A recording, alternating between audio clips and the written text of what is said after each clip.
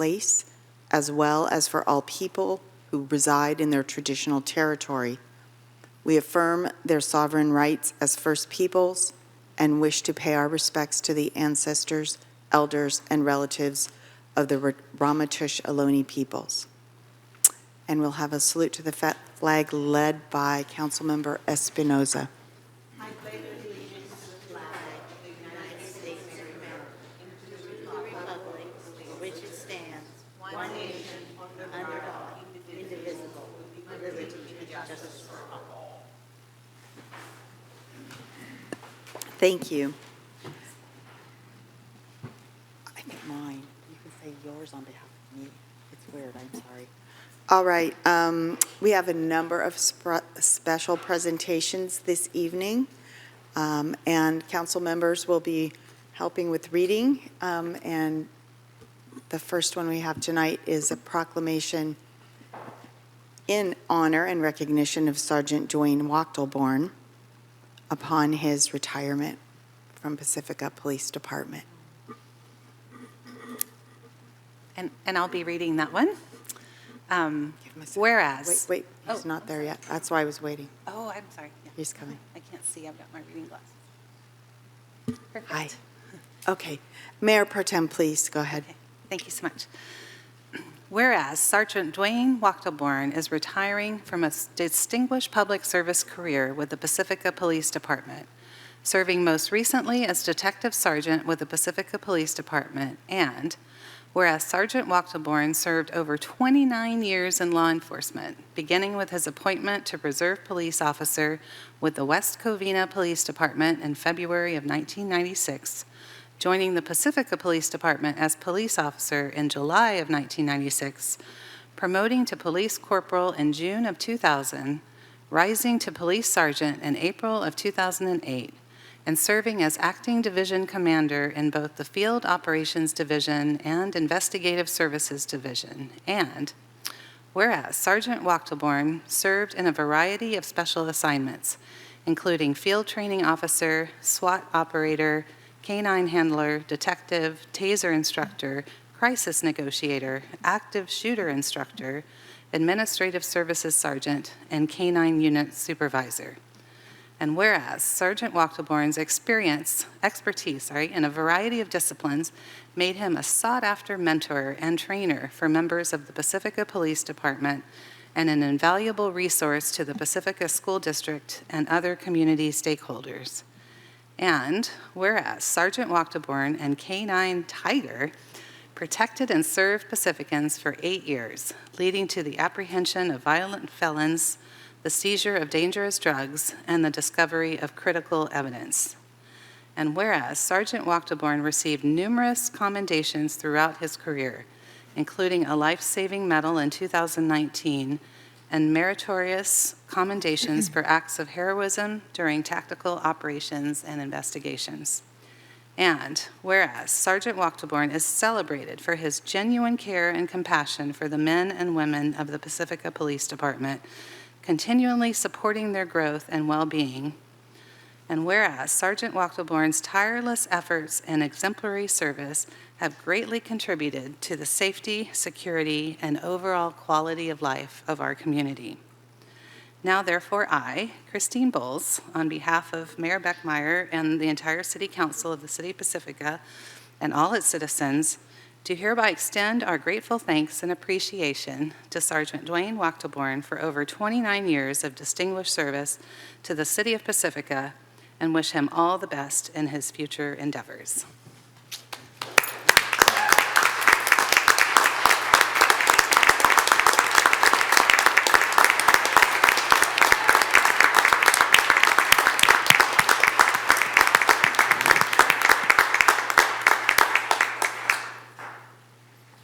And we have Chief Sarasua to make some comments. Please go ahead, Chief.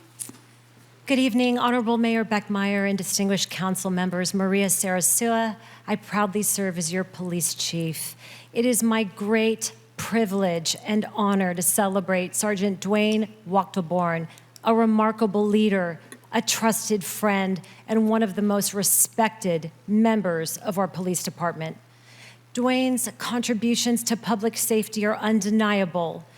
He responded to the most dangerous calls, tracked suspects in the dead of night with his canine partner, Tiger, and stood shoulder to shoulder with his team in high-risk SWAT operations. But if you ask the people who know him best, they'll tell you that Dwayne's greatest legacy isn't found in tactical achievement or a solved case file. It's found in the people he's guided, mentored, and inspired by his example. As a detective sergeant, Dwayne approached every case with more than just skill and professionalism. He brought empathy, patience, and a deep sense of duty. He treated every victim's story with reverence. He understood that behind every case file was a human being, a life interrupted, a family changed forever. Dwayne's investigations were marked by relentless dedication, not just to solve the case or seek justice, but to honor the dignity of those he served. Dwayne's legacy will live on in every officer he's mentored, every family he served, and every life he touched. On behalf of a grateful department and community, we thank Dwayne for his 29 years of exemplary service, dedication, and friendship. Thank you.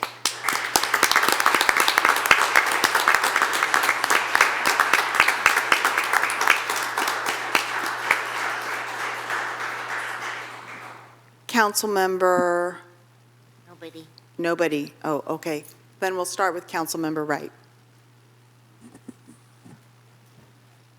Being new to the council, this is something new for me, but I can tell you that I have had nothing but extremely positive interactions with Pacifica PD.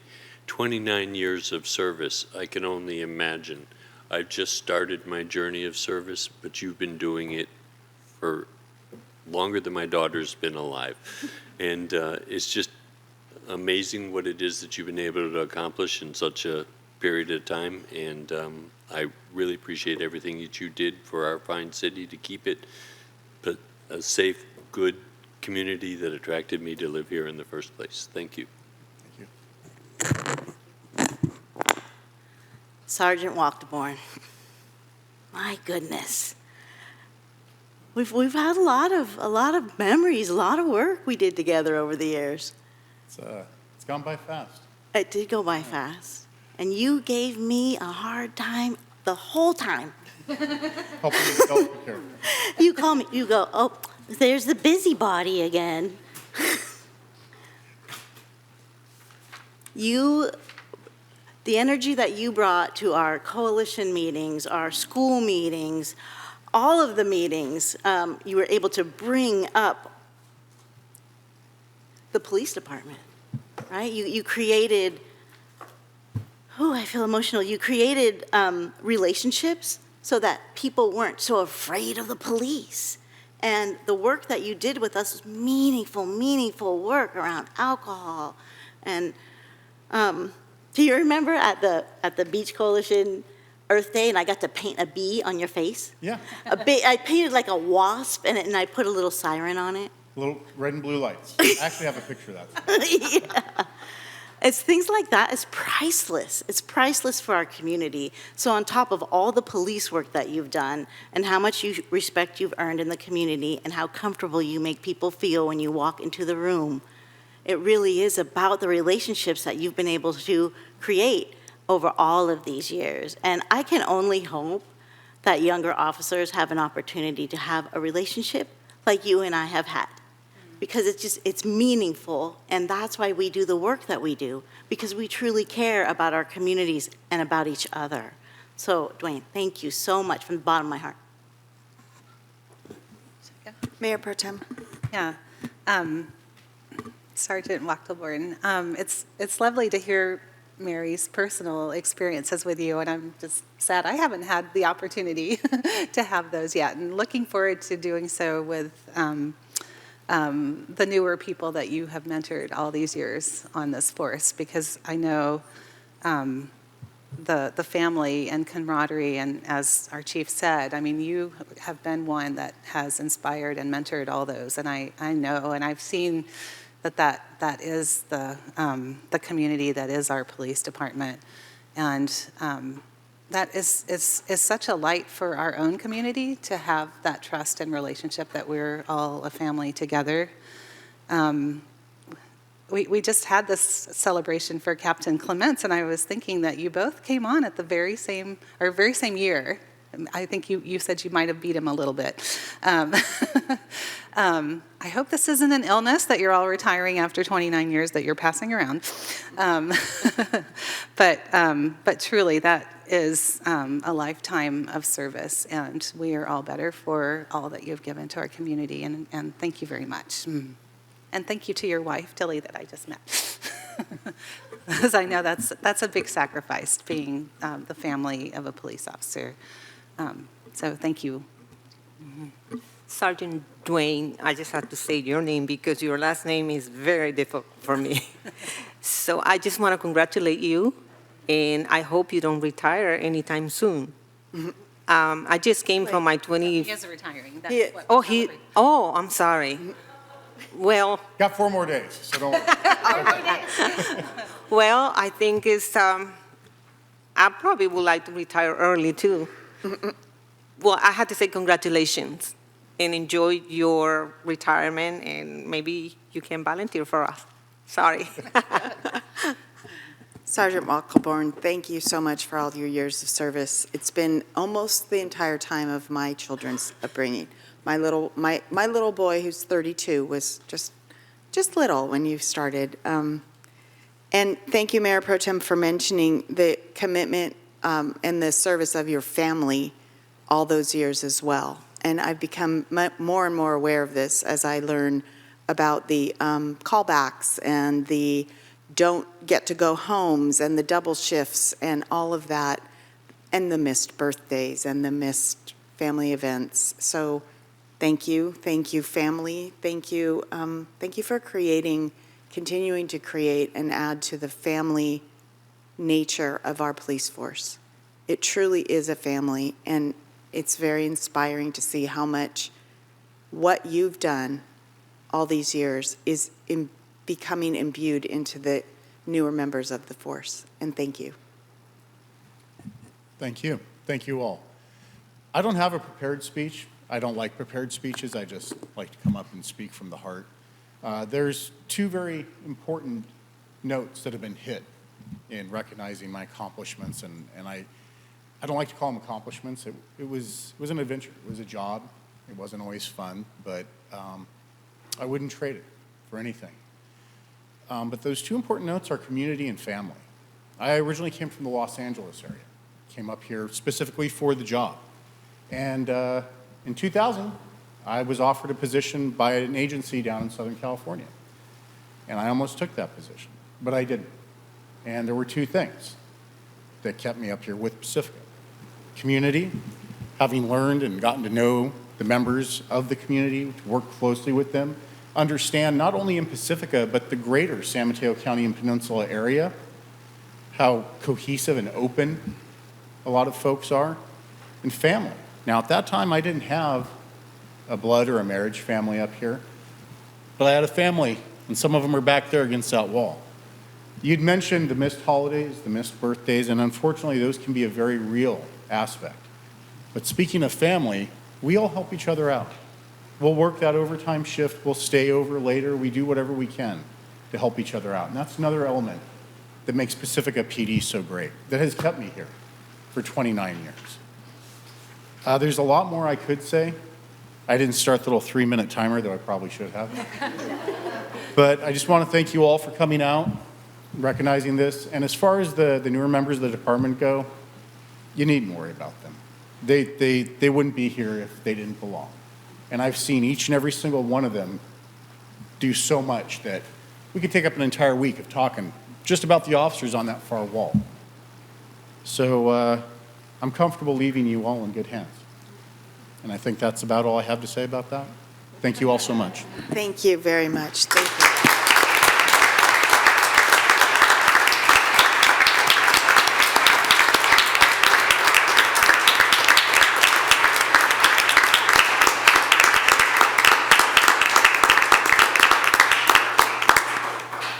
I just want to double check with the assistant, the filling in for Assistant City Clerk, Emily, who is filling in for City Clerk because of illness. And so Caitlin Snodgrass, our Associate Planner, is filling in. And did you have any calls on any hands raised? There are no raised hands at this time. Thank you. And if anyone in the audience today wanted to speak, I want to make sure we give that opportunity. Okay, I don't see any, so thank you again. All right. Oh, photo. Yes, thank you, Mary. Everyone come up. Can you all come up for a photo? Oh, sorry. Can you all come up for a photo?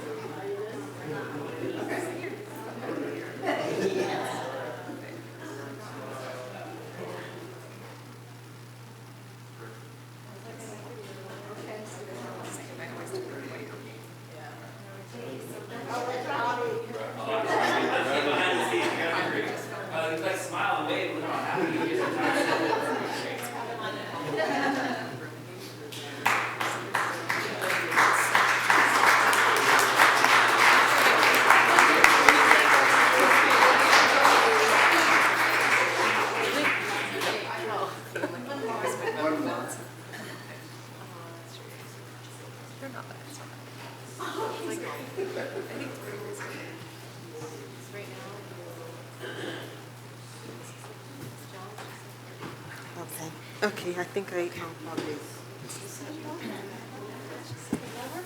No, I'm okay. I will if I need to. Thank you. All right. Our next special presentation is in honor of Small Business Month. Councilmember Espinoza is going to read the proclamation, and I do have a few names listed of people that wanted potentially to speak. So if you can just, when our Director Schiff is finished, if you can come up if you'd like to speak as well. Okay. Councilmember Espinoza. Proclamation of City of Pacifica. Wait. Jesus. Yes, start. Proclamation of the City of Pacifica in recognition of Small Business Month, May 2025.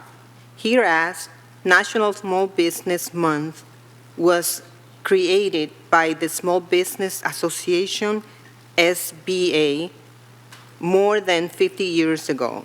And whereas Small Business Week 2025 is designated as May 4th to May 10th, and whereas because this country, 23.2 million of small businesses make up 99.9% of all U.S. businesses. And whereas U.S. small businesses are responsible for creating more than 1.5 million jobs each year, with accounts for 64% of all new businesses. And whereas the new city of Pacifica was incorporated in 1957, small businesses here were the foundation of the local economic. And whereas today the city of Pacifica, nearly 2,000 small businesses play a vital role in the community and local economy. And whereas small businesses support the local economy, employ local residents, encourage youth in entrepreneurship, engage in philanthropy and civic campaign, and contribute to vibrant of the city of Pacifica. And hereas residents of Pacifica are asked to support their small businesses and recognize their contribution and the key role they play in keeping the economy strong. Now, hereas I, Sue Backmeyer, Jose Mayra Espinosa, on behalf of City Council of the City of Pacifica and all citizens, do hereby proclaim May 2025 as a Small Business Month and encourage all Pacifica residents to support our local businesses during the month of May 2025 and all year long. Done this day, April 28th, 2025, It's April 28th? isn't it? Today. Today's April 28th. That, Please go, oh, go ahead. okay. Please go ahead. Good evening, City Council members, Mayor Beckmeyer.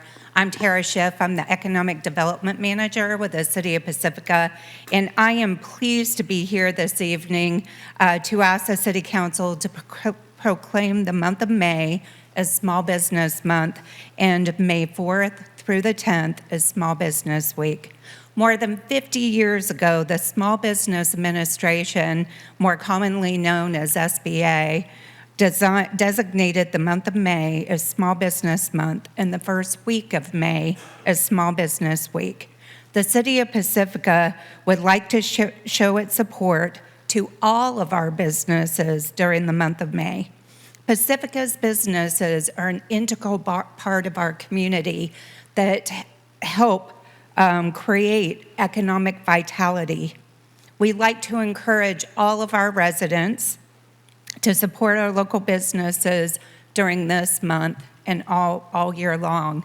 And what is so unbelievable about this community and so special is we have so many legacy businesses in this community that were actually founded before the city was incorporated in 1957, which is absolutely incredible. And they have been operating for almost 100 years. So that's just contributes to the what makes Pacifica special. So with that, I wanted to invite Robbie Bancroft from Breakers to accept the proclamation. And then we have some other business owners in the audience. We have the owner of Accessories, and if they'd like to say a few words as well. Thank you. Thank you.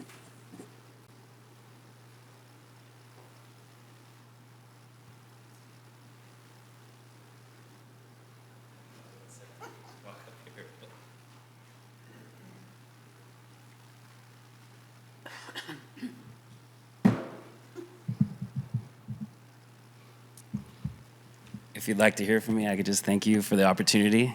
I've never accepted the proclamation before, but is that what you're expecting? Okay. Well, we Okay, cool. we Yeah. tend to expect you to speak right off the cuff and Okay, tell cool. us what I'm you're trying to, thinking. take it easy on you, So, warm up a little bit. Yeah, just thank you for inviting me, Tara, and the rest of the city staff. And it's great to see a lot of people in the audience. It's not always this full, so this is a good night to be here, and I appreciate it. I want to speak on behalf of the local businesses in Pacifica and just, again, appreciate the recognition, appreciate all the hard work. It does really take all of us, and we're all connected in this wonderful city. Looking forward to working more with like the SBDC, the EDC, the Chamber of Commerce, the Seaside Merchants, all the hotels, all the shops, all the bars, all the restaurants, everyone that makes Pacifica so special. I used to joke around that it's not just the Taco Bell cantina, it's not just the dog serving contest, but it's all of us. So those things are wonderful. And we're headed into our busiest season. So if you're watching this at home, whether or not you live here or if you're just visiting, I want to invite you to eat, drink, shop, stay, and play in Pacifica. And also, yeah, give it up for Pacifica and the beauty. And then, yeah, just a quick shout out to my dad at home. I didn't tell him I was going to be here tonight, but Breakers did celebrate our 11-year anniversary. And so I just want to We didn't do anything for it. We just showed up to work. But yeah, Nick's has been around forever, and there are wonderful businesses and wonderful business owners. That is the culture. That is the sauce, so to speak, of our wonderful community. And so, yeah, just thank you again. Nothing but love. You guys are going to have a heck of a meeting, so I wish you luck. And just lead with love, lead with your head and heart. And I look forward to getting back to work on our second restaurant to be announced. But yeah, very excited to work with the city and the rest of the wonderful community here. So thank you. Thank you, Robbie. And it'd be cool if we all took a picture, but. Were there other speakers, small business speakers that wish to speak? Oh, yes. Pam, thank you so much. You might need this, Pam, you might need this step. There's a step under there, under the thing, if you want that. Chris will help you. Where's that? Okay. Now I'll be taller. Okay. There you go. Wow, I got to wear heels more often. Well, it's just by accident that I ended up here tonight because I'm really here in support for Anna and Tony. But since I'm here and I'm a small business, and I'm grateful for Tara helping out with the small businesses, but I would really love to change the language of how they present it. I know that small businesses are for May, and it's a big deal to, support the small business, but I really think that Pacifica should change it. I think we should change it to, we are a big business in a small town. That's what I think we should do. Because it's just so, small business sounds so small. And if we make ourselves bigger, we'll be big. So that's one of the things that I don't know if I can singly handle doing that, but it's just one of the things. Now, I'm also really curious about the Chamber of Commerce in this town. Do we have one? I'm a little confused. I don't know what's going on with that, because every time I find it, it's empty or nobody's there. And also the visitor center, what is that? I don't know. People come in, I'm like the information center in Rockaway Beach. I'm in the corner, I'm next to the bathrooms. People ask me all the time, where's Paul Strom located? We need signage for that. It's time to really pick up things there. And we need stores to stay open in Rockaway also. It's very important. We have 90 rooms in the hotel rooms, and people come to me every weekend and say, oh, we've tried to get into your visitor center. What do you do? What's there? And I say, Shell Dance is an amazing place. Go to the Shell Dance Orchid House. So I think that we need to beef up our Chamber of Commerce or really work on our, Center for Information. I don't know where to start with that. I know that we also need signage. I've talked my face blue to everybody, all the city council members for signage. Yeah. It's so important. It really is. And I don't know what else to do. Well, thank you for giving us those suggestions. I think Robbie took note. Yeah? Okay. Okay. All right. Anyways, I'm happy Thank that you. I've been in business 38 years, and I'd love to continue, and maybe I will if we get some signage. Thank you, Pam. Thank you. Okay. I don't have any cards. I don't see others getting up. Are there any hands raised on the? There are no raised hands at this time. Okay, very good. Then I'll open it to council for any comments or opportunities for anything to say. And thank you. And we can do a photo. So small business folks, if you want to come up, and if, Robbie, are you there? You got, okay, let's do it. Oh, but you want to take the photo? I thought you were each going to make a comment on the importance of supporting local businesses in Pacifica. Just a couple lines from each would be great. From me? Maybe. He said each of us. I apologize. I'm a little out of my element tonight. I'm not feeling really well, so thank you for that prompt. Shall we start down here? Okay, go ahead. I can start if you like. As an owner of a small business in Pacifica too, I want to thank you all. Some small businesses are very visible with brick and mortar. Others are consultings in their homes or storefronts. We really have an amazing variety of businesses, and it's such a gift to our community, right, to have places to go and shop and eat what we need and what is good for our bodies right here where we are. And it's also one of the huge draws to tourism and trying to get people who come here for our hikes and surfing and so forth to spend some money. And I know it's been a really hard time and still recovering from COVID. And still visitor numbers are coming back up, but they're still a little low. And so, yes, the community, please, please, please support your small businesses, all of them. Think about where you'd have to drive if you didn't. I'll go ahead. Go ahead. Yeah, small businesses are the most important thing in our community. It's what keeps us all here and happy and fed and, and we get to have fun. Also, there's been so many new things like the Seaside Merchant Association and Second Saturdays and all those kinds of things. I think it's my hope that we can really connect the Economic Development Committee to our small businesses, so there's like a cohesiveness, so that we're all helping each other, because I think that's really important. And yeah, so thank you so much. Thank you. I'm really appreciative of small businesses as well. It's always my preference to support a family rather than a corporation if I have the choice. And so many of our small businesses here in town are actually supporting families, and that's super important to me. That's part of what builds community. It's part of what makes it feel like community. It's part of what makes Pacifica special. And I can't tell you how many times I've been to Breakers for breakfast. We all have our favorite aunts in town, and I'm just very, very thankful for that. Thank you. Thank you. Myra? Sure.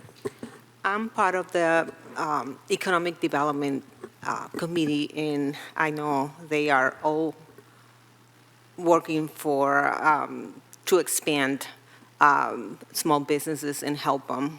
And someone was talking about signage, and the Economic Development is working on signage right now as we speak.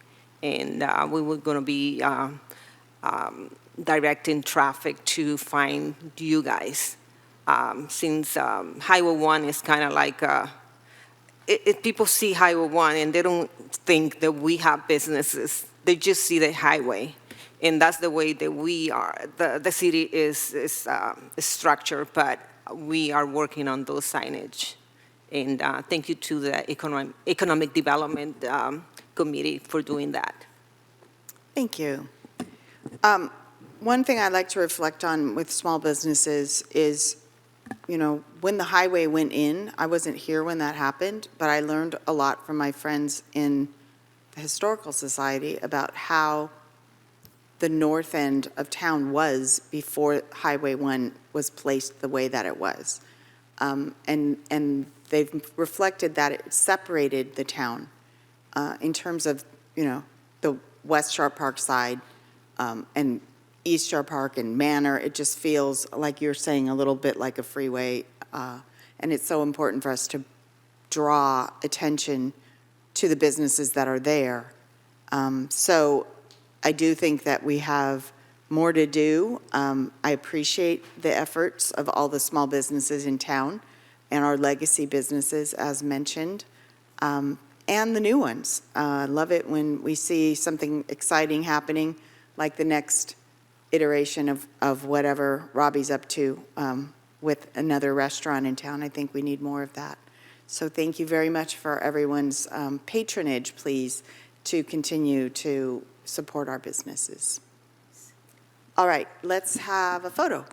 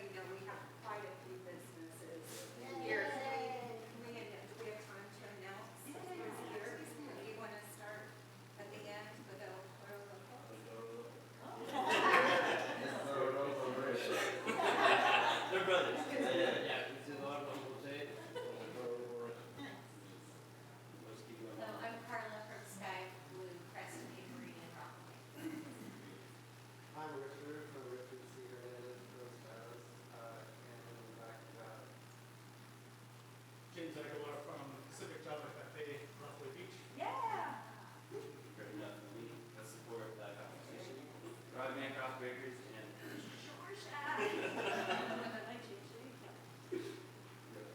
Oh, I'm accessories in black box. Cheryl Amaner, Pacifica Sea Glass. Nobody took that name? there's going to be sea glass protection. And Christine both loves the layer next. Jan? All right, we'll get out of your hair. Thank you. Photos are in. I'll send it to you. Thank you.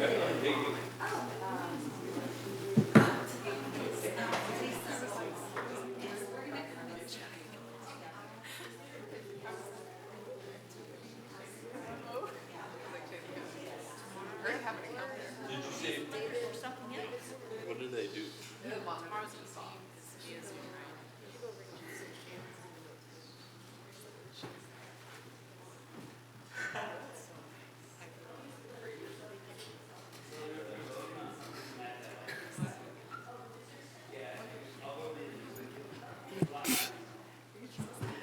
All right. Thank you, everyone. Councilmember Beer will be making a proclamation in honor of Mental Health Month, May 2025. I don't know if anyone's here to receive it, or they might be on Zoom, but I will go. Proclamation of the City of Pacifica in recognition of Mental Health Month.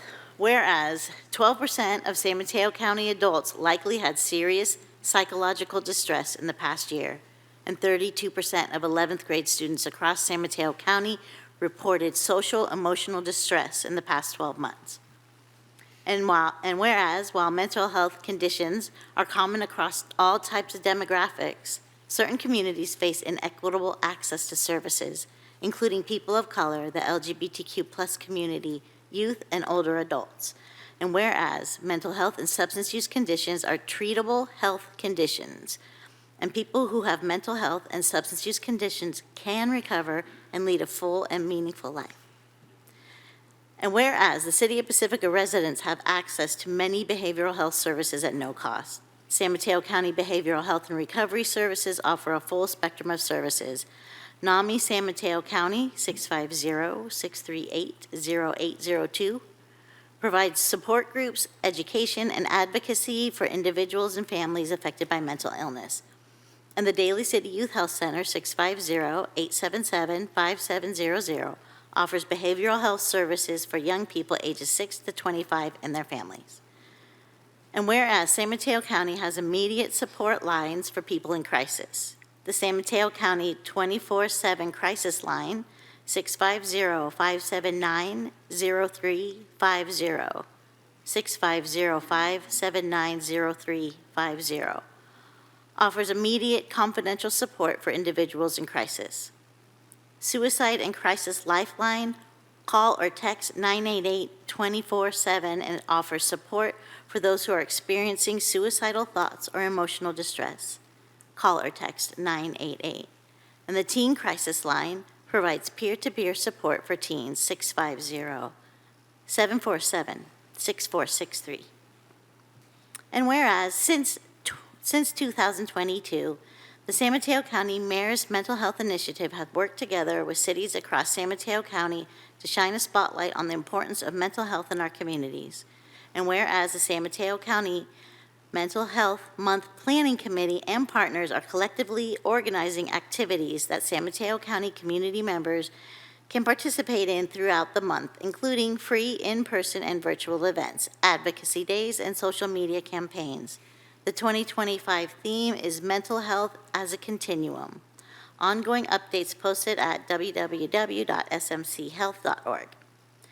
Now therefore, I, Sue Beckmeyer, on behalf of the City Council of the City of Pacifica and all its citizens, do hereby recognize May 2025 as Mental Health Month in the City of Pacifica to enhance public awareness of mental health, to help end stigma, and direct members of the community to resources and support for mental health and substance use conditions, done this 28th day of April 2025. Thank you very much. Yes, mental health. Walter Ng Yes. is here from Star Vista Community Engagement he's the Star Vista Community Engagement Supervisor. Thank you. Please. Yeah, this was the last minute ahead. change. So I'll just be real brief as we go on. So good evening, Mayor, council members, city managers, staff, and residents of Pacifica. My name is Walter Ng. I use he, him pronouns, and I am the Star Vista Crisis Center Community Engagement Supervisor. The Crisis Center operates a 24/7 crisis intervention and suicide prevention online hotline, handling calls, texts, and chats from both local and national sources, supporting the mental health of all San Mateo County residents. Our crisis counselors provide immediate support, conduct suicide risk assessments, develop plans to keep people safe, and offer compassionate connections. Additionally, the Crisis Center facilitates mental health and suicide prevention presentations, myself, and as well as post-crisis interventions for local school districts, nonprofit organizations, government agencies, and community-based organizations.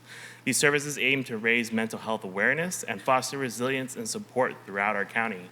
Thank you, Pacifica, for proclaiming May 2025 as May Mental Health Month. May Mental Health Month is observed across the county, California, and the United States. Mental health is an essential to a person's life the same way as physical health. Hesitation to talk about mental health adds to the notion that the topic is forbidden. It is important to normalize these conversations surrounding mental health so people can feel empowered to help when they need it. Lime green is the national color for mental health and represents how we want to bring light to an important issue that may be hidden or seen negatively. May Mental Health Month is a key opportunity to reduce stigma, connect people to services, and promote wellness for mental health and substance use conditions. Again, like Ms. Beer had said, that May is mental health as a continuum for the theme.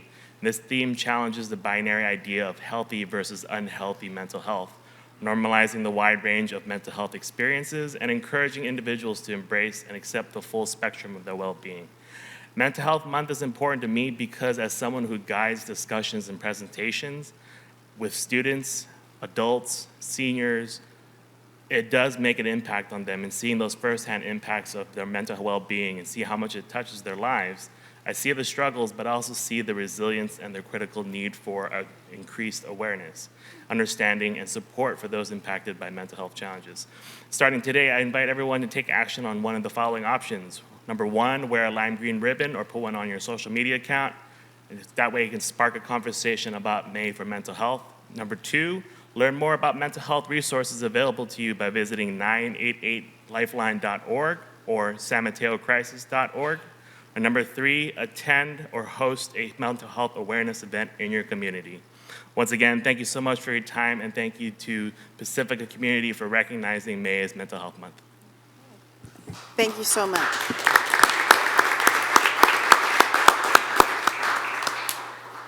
Council members, comments or anything you want to say? I know that. I'm so glad you're here. Thank you. Yeah, thanks for coming out. I really appreciate it. Of course. I work for the Daly City Youth Health Center, so I am also interacting with young people all the time who are suffering. And I love the idea of brain health and how that can really connect with our physical bodies, right? Because it's the same thing, part of our system. And as a person in long-term recovery, I am so grateful for all of the services that are offered to anyone out there who's looking for support. It's really, really important. I'm proud to be part of the Mayor's Mental Health Initiative. We're doing work, all the kind of work that we can, just to bring, shine light on it. And we're going to be looking at some trainings for electeds across the county so that they can also concentrate on their mental health, because I don't think people understand how detrimental it can be to your mental health to be up here serving. So thank you for all the work you do. I'm really glad you're here. I'll give you this. Of course. I don't know if my colleagues want to say anything. Go ahead. Thank you for being here, Walter, and also sharing the amazing work that your organization does. Thank you for your leadership there. It was shocking to hear the proclamation, and 12% of residents in a given year are seeking and need those services, and those are the ones that seek it, right? There are probably plenty more that don't for whatever reason, whether it's stigma or financial conditions or whatever it is. I know emergency rooms do provide care even if you don't have insurance, so that is an option. But at 12%, it's like, I mean, just look at the number of people in this room and, think about 1 out of 10. And it could be the person sitting next to you. I mean, I said last year I started therapy myself, and I think it's important for us in leadership to show that it's something we all need. We might be looking fine on the outside, but, on the inside, sometimes we need help. And like you say, sometimes it's a continuum. You might be okay for a while, and then you're not okay. Or, some medical thing throws something out, too. And so please get help. And also please, like, when you see people around you and you ask them how they are, like stop and actually listen for an answer. Fine's not enough, because we can be there to help each other. Thank you. Well put. Thank you very much. Anything else? I'd just like to say thank you very much for all that you do, and thank you to Mary, too, for being on top of this for so long. It's such an important aspect. It's a lot more than 12% of us. It's what makes us whole. It's what makes us who we are. And to have that support out there for people who need it is super important. And thank you all. Thank you. Anything? And I think we had to work harder to advertise this, because in my community, people don't think they have mental health issues. So it is something that we had to kind of work and make sure that we spread the words and see, maybe call it wellness. Remember that you say that? Instead of mental health. So, and hopefully my community, which we don't do that, so that we can just look at it in a different perspective and maybe seek for help. And maybe go and have a section. Maybe you don't think you need it, but you might. I have a friend who works as a LCSW, and she, for years before the pandemic, was saying to me how we are seeing so many problems and challenges with kids and mental health issues, and that her vision was that we needed an LCSW or some kind of counselor in every school. And I remember at the time thinking, that'll never happen, because we have such underfunded schools. What I know, though, is, and since the pandemic, when the crisis really came to so much awareness for so many people, we've managed to scrape together funding and have been able to hold on to mental health counselors in the elementary schools. In Pacifica, there were funds available for middle school almost as long as I've been working, which is 19 years now. But recognizing that it's not just, things starting in middle school. There's issues going back and back. And we have so many families in crisis and lots of needs that are coming down for kids. So it's been a real refreshing and encouraging sign that our community, that our school budgets are allowing for this. And so I think of you, Myra. You're at a higher level of public education, but Mary with the high school, you at the community college level, and I'm at elementary, and how my job fits into what, I'm a librarian. I'm one of those caring adults at school, and I'm so happy that I have resources to go to for when I see something that I think needs addressing. There's someone to talk to, someone to go to and go, is this child on your radar? And just have that opportunity. So thank you for the work that you do and the work that you do to keep this going. Thank you. The last thing I wanted to add about 988 is that's not just for emergencies. It's everything that precedes that. So even if you're having a difficult day or you're seeing something that you're noticing somebody else and you don't know how to bring it up, calling 988 guides you to those individuals who are those trusted adults who can talk to you about it. So it's for everybody, anytime, 24/7. Thank you. Are there any calls? There are no raised hands at this time. And I don't see anyone in the audience. I don't know if we do that. Do you want a photo? Always.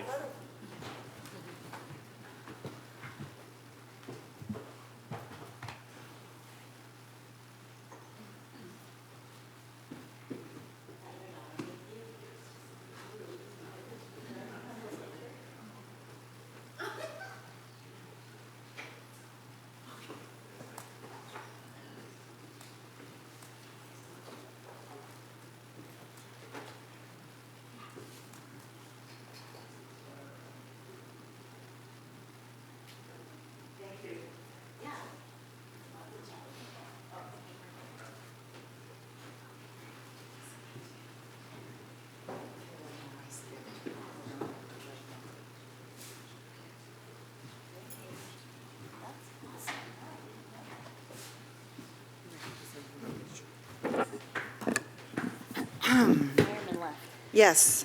So, Councilmember Wright, I apologize for not following the agenda order. Please go ahead with the Wildfire Preparedness Month proclamation. Thank you. Thank you very much. Proclamation of the City of Pacifica in recognition of Wildfire Preparedness Month, May 2025.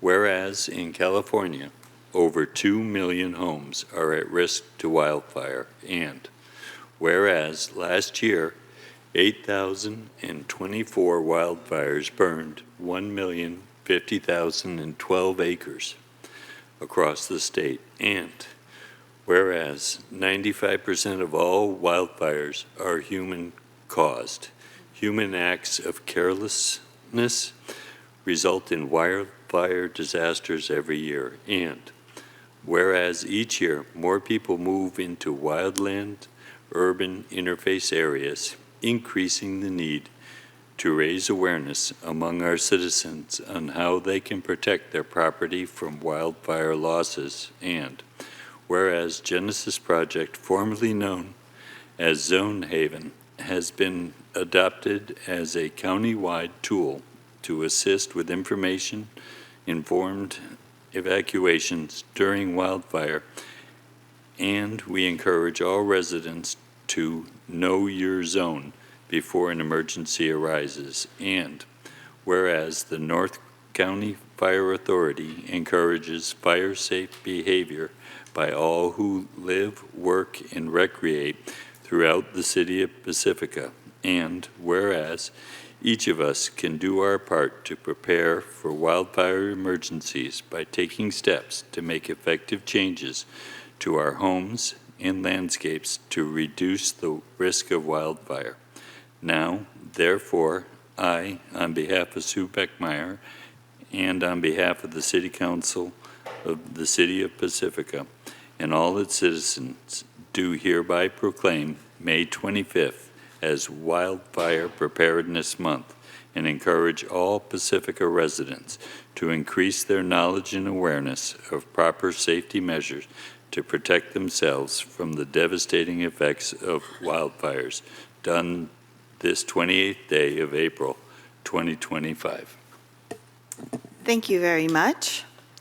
And I believe we have North County Fire Authority and Safety Inspector Claire Shum is here. That's correct. Do you say Shum? Shum, you got it right. Great. Thank you so much. Thank you, Claire. So yeah, thank you on behalf of North County Fire Authority. I just want a couple of reminders. So yes, Zone Haven became Genesis Protect, but if you Google Zone Haven, you'll still be able to find it. So you can sign up through the website or through the mobile app. And then we also have our Wildfire Awareness Day next Wednesday, May 7th, starting at 5 p.m. in the Pacifica Community Center at 540 Crespi Drive in Pacifica. So if you have any questions, if you need help with Zone Haven and knowing your zone, we can help you there. North County Fire Authority will be there as well as representatives from Pacifica Police Department. And as well as if you would like any resources for wildfire preparedness, there's our resources on North County Fire Authority website, as well as the City of Pacifica Wildfire Preparedness page. And then just a reminder that the state updated their local responsibility area maps. So we did expand a little bit on moderate and high zones in Pacifica, and this is something we can also discuss at Wildfire Awareness Day. So yeah, if you have any questions, let me know. Thank you. Somebody have questions or want to make a comment? I can make a comment. Go ahead. And share some things too. Thank you so much for being here with us, Claire, and for all the education that North County Fire does in our community to help us be prepared. One thing I wanted to add, the wildland urban interface. So I work in wildland urban interface zones as an architect, and this is really where like built environment is coming up to open space. Where it's harder for fire departments to fight fires without roads and so forth in place. And I'm really pleased to say that there's a new map in our housing element that shows those areas in Pacifica. So we just adopted that last month, and it's on the city website. One of the things that people, when you think about vegetation clearances and so forth, one of the things I've just learned about recently is that you have to really think about your fences. Like most people have wood fences that connect to their house, and ideally even the first 5 feet of that, you want it to be something that's non-combustible and not wood. And then besides the educational events that you were talking about, the Emergency Preparedness and Safety Commission meeting, we'll have a North County Fire representative there at our meeting to talk about the wildfire maps, and it's a good time for the community to come in and learn and ask questions too. And then my understanding is that the new maps will be coming to the City Council for adoption in June, and perhaps, I don't know if there's a date yet, City Manager Woodhouse can let us know. And when is that meeting? May 21st at 6:30 is the Emergency Preparedness and Safety Committee meeting, and that's open to the public. Anybody can come and. Thank you. Oh, and that happens, and that happens at the police station. Thank you very much. Anyone else? I would just like to say that I'm really glad that we're doing this. Los Angeles really scared me, and keeping this at the forefront of our mind and trying to figure out what's the best way to protect ourselves. Climate change is real, and we need to be prepared and think ahead. A problem avoided is the way to go. And I want to thank all of North County Fire for what they've done. I had the good fortune of sitting next to a North County fire captain at a recent meeting where I asked some of these very same questions about protecting my place. They were so kind to me. They sent me links, all kinds of videos and things that I could look at. Thank you very much for being there for us, for being willing to rush in and take care of us, and thanks for being proactive in your approach as well. Yeah, thank you, and thank you for coming out again. It's good to see you. Yep. Thank you. Anything? Just a comment. I just got an email from someone in the community. He told me that his fire insurance went up, like almost $500, because of not because of the map, because we got the insurance company are raising insurance policy right now. So I don't know if you guys gonna be. I don't know what can we do about that, but it is a very scary situation for many people, because fire insurance is already high, and people are going to be. This guy asked me, like, okay, what is the city's going to do about all of these things, and I really don't know. Mm-hmm.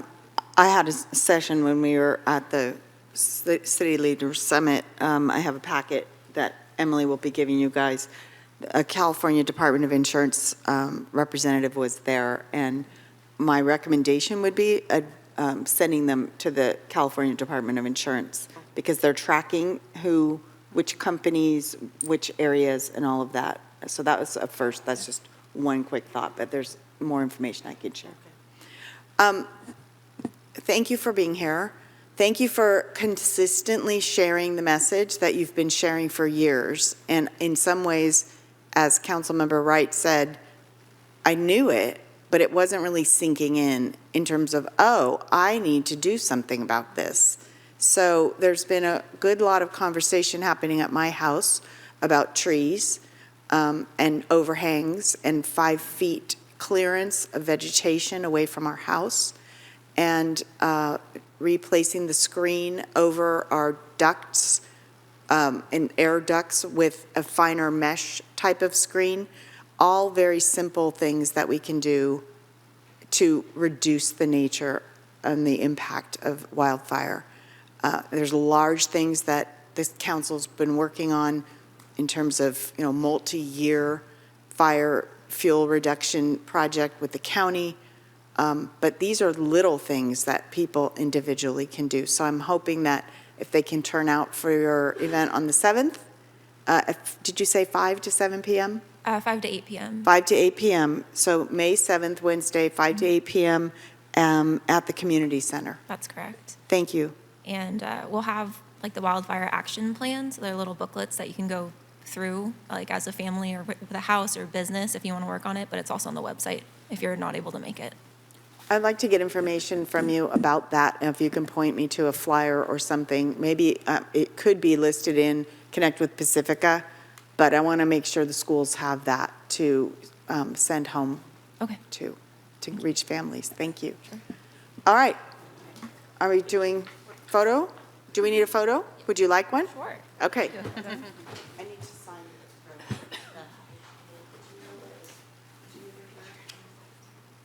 I didn't sign it, Dwayne, because I didn't think that. Oh, no.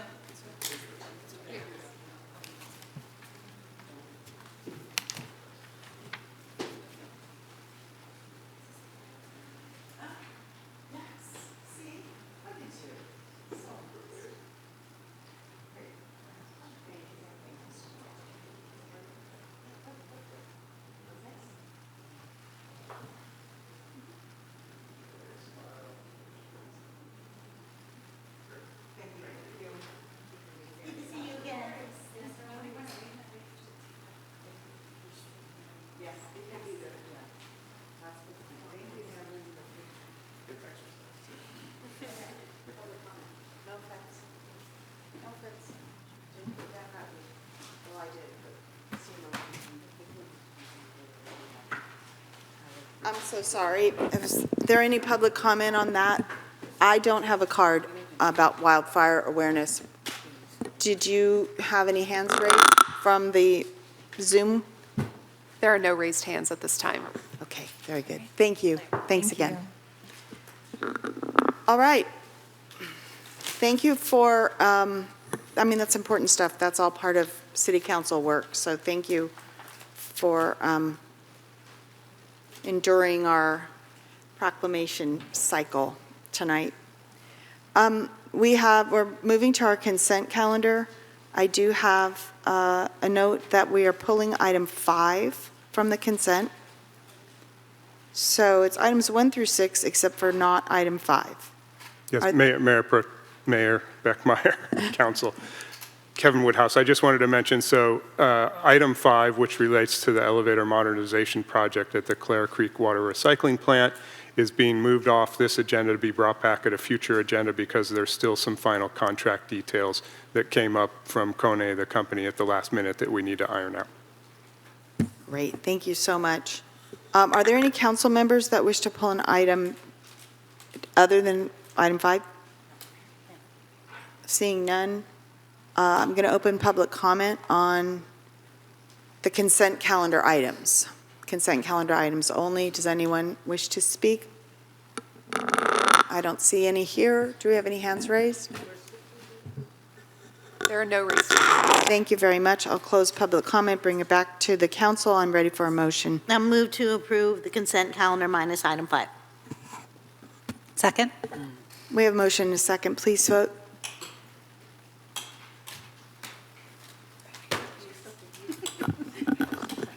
Okay. The motion to approve the consent calendar excluding item number 5 was made by Councilmember Beer and seconded by Mayor Pro Tem Bowles. It passes unanimously. All right. So we have council communications, staff communications, and then we will move into our public hearing. Council Oh, thank you. That's on this other page. I didn't turn it. Thank you. We're going to start with public comments for items not on the posted agenda. I have 2 cards for people in the audience, Steve Johnson and John O'Brien.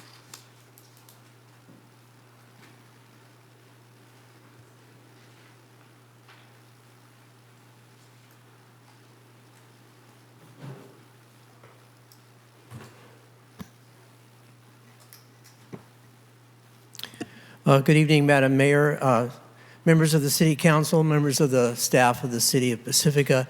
My name is Steve Johnson. I'm a president of the Pacific Historical Society, and I'm here to follow up on my message I sent you, asking you to consider the idea of making the curb on the south side of the museum a limited parking, because right now we have all these behemoth RVs parking there, and it's difficult for our docents, whose average age, by the way, is 70,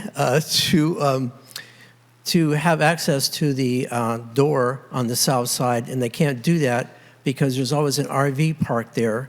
So if we could limit parking, well, I propose 2 to 3 hours, maybe even 4 hours, from 8 a.m. to, say, 8 p.m., which would give our docents a chance to actually park there and have access to that south door, which leads right to the elevator, so they can use the elevator to get up to the second floor. So if you could consider that, we'd really appreciate it. And I also want to let you know that we've just started doing a Saturday afternoon historic walk in the Sharp Park District, where we take people around and show them the historic nature of that area, the old businesses that used to be there, and the current businesses, and as part of our effort to bring people to the businesses of Pacifica, show them what's going on right now. So we always stop by the businesses that are currently going, introduce the tour group to the owners if they're around, and in this way we're bringing both history and the present together. So, and we're also, by the way, having a afternoon tea on May 18th, where you are going to meet Mr. Twining of the Twining Tea Company, brought back by our special patent time machine, who's coming from the time of Queen Victoria, to tell you how to make a proper cup of tea and the history of tea in the United States and America. So you're all welcome to come. Thanks very much. Thank you. And I don't need a picture either. Oh, okay. Oh, thank you. I know we don't have that for public comment. Okay, John O'Brien. I don't see anyone coming forward, so I'm going to ask if maybe John O'Brien's on the phone with his hand raised. No, but we do have one hand raised. Okay, please go ahead.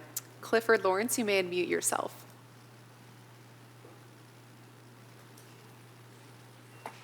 Good evening, Madam Mayor and City Council. Cliff, I'm having a little hard time hearing you. Can you move a little closer to your mic? Okay. All right. And we'll make sure to restart the clock until we get the sound right. How does this sound? Not as loud as it could. Okay, we'll go. I don't know if this is working. Is that louder? Can you hear? Yes. Okay, we'll all be very quiet and listen to you. Please go ahead. Okay, I'm sorry. I was just. This is, of course, this would happen. I found I wasn't able to get into this evening's out. I connected in by remote, and I was going to congratulate all who were involved in improving the IT service for these remote connections. The logon and such was a lot simpler, and I know it's been problematic from time to time, but so far this evening, other than this audio thing, and let's see, I bet this is the answer. Speakers, name, test. Audio settings. Wow. There you go. There you go? Okay. Yes, that's much better. Okay, I'm just wanted to say congratulations and thank you for all who participated in the efforts to help us with this, because it's become a vital connection for our constituency to stay involved, and we need that. We very much need their involvement, and thank you. Thank you. Thank you. All right, no further hands raised? There are no additional hands raised. Thank you very much. So closing public comment, bringing it back to council now. And now to council communications. I'm going to ask that we keep it really limited, please, to the most important items. Who would like to start? I'll start. Please go. So I just wanted to talk a little bit. I got to attend the Cal Cities City Leadership Summit and was honored to sit on a panel with our city manager and discuss civility and kindness and collaboration in government. And it was really great. It was so much fun.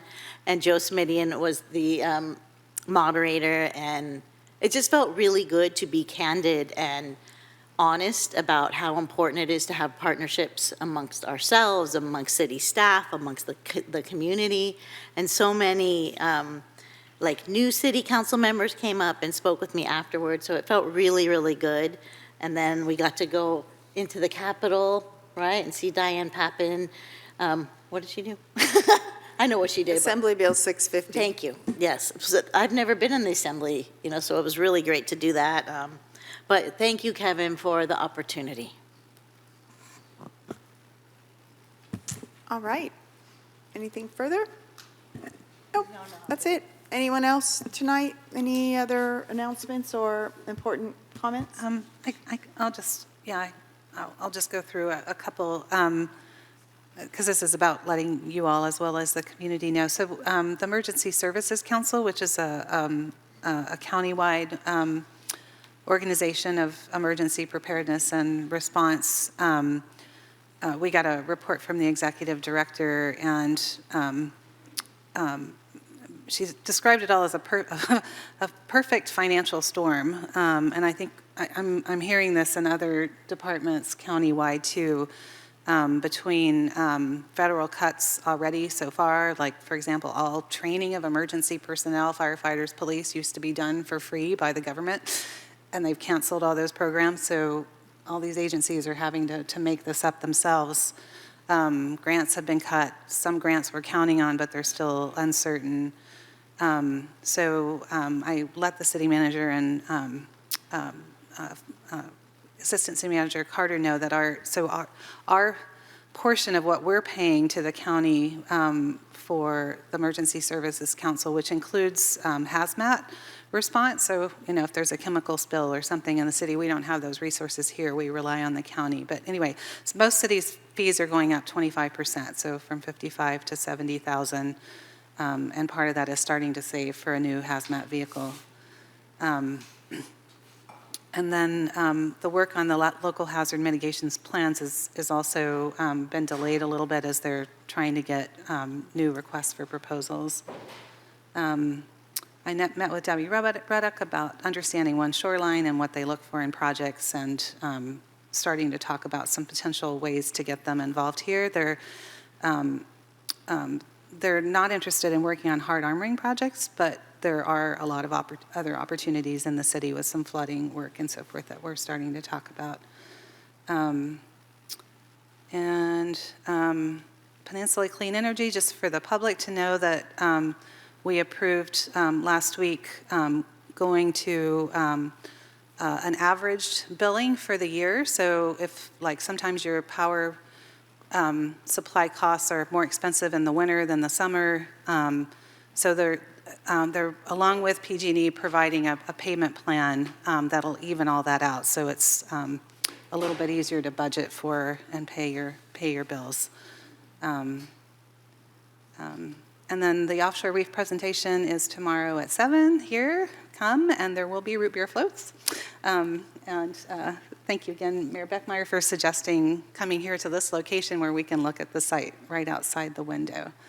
Thank you. Thank you. I just want to thank Scott Leslie for Beach Park and Recreation. This month we did the 2 egg hunt at 2 different parks, and he did a wonderful job. I really appreciate that kind of stuff because I see the community enjoying themselves, especially the people over there at Fairmont. The little ones were crazy, and everybody was happy. So it was a great event, and I'm looking forward for more of those events. Thank you so much. Thank you. I brought a packet that looks like this for other council members. You had made a comment, Mayor Pro Tem, about wanting to know more about this event. This City Leaders Summit that Mary and I attended last week, and Kevin, in Sacramento. One of the items that Mary and I went to the hearing about Assembly Bill 650, which is putting some additional supports in place for cities and local jurisdictions with housing and community development in relationship to their RENA process. I sure hope it can be pertaining to those of us who are currently doing the work, but even moving forward, for anyone moving forward, it will be helpful in terms of getting approvals on a more timely basis and more time to respond by getting our RENA information earlier from Housing and Community Development. I wanted to thank Public Works and PB&R for all the extra support and help Saturday at Pelican Fest. It was clear, and there was a lot of city staff there giving information. Sarah was there. I hope she didn't get sick being there. It was a great afternoon. A lot of accolades for Lynn Adams. Congressman Liccardo was there. Senator Becker was there. We had representatives from Assemblymember Berman's staff, and it was a great day. It was a really great day. A lot of, I think Lynn Adams was pretty touched and blown away by the amount of accolades and support that she received.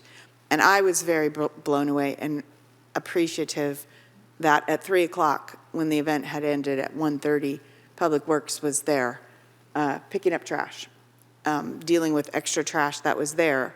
And I sent a photo to some of our staff and the city manager saying, DPW Earth Heroes at work.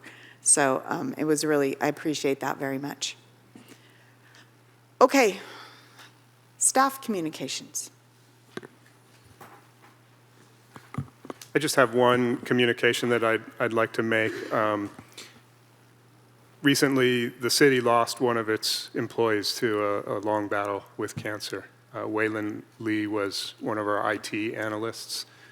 He worked with a lot of folks throughout the city in his IT role, passed away on April 12th. Today was his memorial service, and with the council's blessing, we're going to adjourn tonight's meeting in memory of Wayland, and I'll say more at that time. But he was an amazing individual, and we were sad to lose him, as his family and friends everywhere, as you'll hear more later. Thank you for that. Okay. We are moving to our public hearing, agenda item number 7.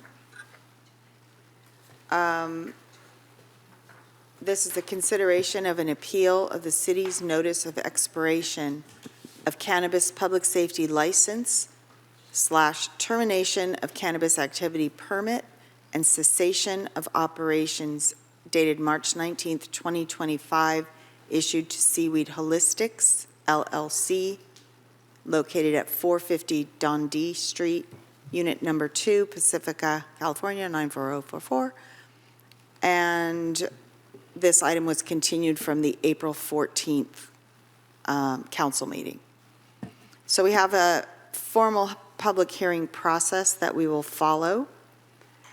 First off, I need to ask if any council members have had any ex parte communications with the appellant. In other words, had any conversations or any meetings with the appellant? No.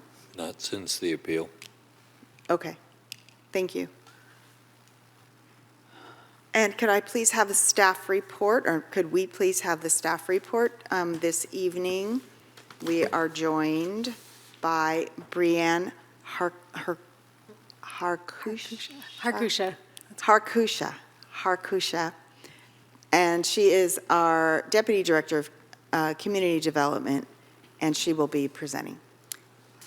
Thank you, Mayor Beckmeyer. Good evening, Mayor, Mayor Pro Tem, and council members. The item before you this evening, as Mayor Beckmeyer mentioned, is an appeal of the city's notice of expiration of the cannabis public safety license and the termination of the cannabis activity permit for Seaweed Holistics located at 450 Dondy Street, Unit Number 2. The appellant is Anna Liano Williams. Background and history of the property of Seaweed Holistics. Seaweed Holistics received a CAP, so CAP also stands for Cannabis Activity Permit, in 2019. Initially, they requested and were granted a deferral of compliance with conditions of approval 9 and 18, which were related to storefront modifications and fee payments, so they could begin operations and generate revenue. However, between 2022 and 2023, the business was found out of compliance with multiple conditions of approval, leading the Planning Commission to revoke the permit and declare the operation of a public nuisance. Shortly after, the city clerk received a written request from former council member O'Neill to call up the Planning Commission action on the subject item for city council review. And the city also received an appeal from the appellant of the Planning Commission's revocation decision of the CAP.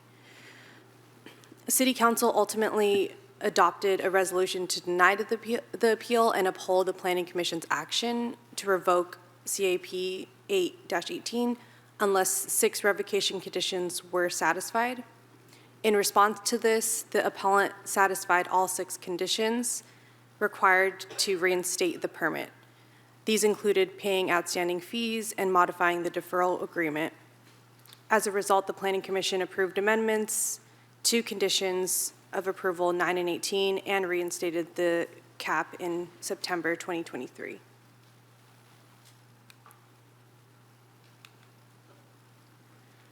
As mentioned, the required cannabis public safety license renewal fee of $25,375 was not paid by the October 16th, 2024 deadline. Under the municipal code, this results in automatic expiration of the CPSL and immediate termination of the cap. A formal notice was issued by the police department on March 19th, 2025.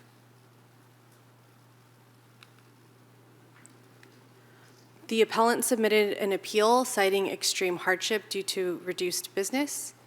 While we do recognize the broader challenges facing small businesses, the city's municipal code does not allow for hardship waivers. The CPSL system is based on timely payment, and non-payment is an automatic expiration without exceptions.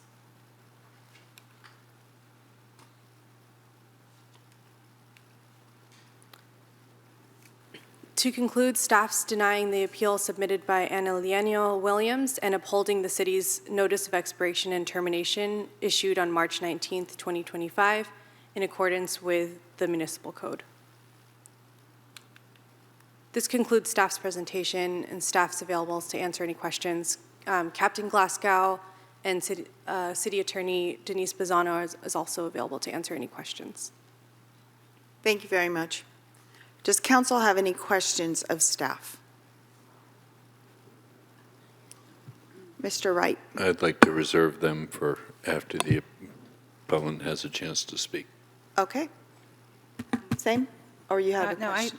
I just have one. I mean, there's, thank you, Director Arkusha. I just wanted to confirm the amount that's due, and I asked the question, so other than money, there's nothing left that's outstanding of the Planning Commission conditions and or any other items. It's a financial question that's before us only today? That's partially correct. So the conditions of approval do require the retail operation to obtain and to maintain a CPSL, so the Cannabis Public Safety License, and a cannabis activity permit, and that would require the payment of the $25,375. Okay, and then I was just trying to understand the total of the other past due amounts, so I thought I saw the 25,000 was reduced to 23. Maybe I'm mistaken there. I'll see if I can find that. But then there's 32,221.67, I believe, of tax revenue from last year. Is that correct? And then they were on a payment plan before for the taxes, and there's still 68,28.13. So I just wanted to know what the total amount due is at this point. Yes, so the total amount due for the cannabis public safety license is the $25,327. The other, I think, other items that were listed in the staff report are, they're as part of the annual audit findings, so they're taxes, underreported taxes that will be due and those will be pursued separately from this, the total fee of $25,327 for the permit fee. So I think I see where I made an error. So my math was showing a total of $64,424.80 for those three things. So I'll just say approximately, because I might be off a bit, but a little over 60,000. And then we have offered payment plans in the past for tax payments, but correct, and that could have been offered here or could be offered here, but the issue is that the public safety permit is not allowed to have a payment plan per our municipal code. Yes, that's correct. There is no payment plan allowance per our municipal code. So if council wanted to consider that at all, that's something that we would have to change the municipal code. That would be a new, yes, an ordinance amendment. Okay. That's all for now. Thank you. Did you have anything you wanted to add, City Attorney? No, just to confirm that is indeed the case, that if the code does not allow for any waivers or payment plans, the public safety license is a requirement. In fact, the application has to be submitted prior to the expiration date, and then once the application is submitted with the fee, then there's a process for the renewal, and that didn't happen in this case. All right. Seeing no further questions, I'm going to invite the appellant, Anna Garcia, to speak.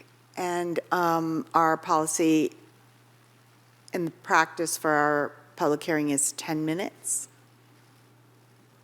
Would you want to reserve any of your time for any sort of follow-up? Mayor Beckmeyer, just a reminder that a while back we had changed our rules regarding, so there's 10 minutes for the initial appellant, and then there's 3 minutes for rebuttal later, so it's not a reserving of time situation anymore. Oh, okay.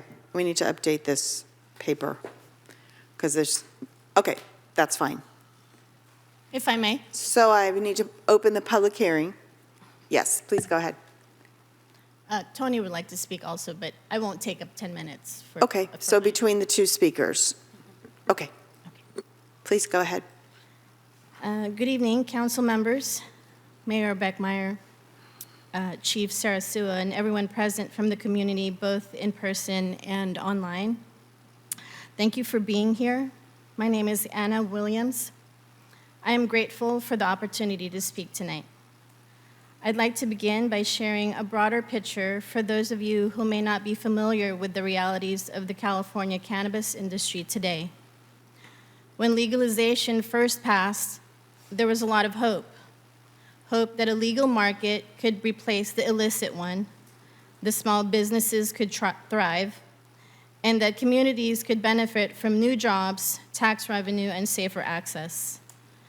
But what many people don't see is how that promise has been weighed down by layer upon layer of regulation, of an overwhelming tax burden and a marketplace that often feels unsustainable, not just for us operators, but for the customers we serve.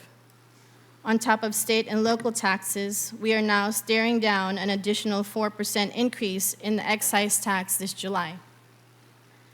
And it's not because people don't want to do the things the right way. It's that the cost of compliance is making it nearly impossible to survive, except for big businesses that can absorb the costs and tiny margins. Our local small business dispensary is a direct reflection of this struggle.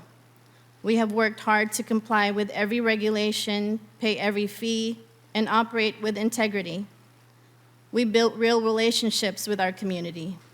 We've helped numerous customers who have come in hesitant about cannabis find products that improve their quality of life. We've seen the impact we've had, and it's something I am deeply proud of. But the financial weight has been crushing. It is the very reason that I come before you today without legal representation. Hiring counsel is yet another cost that we simply cannot afford.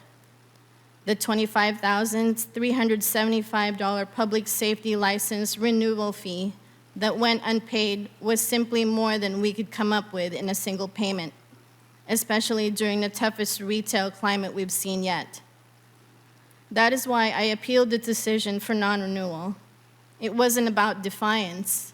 It was about survival. It was about asking for the city's compassion and the opportunity to keep serving the community we built until we can either restructure the business or close our doors permanently, responsibly, and respectfully if that comes to that. Like many small operators, we are doing our best to navigate an incredibly expensive, complex system with limited resources. And standing here today, I am speaking for myself, my staff, and my community, with no one else to carry the burden. But at the same time, it has also been my absolute honor and pleasure to be able to provide a safe, enjoyable, and welcoming work environment for my staff and customers. Being compelled to close so abruptly felt like I was letting them all down, like I was betraying the trust we built together. If allowed the opportunity to remain open, even if only temporarily, it would give my staff a chance to close out the relationships they worked so hard to build with our vendors and with the customers who have become like family. They deserve that closure as much as our customers do. As it stands, we have inventory in-house, inventory that cannot easily be returned to distributors or brands. They don't want to take them back. As you might know, is often the case in this industry. If our license is revoked immediately, I will have no legal pathway to sell through that stock. I will not be able to recover those costs, nor will I be able to pay off any of our debts and outstanding obligations. I also want to share that if given the opportunity to remain open, even temporarily, we will employ a plan to bring in significant investment and operations and marketing expertise to continue the mission we started.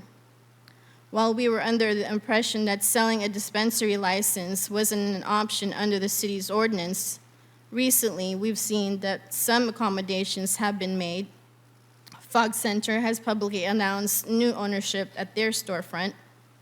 And despite our understanding that operators are limited to one retail outlet in the city, Coastside appears to have successfully acquired Fog Center. Knowing this, we realize there may still be a future for what we built, a future that doesn't necessarily end here tonight. We urge the council to provide us with the same opportunity as it has for Fog Center. I fully recognize the hard decisions you have to make. And I also want to say that if Chief's decision is affirmed, we will accept it with grace. In some ways, there will be a sense of relief after the financial and emotional toll these past few years have taken. I might need some mental health assistance after. But if you see fit to show us the much-deserved compassion we are requesting, please allow us the opportunity to stay open at least long enough to sell through our inventory, explore new ownership, and give our loyal customers and staff a proper goodbye. Doing so would mean the world to me, our team, and to the many customers who have supported us. Running this dispensary has been one of the hardest and most fulfilling experiences of my life. We set out to do something good, and despite every challenge, I believe we did.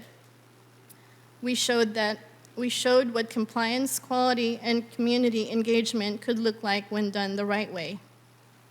Thank you for your time, your consideration, and your service to our city. Tony has a few words. Thank you. Tony, do you need to be seated, or are you okay with standing? I'm Tony? fine. Is this okay? Yes, it's fine with me. I just want to make sure you're all right. Yeah, I'm fine. Okay. Hi, good evening, everyone. My name is Tony Williams, and I'm Anna's business partner and husband. And I'd like to, first, let's think about, we're going into 7 years now after the pass of Prop 64.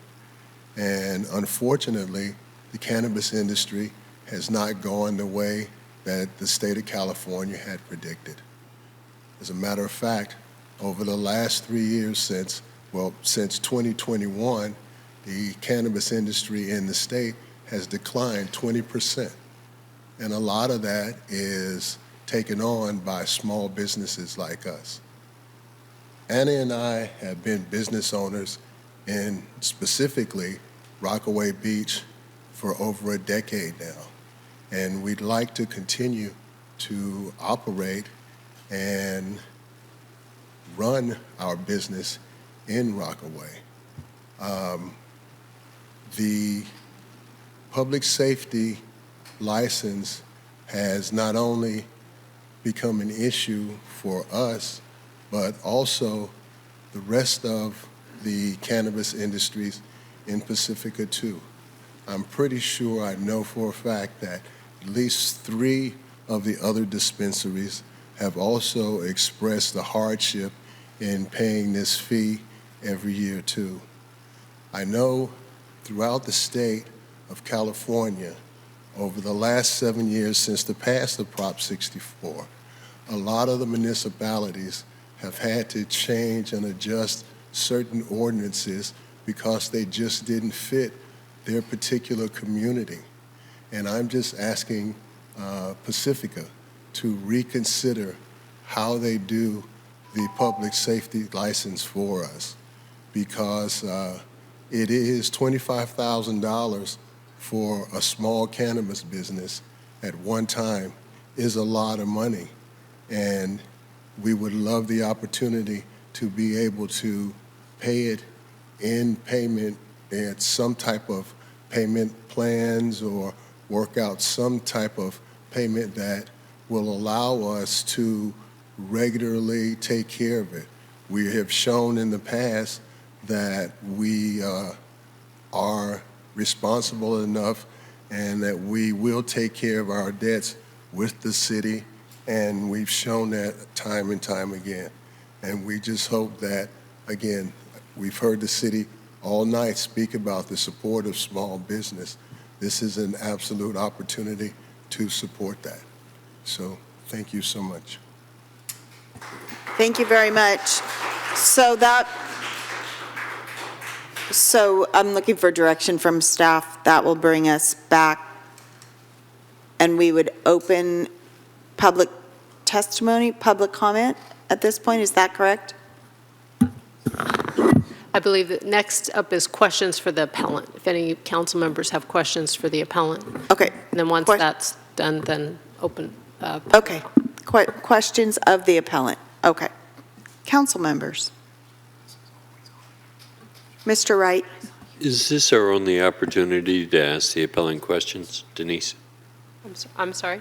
Is this our only opportunity to ask the appellant questions? I would prefer to wait till after public comment. So the reason why we ask questions now is because the public hearing is open. So this is the opportunity for council members to ask questions of the appellant while the public hearing portion of the item is open. You could ask questions after the public hearing portion of the item is closed, but the mayor would need to reopen the public hearing to have the appellant answer those questions.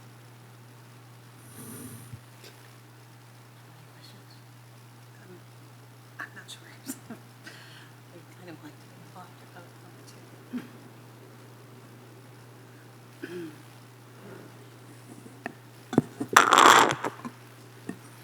It's really hard. Even just asking you a question is really hard. So could you explain again what would be helpful for you as far as, so you mentioned like being able to open for a little while longer so your staff could close out and you could sell the rest of the stuff that you have, right? Could you just explain that a little bit more to me? So we have stock that's sitting there now for a month. I'm not able to take that product and sell it elsewhere. Like I can't throw out my garage door and have a garage sale. The distributors and the brands themselves will make it very difficult to take it back. There is a custody of a train of custody where these products have to get transferred to, and then the state is following all of those steps. We have a good relationship with a lot of these vendors, and we've asked. This was the writing on the wall. We were struggling. We've been struggling for a while. Our business has gone down, I want to say 80% in the last 2 years. And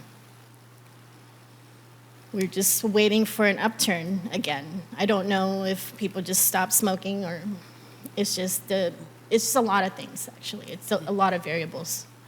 I guess my question would also be, I hate this, how long do you think you would need?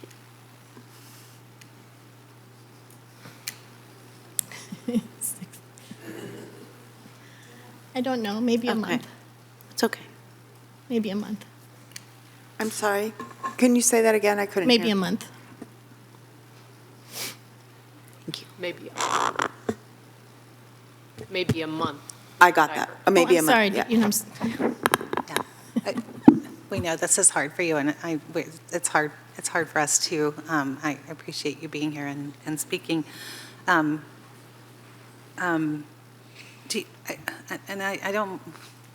feel weird like Mary, just feeling like we're prying. Can you, two questions. One, what is the rough approximate value of what you have to? The value of the products that I have right now, I might need my inventory gal. Do you have an idea? I mean, if I were going to guess. Right, it's been a while since we've looked at those Yeah, just books. roughly. I would mean, maybe, 20,000? She says at least maybe 20,000. 20,000, okay. And then, so I realized the police department closed down the business for not having the safety permit in March, but technically the permit expired in October, is what I understand from the staff report? This was very well known to the police department, to Captain Glasgow, who's reminded me. As a matter of fact, we even had our annual inspection in December, and part of that inspection is to make sure that our licenses are current and everything, and they passed me. So I have been in communication with the finance department since last year to basically beg for a payment plan here. And I've asked Meg, I believe. I've gone back to Meg and to ask, has there been any discussion about that? And so to go from October to December, and then March, I'm done, kind of is just a big shock to the system. Okay, so you were trying to work things out with finance, and then police is a different department, so they Yeah. have their own operations. Were there official notices sent to you, like your permit has expired, between? I believe so. I think it was between from October and- Captain Glasgow. Uh-huh. And he reminded me to, because part of the renewal is the payment, yes, and also an application. So he told me to at least do that. So I did, and I submitted that. Okay, and in December when he visited, or? No, it's sometime between October and December. Okay. And then between December and March, did you have any other communication with the city or the police? No. So the letter to close you was all of a sudden from December, from your point of view, okay. Exactly. Thank you, that's all I have right now.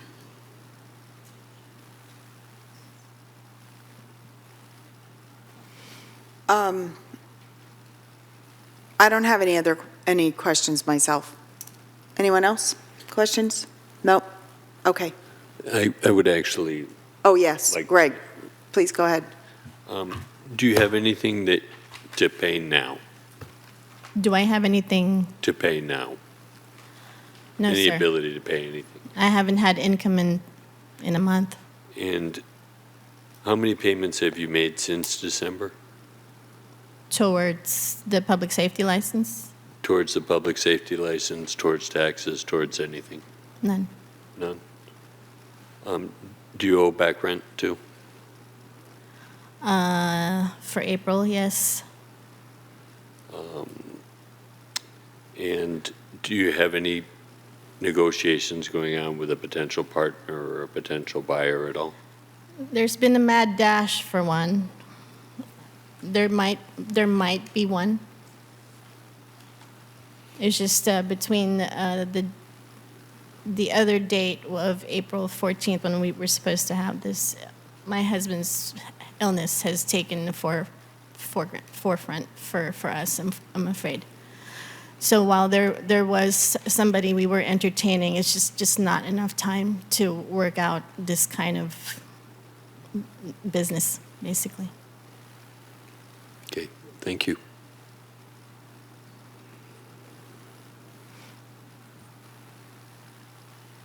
Anything else from council? Okay, thank you very much. So, city attorney, we aren't opening the public hearing? I thought, You already opened the public. right. Now you're going to open I'm public reading comment. item 8 where it says open public hearing, and I'm going, but we already did that. So I'm now going to receive public testimony, public comment, Yes. correct? Yes. Okay, thank you very much. I have 2 cards, and I'm sure there's some folks on the phone.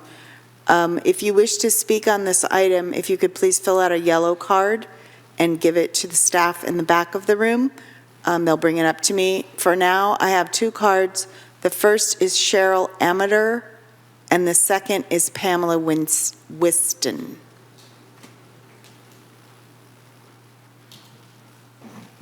It is such an honor to be here as a Pacifican and to be here on a night that we honored our police and our small businesses, acknowledged mental health and fire safety.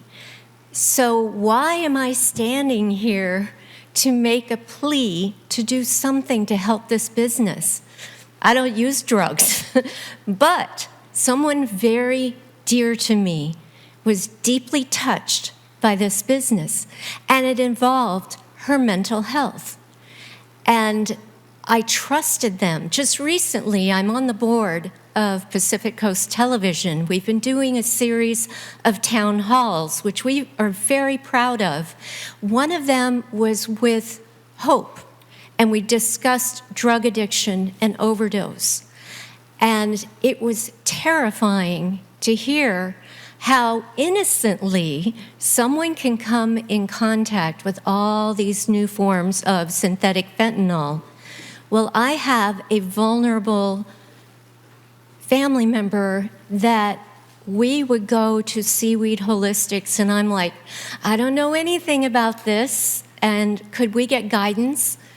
We didn't get guidance. We got humanity and love, and we did become family.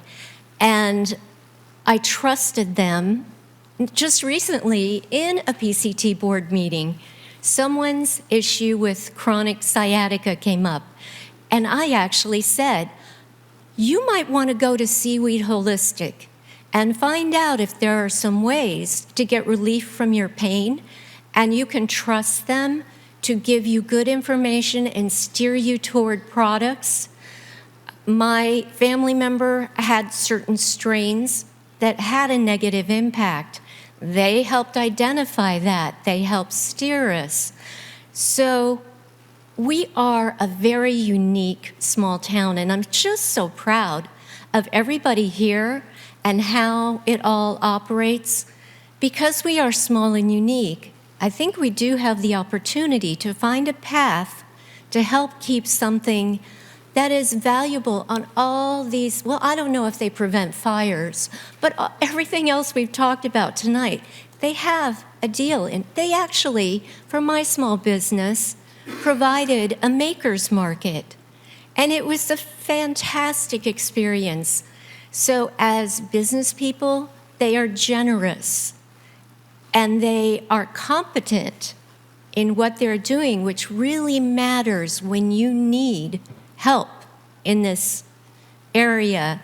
So for a Barney writer to stand here and say, I support this cannabis business and would very much like to appeal to you to help them find a way, if nothing else, just for that graceful ending, I would be grateful and deeply appreciative. Thank you. Thank you. We'll have Pamela Whiston and then Nicole Gomez.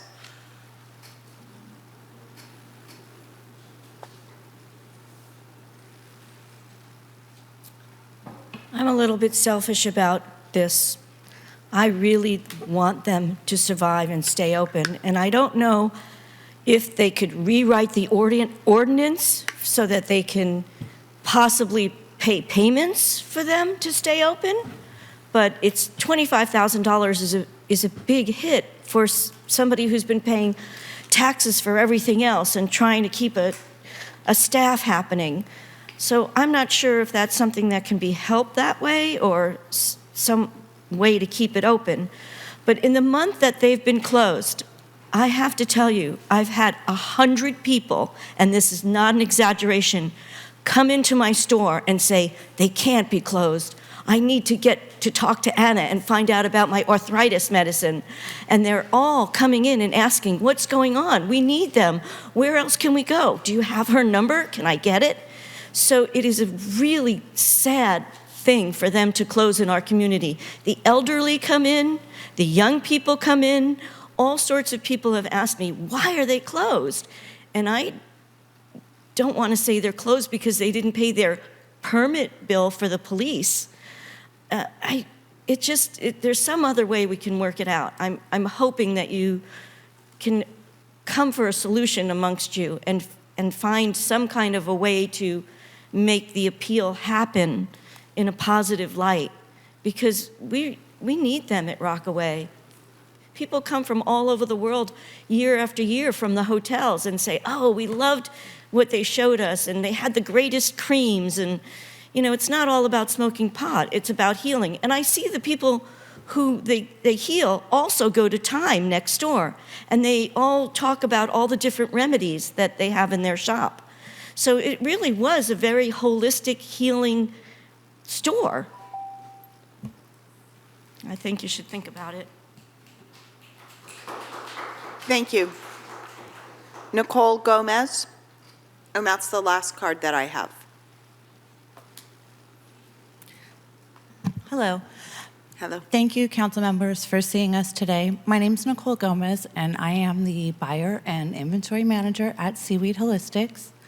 I just really would like to ask if there are ways to consider rewriting this ordinance. things were one way once, but sometimes we do have to make changes. We have seen tremendous decline in business over the last year or so, and it does take a large effect on being able to pay these types of licensings. If there's any way to put that into consideration as well, just the idea of Tony and Anna and what they do in our community of Rockaway. I also have a daughter who works at a store in Rockaway as well, and I've heard nothing but, I've had customers coming into our store, Mom, asking me why you guys aren't open. Are you coming back? How can they get in contact with you guys? Anna, Tony, and myself, we've built relationships with the people. We help people get out of their cars. Tony cleans up trash in the center. Anna will give you the shirt off her back if you asked for it.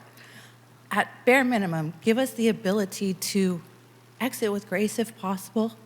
If not, even better, we'd love to make arrangements to make payments. I believe that every time they have done that. It's just a matter of being allowed the opportunity. Rockaway Beach is sad right now without us. I've gone over there. It's quiet, it's empty, it's got no livelihood. I think that Seaweed Holistics really brings a lot of that to Rockaway, and the businesses there that are still remaining also need that support from a business that's been there for 10 years. I personally would like to have my job, but even further than that, the community. Thank you. Thank you. Do we have any commenters on the phone? We currently have 3 raised hands. Charles, you may unmute yourself and state your name for the record. Charles Himes. Please go ahead. Hello, my name is Charles Himes. I'm a resident of Pacifica, and it's mostly just a question. Is this business, has it been historically a net positive revenue source for the city? And does it look like that it is in the future going to be a net positive revenue source for the city? If in fact revenue has been declining 80%, and there's no change in that, then that's it's not the city's fault, and it's an ugly thing, and it's not the city's fault if things are going to turn out badly. If things could be turned around with a bit of flexibility on the city's part, then that would be fantastic, because the last thing that Pacifica needs is another empty storefront. So, Excuse me. The speaker has the floor. Thank you. Was I not?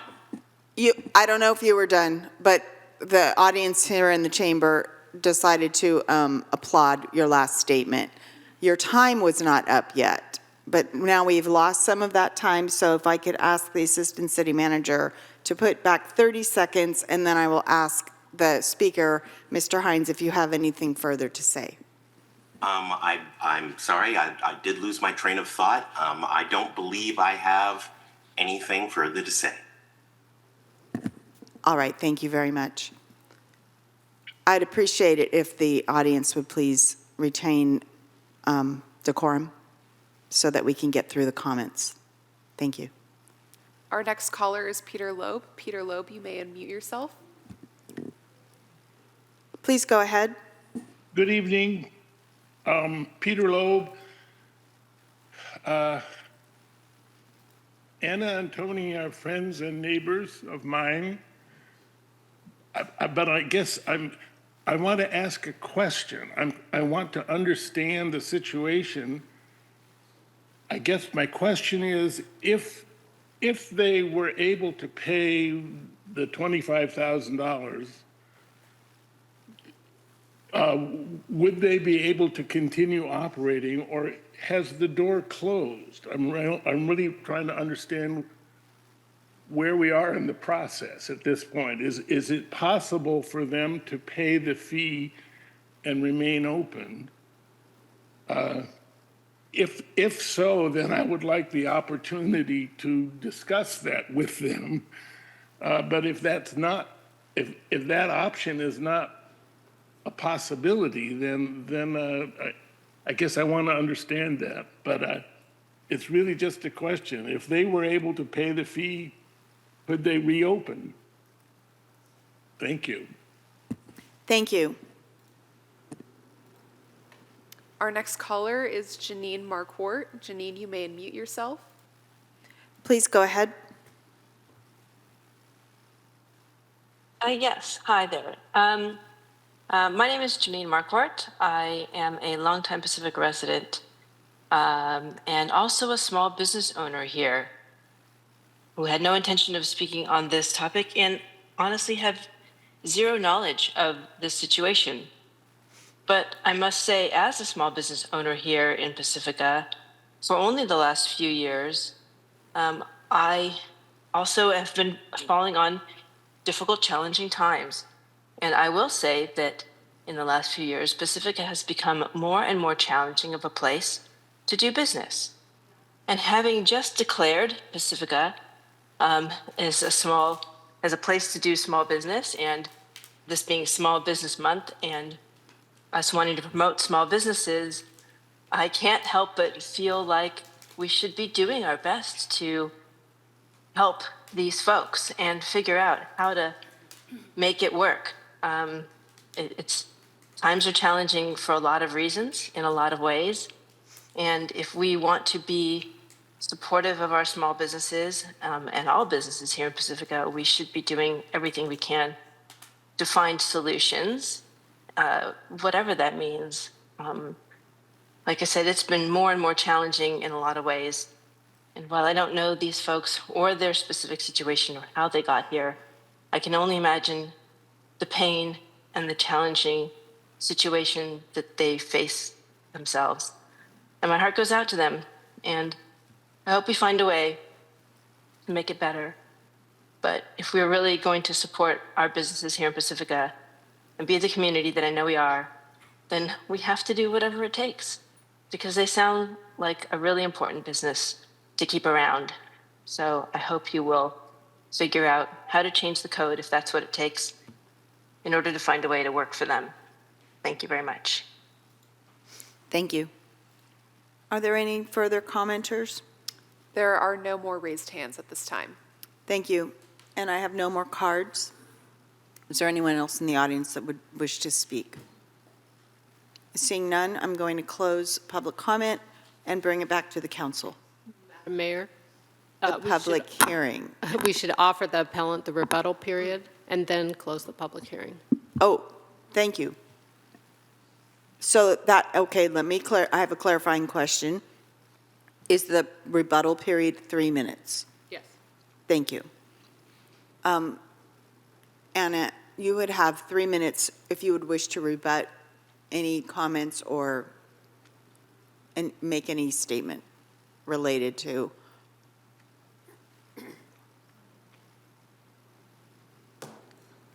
Okay.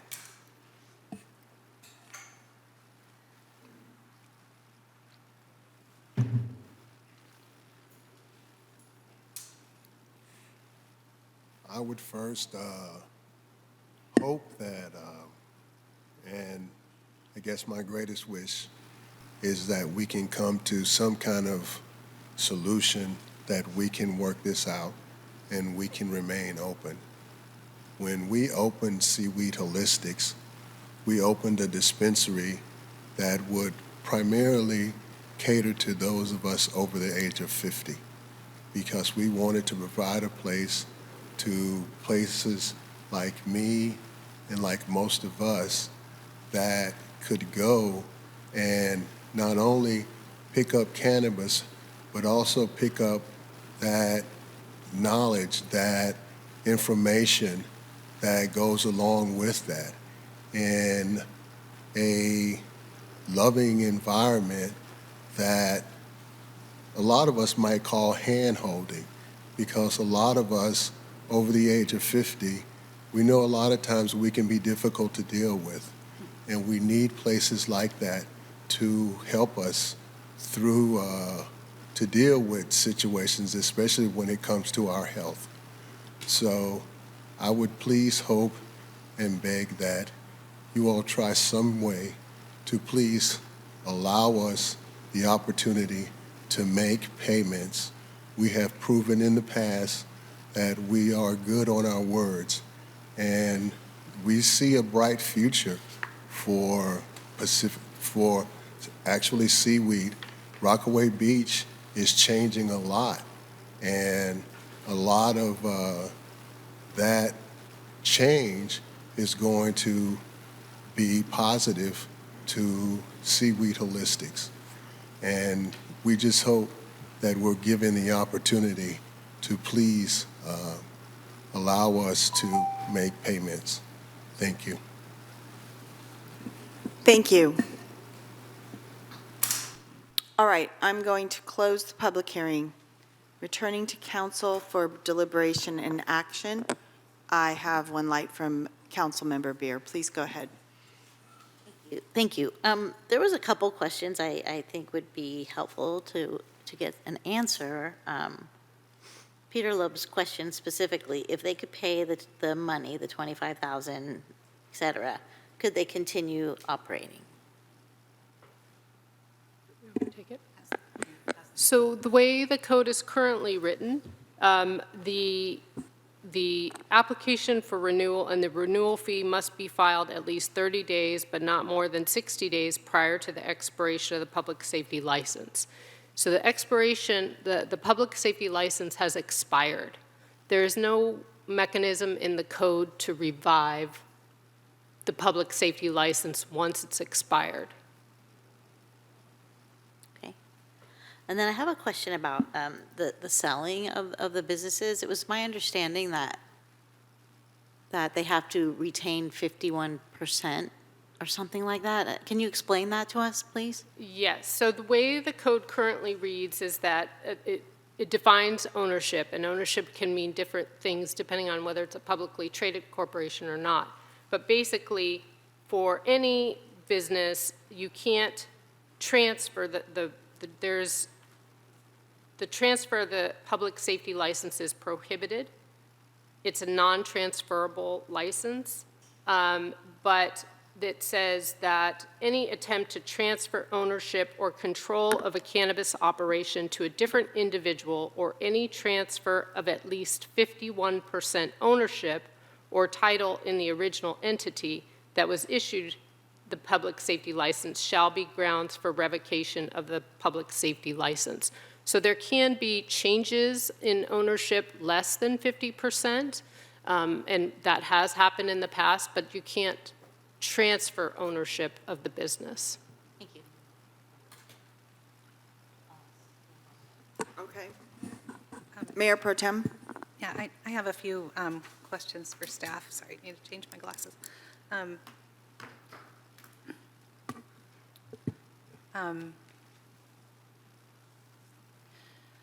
Can we start by just clarifying what the public safety license covers? And is that something that is prepaying for the year ahead, I'm assuming, since it's all due at once when the permit renews? You want me to take this? So the code provides that the public safety license fee is an amount calculated to recover the city's full cost of reviewing, issuing, and administering said license. And the license involves a number of steps taken by a police department to confirm ownership, confirm the status of the business itself, how they're operating, and making sure that all of it is done in compliance with our code requirements. Okay, so it's about renewal. It's not about operation and patrolling and so forth during the year. It's just about. Well, but it renewal. could be if that's and maybe Captain Glasgow would be better suited to respond to this question, but I think all of that is part of the program, and this fee, this renewal fee, covers the program costs. Okay, I see Captain Glasgow coming up, and I have another question for you, so thank you. Yes, thank you. Captain Glasgow, Pacifica Police Department. Not only the fees in which City Attorney Denise Bozzano has mentioned is a lot of these fees are associated with the audits that take place. So there's financial audits, and then there's the actual physical inspection by our vendor HDL that comes out, flies out, and ensures that each of the cannabis businesses are operating in compliance with our municipal code and the state. Also incorporated in these fees are staff time with city attorney fees, staff planning, the police department. So there's various other line items that are covered within this $25,000. Okay, so, but it still sounds like most of that happens at the beginning or when you're renewing a license, or? No, that's ongoing. That is That's an all ongoing. Okay. For example, HDL, it costs the city about $13,000 a year per licensee just to have the regular audit and inspection. And that's just those two line items. Okay. And then can you speak to the inspection that happened in December and, yeah, if they were out of compliance at that point, why were we doing an inspection and did we grant? So in we December, certify- I go around with our vendor, HDL, to all of the cannabis business licenses. We inform the licensees that we will be coming out. The vendor gives them a checklist of things that they're going to be looking at and how to prepare themselves for the inspection. And during this specific inspection, and my conversations with Ms. Williams prior was, hey, we're coming out to do our inspections, but by the way, I need your cannabis license renewal to be filled out, at which point the application was done. Ms. Williams did indicate that she's having financial hardship and had mentioned that the fee is going to be a hardship. In December, we again met for the actual physical inspection, and again, Ms. Williams had indicated that the cannabis license is going to be an issue. So there's the Pacifica cannabis license, and then there's the HDL compliance checklist in which they go over inventory, audits, whatever they have on stock, making sure what's in their system matches with what's on the floor. So it's a very extensive inspection of each business, and all of our cannabis licensees have to go through that process. I think that's all I have for Captain Glasgow. I have some more questions for staff. Does anybody else want to ask him a question while he's there? I don't. Do you have one, Mary? I was just going to ask if perhaps. And Greg then. Oh, sorry. Okay. Okay, I'll ask really fast. Okay, go, Mayor. Could you remind us of what happened the last time that we worked with Seaweed? It was like 2 years ago? Was it 2 years ago when we were able to create payment plans for them? Just refresher, please. Yeah, so I think that Ms. Harkusha explained that there was a planning commission process. Planning commission recommended revocation, and that was appealed to the council.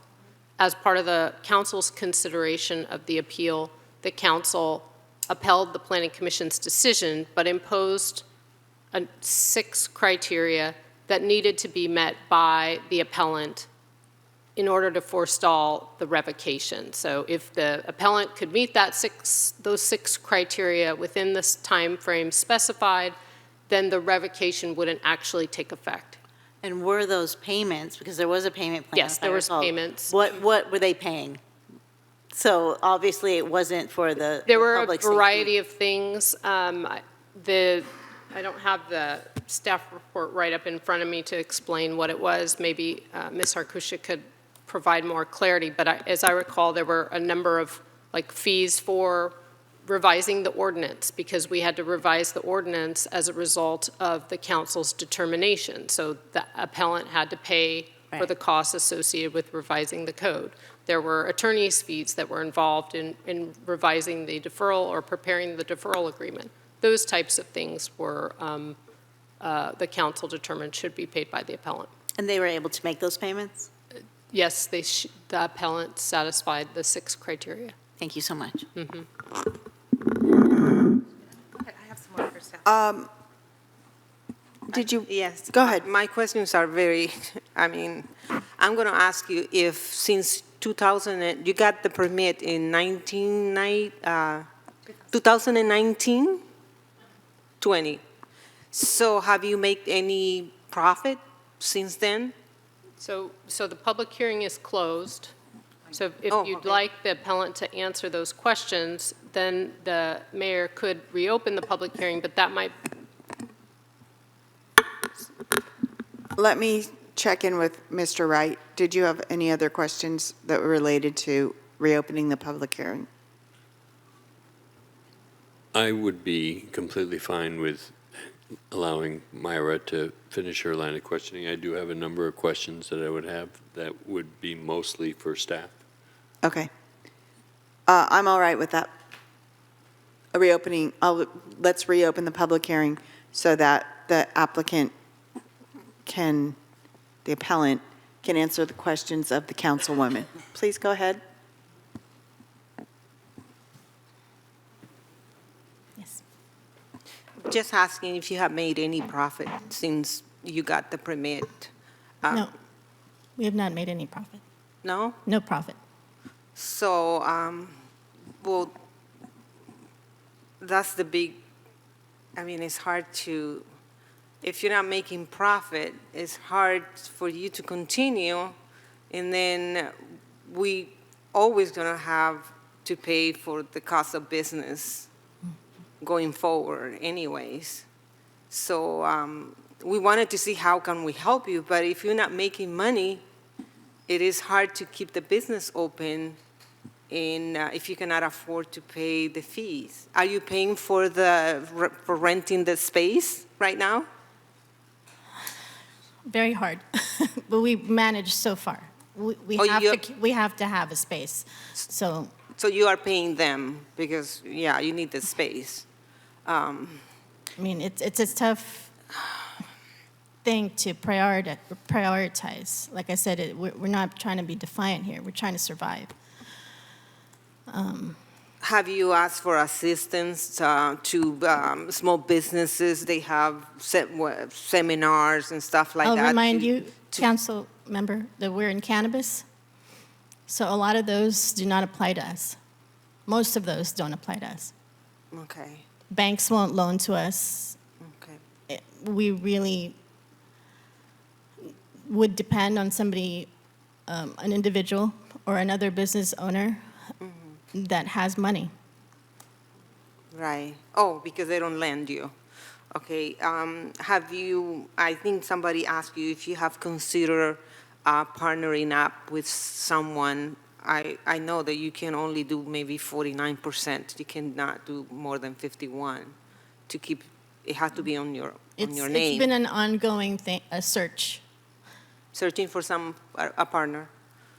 Because we would like, I would say it would be good to maybe stop for a minute and then trying to figure it out how to help you. So this is very difficult if you're not making money. Well, go ahead.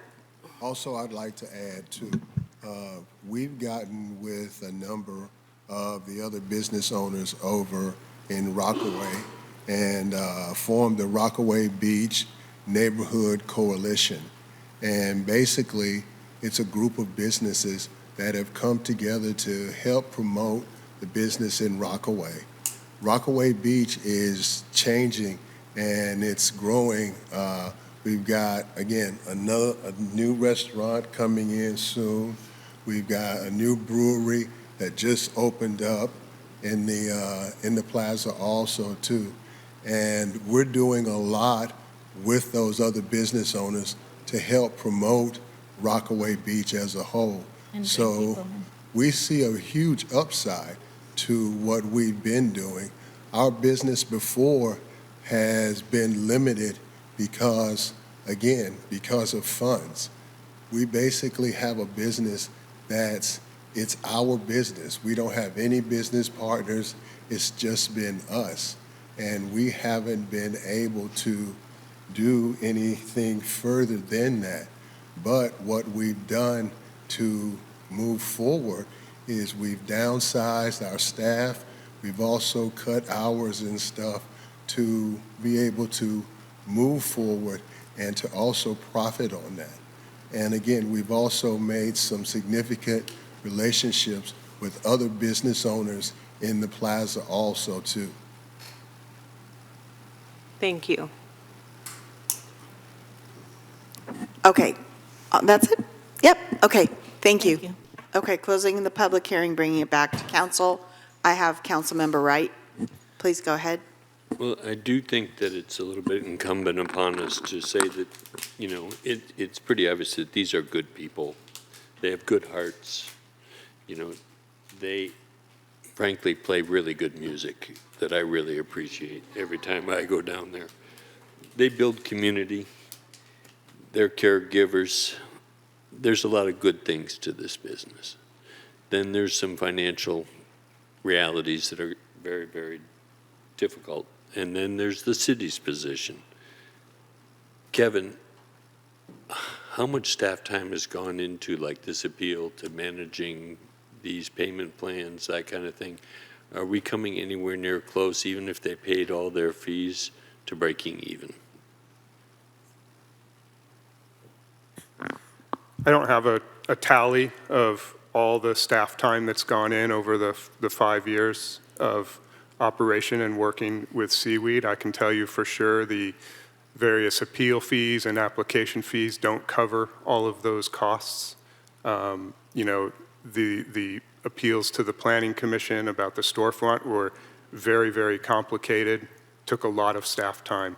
And so I don't have a total number of what that cost is compared to what the taxes or permit fees that have been paid added up to.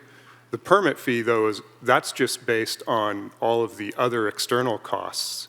So, you know, if you're asking, has the city expenses even broken even with the excise taxes that have been paid, I can't answer that right now. I will say that staff in the interim did a little bit more digging, so the $64,000 estimate in what's owed doesn't include the taxes that haven't been reported from the business since January of 2024. So there's definitely owed more money than the $64,000. It could be, you know, upwards of $75,000, $80,000, $90,000 that are owed.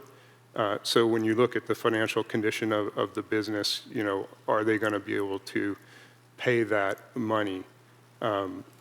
Is a question that the council is faced with. Okay. Are there any other cannabis stores that are in arrears? No, not that we're aware of.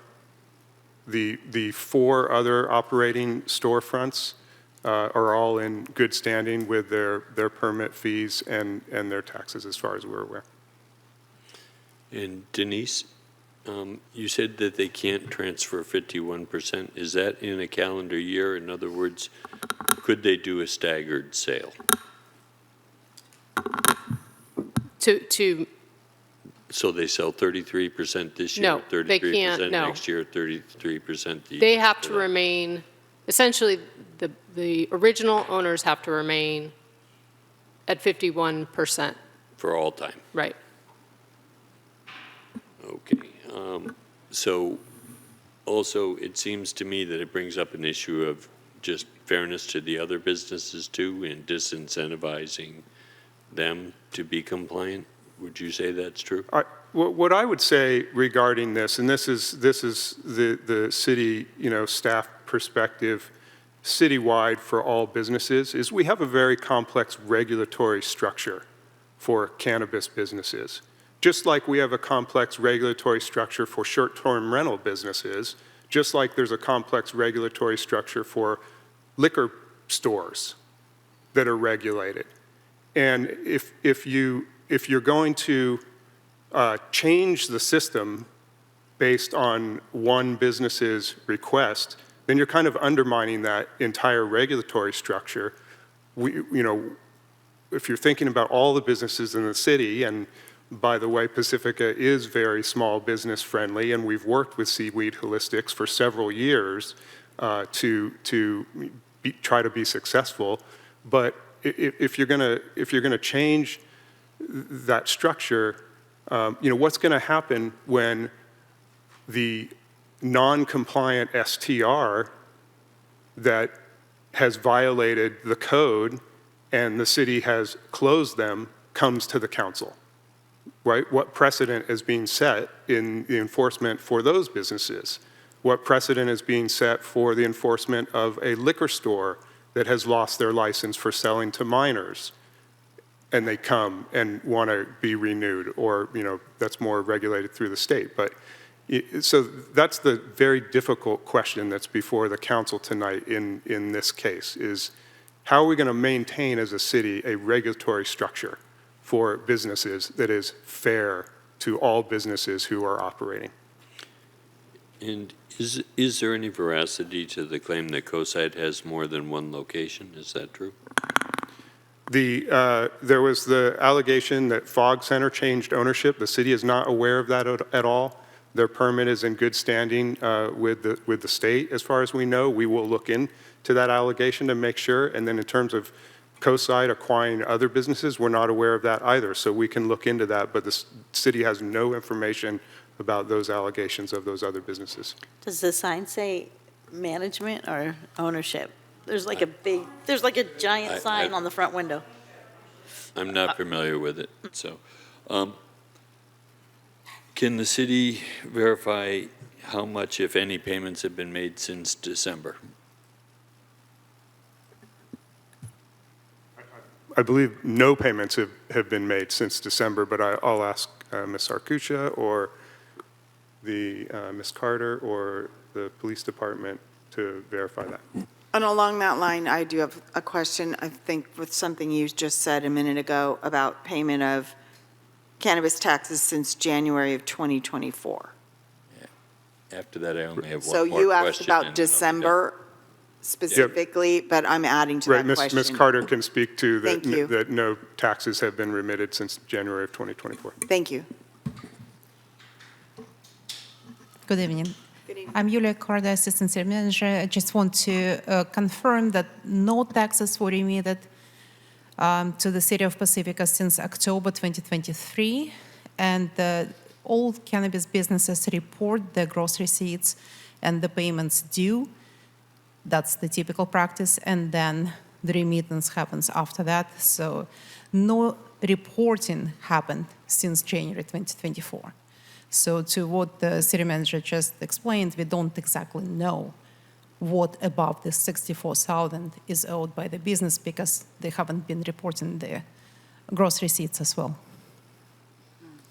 But we do know, well, we did conduct the audit last year, so there were some underreported taxes from the fiscal year 23-24 audit results, about 20,000, and this is based on 865,725 gross receipts that were reportable by the business. So the remaining amount due was 20,696. And for that amount, the business was offered a payment plan. So they remitted 2 installments, and the last installment is still outstanding. So that's 6,000 and a change that is included in the 64,000. And then, Sorry, but you did say that they were offered a payment plan. For the back taxes for the fiscal year 23-24 that were result of the audit. So the business was audited. Every cannabis business is being audited every year. Yes. But Seaweed Holistic was, Seaweed was audited for the first time in the fiscal year 23-24, and the audit showed the remaining taxes due over 20,000. Thank you. So let me clarify. there was taxes due 23, 24 of over $20,000. It was broken down into payments, and there was an outstanding payment remaining of that amount in around $6,000. And we usually offer a payment plan for the back taxes that business doesn't know. It's a result of the audit, so we've done it in the past for other businesses as well. So we've been consistent here, and we offered business plan, payment plan, and the business, usually it's 3 installments, so the 2 were paid, and the last remaining installment is still outstanding.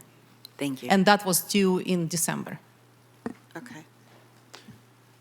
And then Denise, a question for you. Is it possible, is it legal for another license holder from another organization to hold a garage sale for them to liquidate their inventory in a legal way? Not pursuant to the city's code, as Okay. it's currently written. And then one more question. Is it possible, like if somebody was to say they have 1 month and then they're automatically gone, to come up with a 49% partner who will pay off all monies owed to the city as a hypothetical buy-in to their business? Is that something that's possible to set it up on an automatic like that, or do we have to make the decision now? I'm sorry, could you repeat the question? Could we set up something on a clock where you have 30 days from tonight to come up with a partner who will pay all of what's owed to the city, to make the city whole, and then for that, they would get 49%. That would give them some time to find such a solution. Is that something that's possible, or do we have to make the decision tonight? Well, so there's a lot of pieces to that potential solution. And maybe Captain Glasgow could come back up, because the concern I have is that there is a vetting process for owners that needs to take place before an owner can be identified. And so we'd want to make sure that the owner is appropriate, and that takes time. And then there would need to be code changes to revise the code to allow for some type of extension on the public safety license, or some type of delay in the automatic renewal requirements that are in the code now. So Captain Glasgow, if you have anything to add. Yes, Captain Glasgow. Yes, I'll agree with City Attorney Denise Pisano's assessment. And not only that, is that the fees in which we're looking for back pay, we're 6 months away from the expiration of the 2025 CPSL. But to go into further with regards to a potential another licensee coming in to assist Ms. Williams in her business, yes, that is correct. There is certain phases in which planning and the police department has to go through a background process, which is additional fees that come in. And I believe the licensee is responsible for all those recurring costs as well. Thank you. That's all the questions I have for now. Did you have something else, Mayor Pro Tem? I do. Okay. Sorry, just a few more follow-up to understand. Ms. Williams mentioned speaking with finance staff a few months ago about the options of a payment plan, and she seemed to indicate there wasn't a clear answer. Do we have a response from staff? Was a clear answer provided at some point that was not possible? Do you want to take? Well, I think the point is the code doesn't allow a payment I plan for the understand. I'm public just safety asking about- license. I understand So the payment plan for the other outstanding taxes is sort of a moot point until the decision about the public. That's not what I'm asking. I'm asking about the public safety portion. She seemed to indicate she was talking to finance about a payment plan for those fees. Maybe I misheard her, but was she given a clear answer by staff that was not acceptable? I'm not aware of that conversation, if that was. Captain Glasgow's coming to the Finance staff. podium.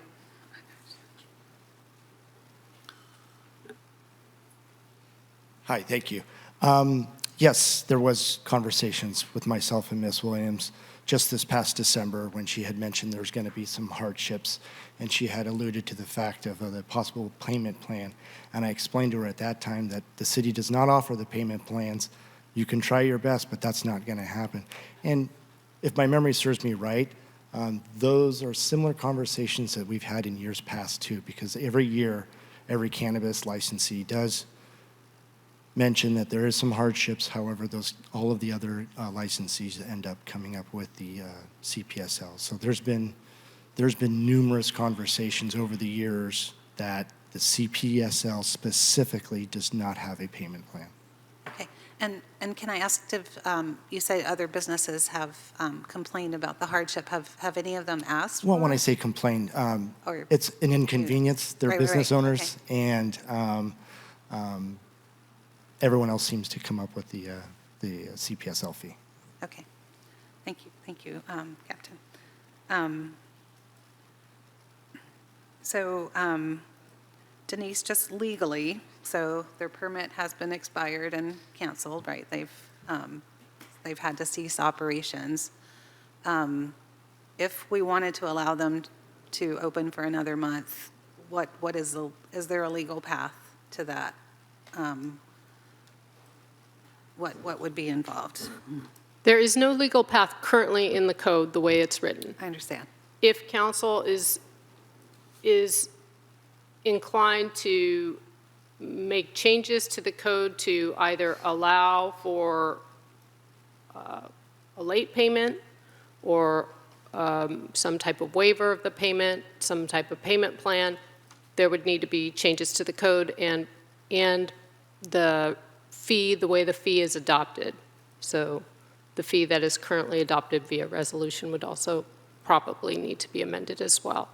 And one thing to consider, I know that there was discussion about possibly, having a public safety license for a small period of time to allow the business to sell its inventory. Right. Consider that we would need to determine how much of that fee should be paid, given that it's supposed to be for a full year of operations. Right. And so you would still need to make all of those adjustments for a very small period of time for operations. Right, and as Captain Glasgow mentioned, I mean, we're already at 6 months, so. Right, so, and the $5,000 is already past due, right, for services. Do you mind if I do a follow-up to that question? Go ahead, sorry. I was just going to add to that, in considering revising the ordinance and the work that needs to go into that and be brought back to council, is that doesn't happen overnight, and it will push other priorities from the work plan off to the side. And I don't know exactly what those would be or how long this would take to accomplish, but there's an impact there as well. That was my question. Yeah. What does it take to change the code? Mm-hmm. Like, simple explanation of what it would take for us to do that.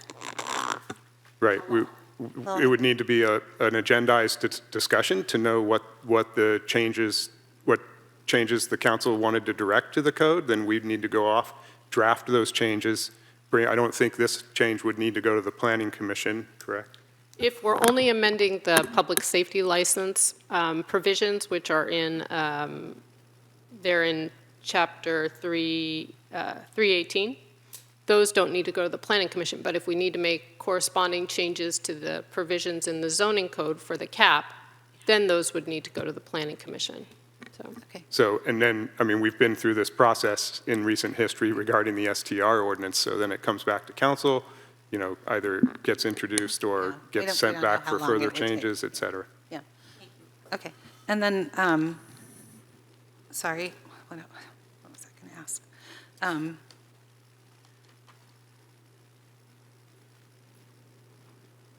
And since Mayor Pro Tem Bowles is thinking, I'll just add also, so in addition to the time it will take to draft the ordinances, circulate it, get it to the various bodies that are going to consider it, also keep in mind that there's a 30-day effective period after the ordinance is adopted. So, I mean, you're looking at Several months. several months before anything goes into effect. Assuming there's staff time to work on it, and then. Correct. And then also there would be fees to the applicant, I assume, the way we changed the planning ordinance before for having to go through the ordinance. Previously, yes, that was paid for by the appellant. Okay, yeah, sorry, I remember my other question. So if their permit's expired now, what are the fees and roughly what is the timeline for them to reapply for a new permit? So assuming they can find the money and also reapply, trying to get a sense of how long they would need to be closed.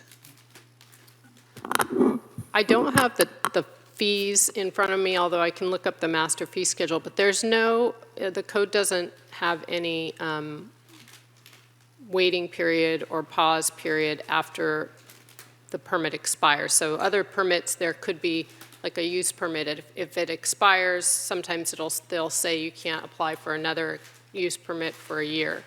This code doesn't have that. So they could apply, reapply, and try to get a new public safety license.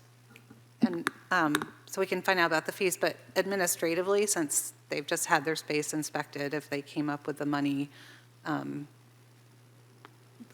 is that something that could happen within a month, do you think, just as a rough approximation?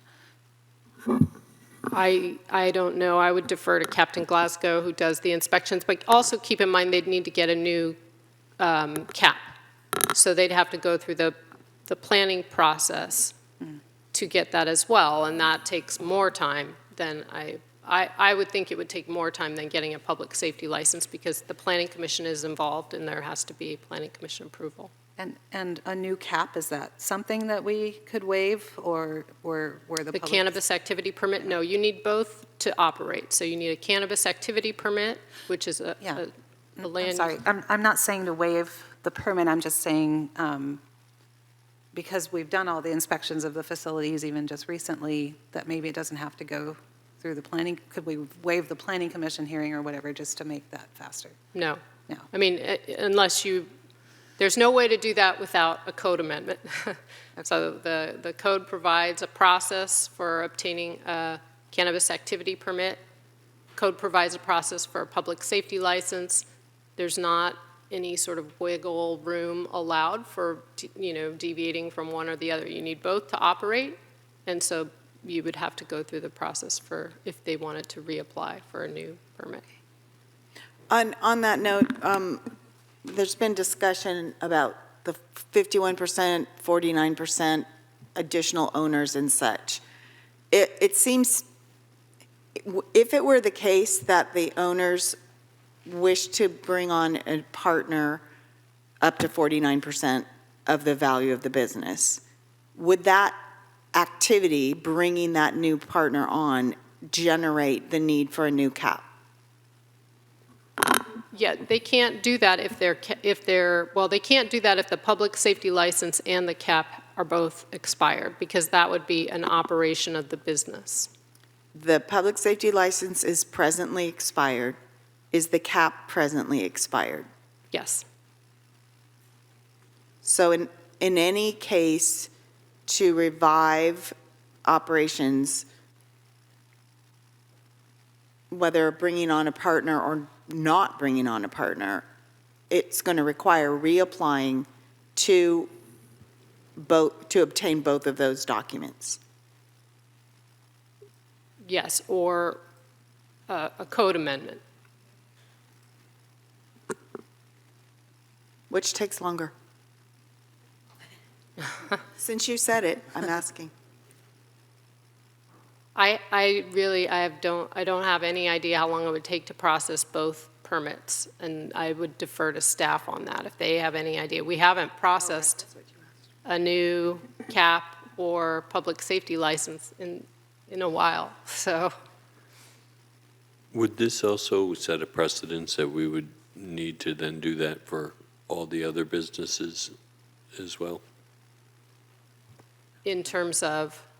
If they didn't pay their license fee, if they were behind on back taxes, would we then need to work with them if we change? Well, you would be changing, if you did that, you would be changing the code To make that allowable. to allow that, and as Manager Woodhouse stated earlier, that's you're making changes to a regulatory program, and so that could weaken the regulatory program as a whole because you've deviated from what the council originally intended the program to be. I just want to clarify. I'm saying which takes longer to apply as a brand-new business? If we decide tonight to not allow this to let the appeal go through, to approve the appeal, and whatever form a new potential business would take, the part potentially could be a partnership with the existing owners. It would be a whole brand-new business, however. Right. And it would need to start from square one. Right. Mayor Pro Tem asked a question just now about considering the inspection was just done, would that still need to be done again as part of starting a new business? Right, and I said all those steps are in the code. There's no getting around them. Right. Got it. Okay, thank you for that. Myra, you have a question? Well, let's assume that they have found somebody and they have the money. Can they reinstate the license and move forward? No. No. I don't think so. I think I heard no.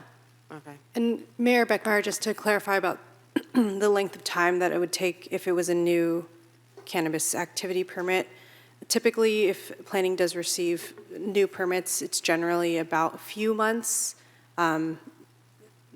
to review, process. That's assuming that all materials are received and there are no corrections. I can't speak to the specifics about the inspection portion or the criminal background checks that are required. There's different phases as part of the initial application process. Captain Glasgow has a better idea of that, but generally that's how long it would take. As for ordinance amendments, I think those have been before the council at various times, and depending on what the changes are in the code and how much analysis that would need to be done in order to support the changes, that could take upwards of 6 months to sometimes a year. And we don't need to do a code amendment if the business closes and then there's a new application. That we're not changing the code in that instance. Right, and That's the correct. fees are paid, right. Okay. Safety fee. That answers my questions. Yes, city manager, please go ahead. Yeah, if I could just clarify one thing, I want to be very clear that when a new permit slot opens, that's open to anyone to apply to. Right, that's the next, thank you. I was going to ask that question. And we, at one point, had a waiting list that was operating. I don't know what the status of that is at this point either.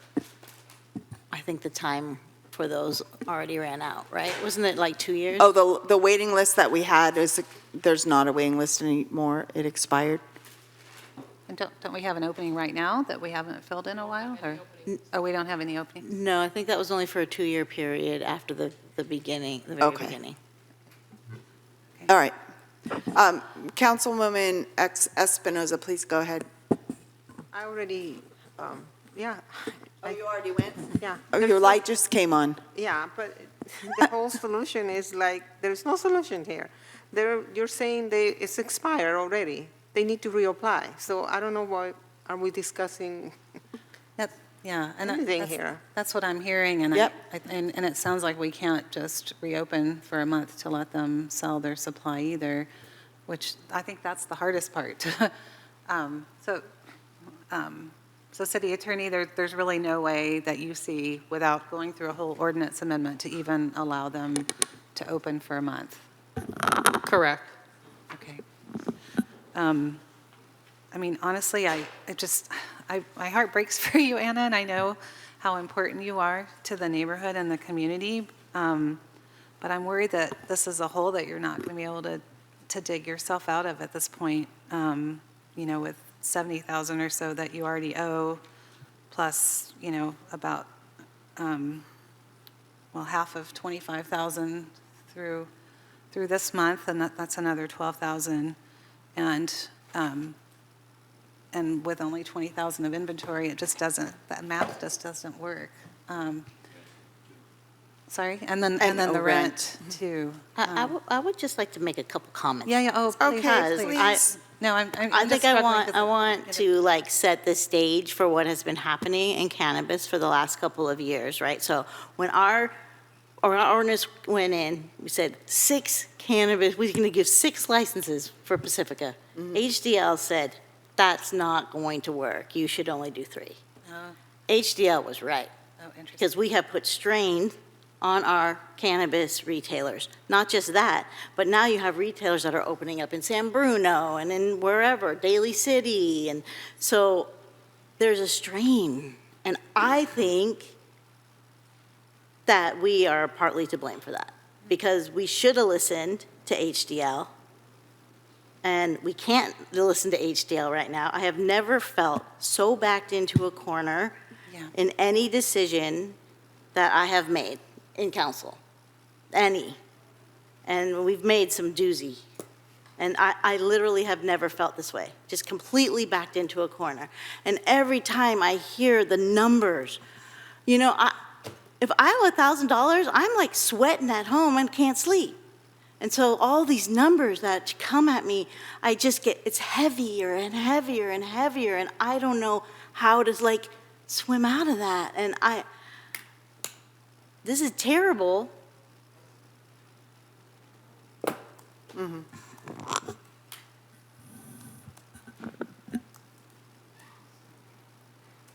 Yeah, this is not an easy decision for us, obviously, because it is 10 o'clock and we're still talking about it. I know we had 4 proclamations. It seems to me that we've established that we can't, as a practical matter, amend the ordinance without adding cost to the applicant on top of costs that are already outstanding, payments that are outstanding, including a back tax payment that was already broken into payment plans. And that goes back to 2023-24. So to think about extending, even though that's not an option, what I'm hearing and what I heard the Mayor Pro Tem say is that's piling on more cost. And The idea of amending the ordinance piles on more cost and time.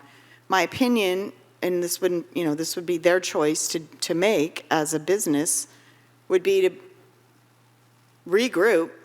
This business isn't succeeding. I'm sorry to say it that bluntly, but it's true. The people succeed. The people are succeeding in establishing relationships.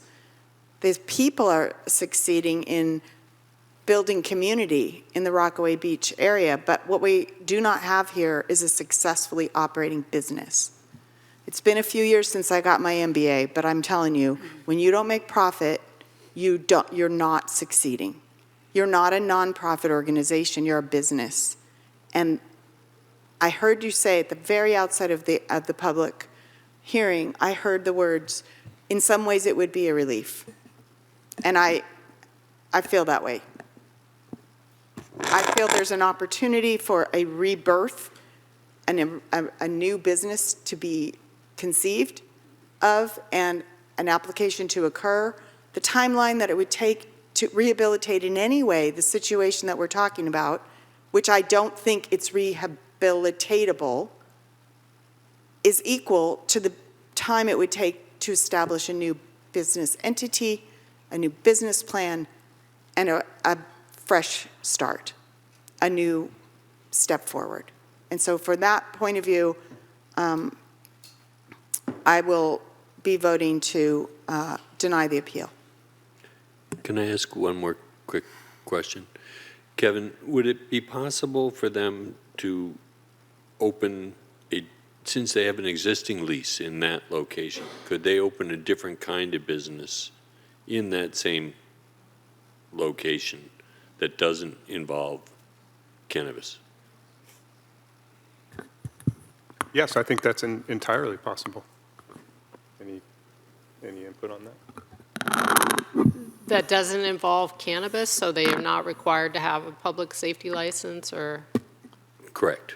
yeah, I mean, Because they have an existing lease structure. mhm. They have the existing space. They've obviously put some money into remodeling it, probably have display cases, this kind of thing. That might be a viable option for them. That's not for us to decide. I was just wondering if it was possible. Yes, I believe so. I'm not sure on the zoning, though. Yeah, Councilmember Wright, it would depend on the type of business, and they would be required to submit a business license for review by the planning division, and we'd verify that that business is consistent with the zoning and any permitted uses per the zoning. But some kind of visitor serving commercial would most likely be. Visitor serving commercial, yes, consistent with the coastal zone as well. And they did have a prior business before changing to cannabis in this location, is my understanding. And then they also owned a different retail business that also just recently closed in Rockaway that was for other things. So it's been a hard time financially. I mean, it was my hopes coming in that we were going to be able to give them some time to sell the rest of their inventory and, like Anna was saying, like a graceful ending. And so not having that option is really disappointing and heartbreaking, quite frankly. And I keep going back to, like, there's a strain on cannabis right now. And, oh, man.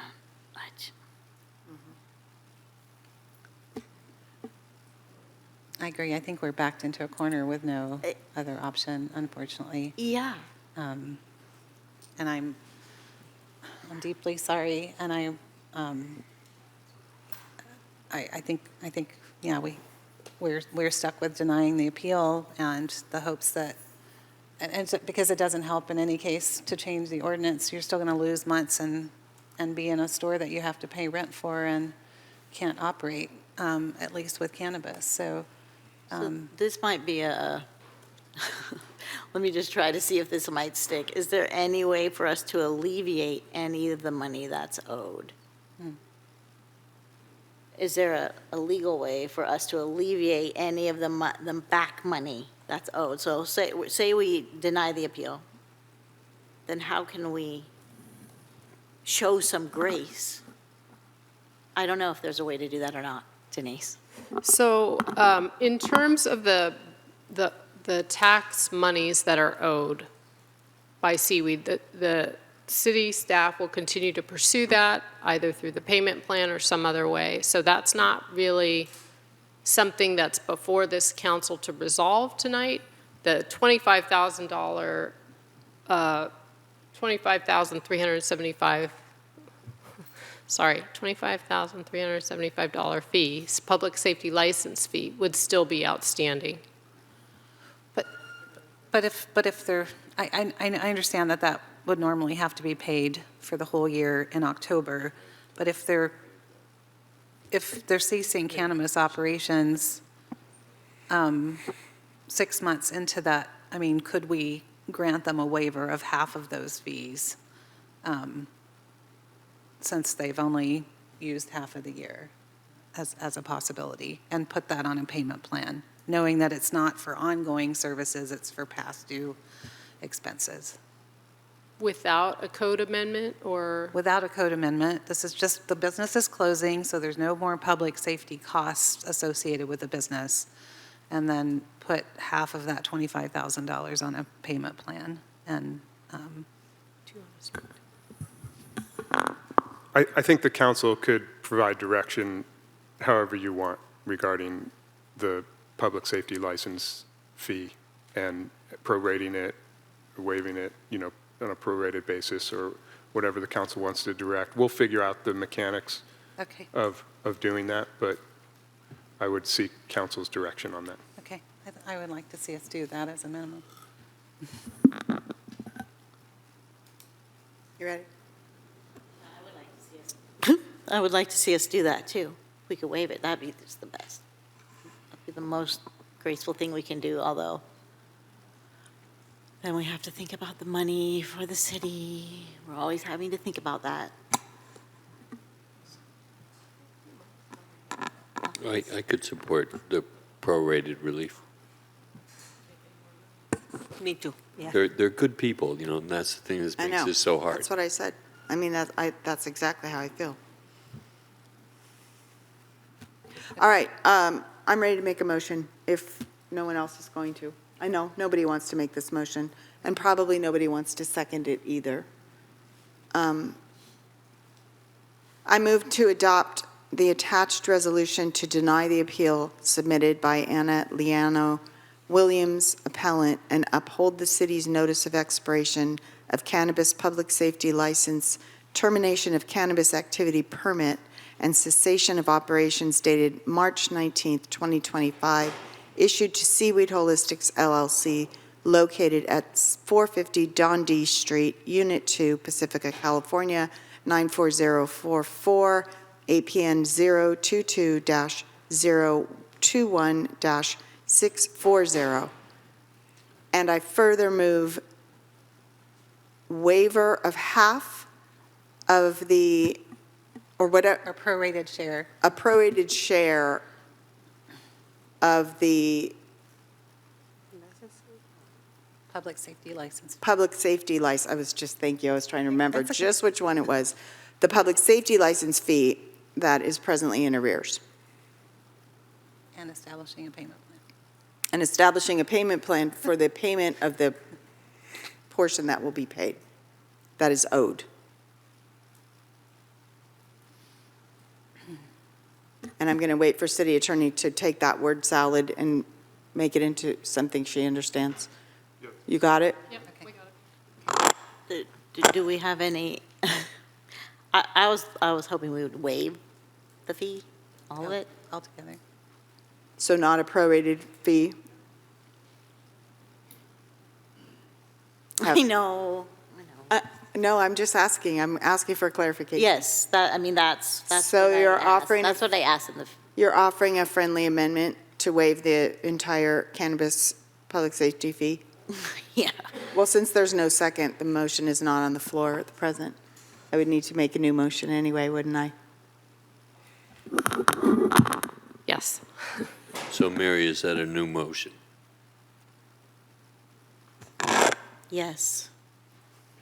So now do I have to make a whole new motion?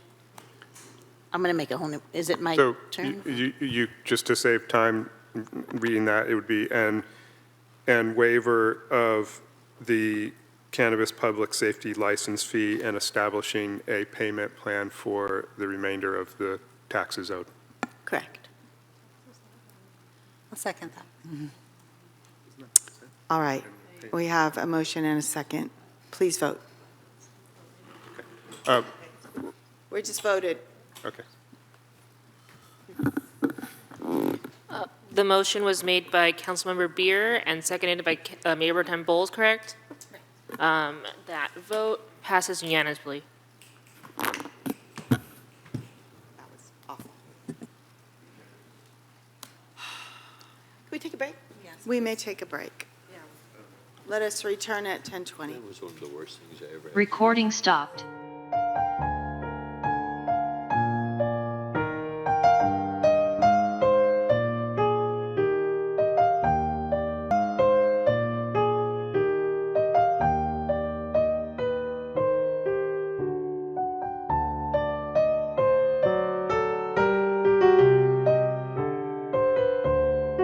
Recording in progress. Item 8, resolution declaring results of majority protest proceedings and establishing the Pacifica Tourism Market District. Staff report by Yulia Carter, Assistant City Manager.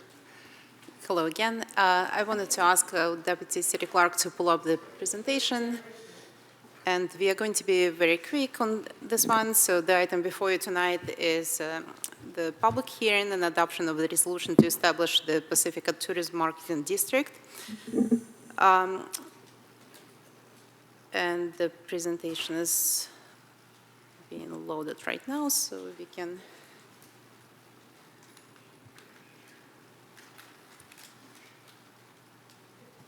So that's today's agenda. So we're asking you to hold the final public hearing and adopt the resolution to establish the district.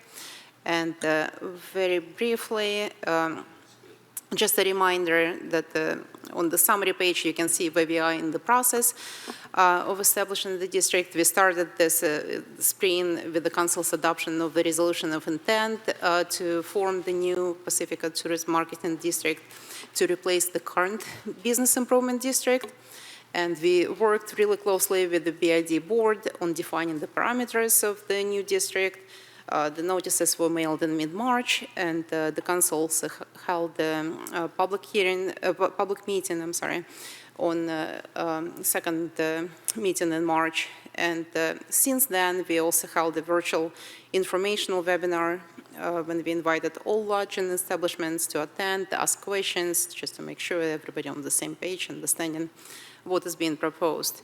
So tonight, we ask that the council holds the final public hearing and adopts a resolution establishing the district. If the resolution is adopted by City Council tonight, the new district will be in place and begin assessments on July 1, 2025, and the current Business Improvement District will expire on June 30, 2025. So this schedule allows for smooth transition.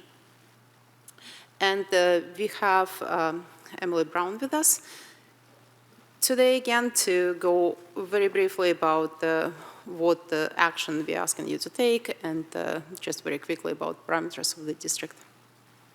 Great. Thank you, Yulia. Good evening, Mayor and council members. We did give a presentation when the resolution of intent was adopted. This is just a reminder that we are bringing a revised management district plan to council tonight with the 0.5% assessment. I believe that was an attachment in the council packet.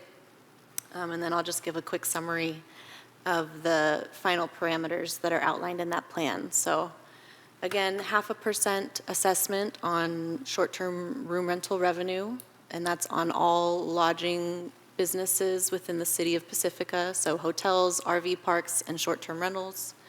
And the assessment will be collected in tandem with TOT. The term will begin July 1st, 2025 for a 5-year term, and then after may be renewed up to 10 years.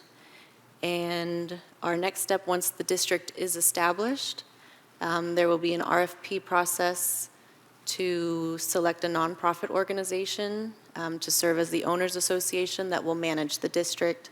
And that nonprofit will be required to submit annual reports to City Council and will be required to follow Brown Act and Public Records Act. And again, so where we are in the process is step number 3, public hearing today. In your packets, you see the revised management district plan with final assessment rate, as Emily just stated. And we're asking you to hold a public hearing, adopt a resolution establishing the tourism management district. And once this is done, we will work with the BID to determine the new district governance structure, and the assessment will begin on July 1. That concludes our presentation. We are happy to answer any questions.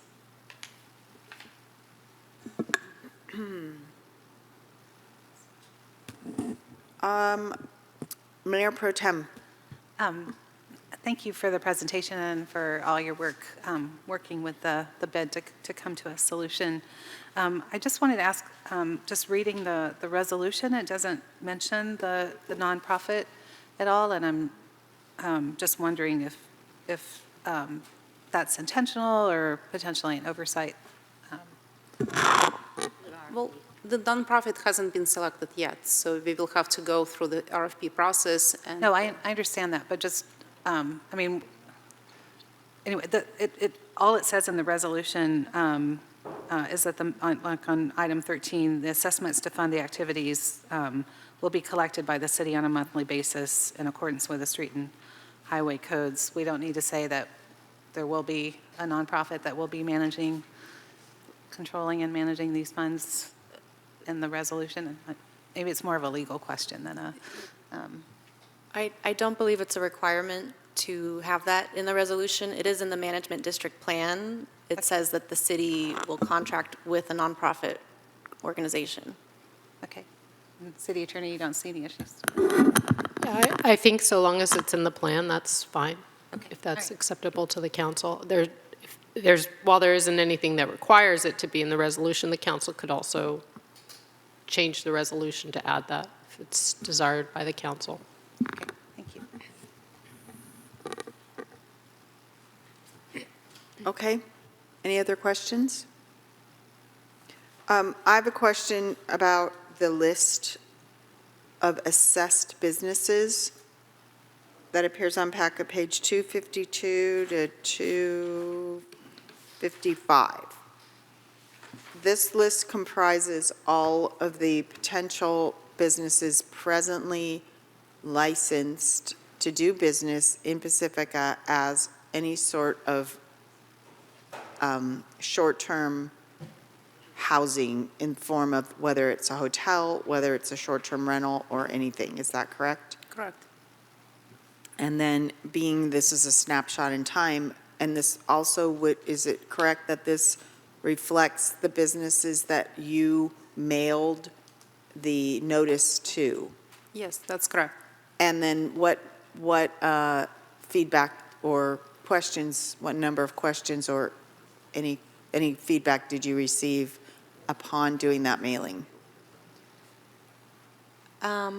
So we did receive some feedback at the informational webinar, the virtual webinar.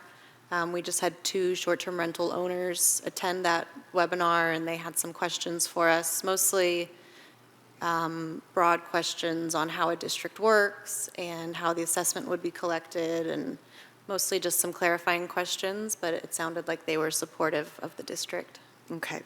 And so being this is the current, these are the current businesses that were mailed to, would there be a point in time where, you know, say after October this year, there was a new list generated? Will there be a list anywhere published that specifically states which businesses are under this ordinance? Because I guess my question is, if one of these businesses drops out, they wouldn't be on the list anymore, but this list is a snapshot in time. So I guess the question is, how does that move forward? Is there a continual process to update the list? I can say the list in the plan would not continue to be updated, but the plan does say that any future lodging businesses would automatically be subject to the assessment. So I think it would just be a logistical solution, maybe when Right, and new permits. educational materials that we will be providing to everyone. And in terms of short-term rentals, so we will work with lodging platforms to make sure that this is being collected as well. Okay. Together with the taxes, like. Thank you. Councilmember Wright. I didn't want to cut discussion short, but I am prepared to make a motion on this item if you're ready to receive it. Public hearing. This was council questions. I don't have any cards. Does anyone have a comment to make? So we need to open the public hearing. Oh, yeah. Thank you. It's not public comment, it's a hearing. And we need to accept any written protests, if any are to be received by the council.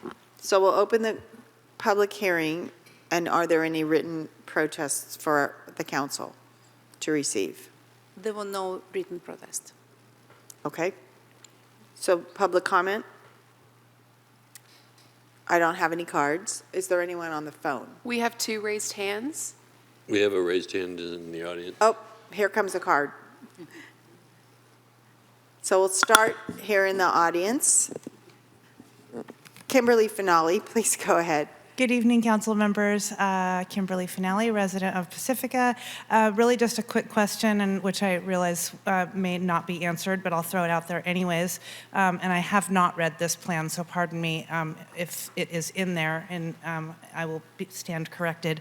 Wondering if any food trucks might be a part of a tourism type of district, even if on some sort of interim kind of basis. We had the great pleasure of attending the Pelican Fest this past weekend, and a wonderful time was held by all, but I tell you what, I was starving, and I was manning a booth, and all I wanted to see was some food rolling by that I could pay for cash with, and eat. And so I could see a lot of people wandering around with kids, and they all looked like they wanted to have something in their hand while they were enjoying themselves. It was such a wonderful, wonderful day. So I don't mean to take away from the incredible event that was held, but I do feel, I know that weekend events and monthly events and annual events, it could seem to be a wonderful benefit to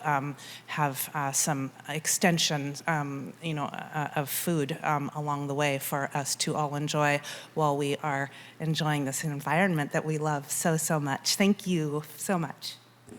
Thank you. And you said there were 2 raised hands on the phone? That is correct. Our first raised hand is Janine Marquardt.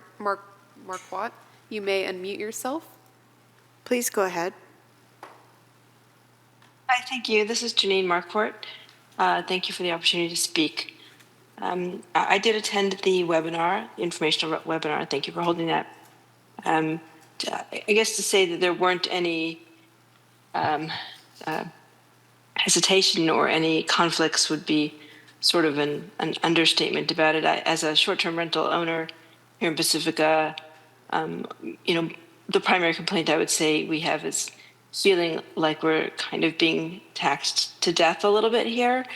The TOT has now gone up to 15% from 12%. Our annual fees for the permit have gone up significantly in the last couple of years. And so this did feel like when I did get the notice in the mail, it said 1%. So 1% on top of an additional 3% on top of some additional fees is really starting to add up a lot. It was corrected during the webinar that it was reset to be 0.5%. Again, yes, that's less, but it is a lot. I do appreciate that this at least comes with some benefit, and so I'm willing to give that an opportunity to be beneficial to us. I think it'd be a great idea.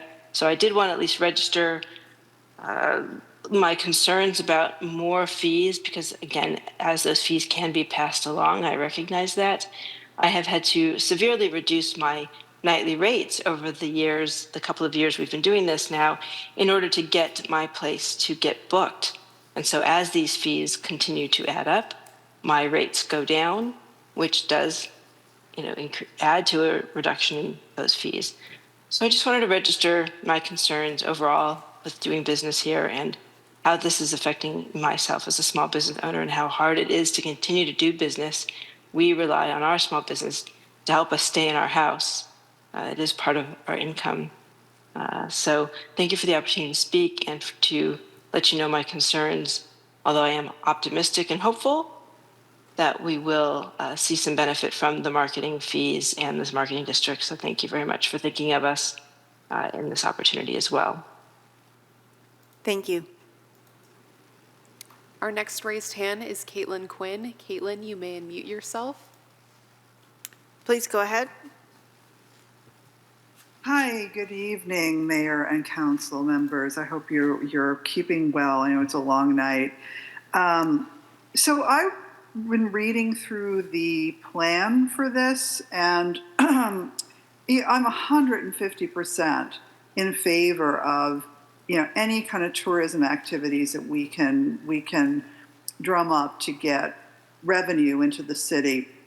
But under services, there's a sentence that reads in the overview: marketing and sales promotions and destination development programs will increase demand for overnight tourism and market payers as tourists, meeting and event destinations, thereby increasing demand for room night sales. My concern is with the meeting and event destinations language, because if you look at that list that Mayor just referred to of all of the lodgings, so there's 137 short-term rentals listed there, and I would bet probably 127 of them are unhosted whole house rentals.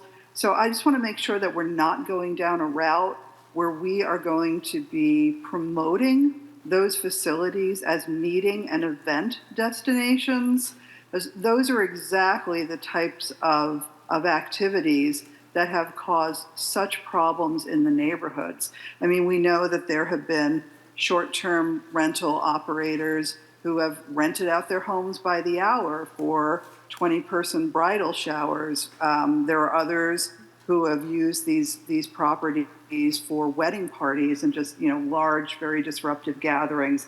So I'm just pointing this out. It may be a non-event, but language matters, as you all know. And when I see language like that, it gives me pause. The other thing I want to say, this list is super helpful, right? That lists all the short-term rentals. And I'm wondering if there isn't some way to just post it on the city website someplace. A list of all permitted short-term rentals is something that the community and council itself has been asking of staff for, I think, years at this point, and it looks like it was able to be pulled together for this. It'd be really super if it could be posted. Thank you so much. Have a good night. Thank you. All right, we have no additional raised hands. Thank you. Then I will close the public hearing and bring this back to council.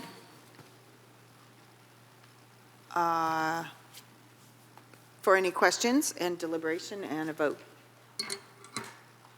And Madam Mayor, I just want to confirm for the record that no written protests were submitted. Correct.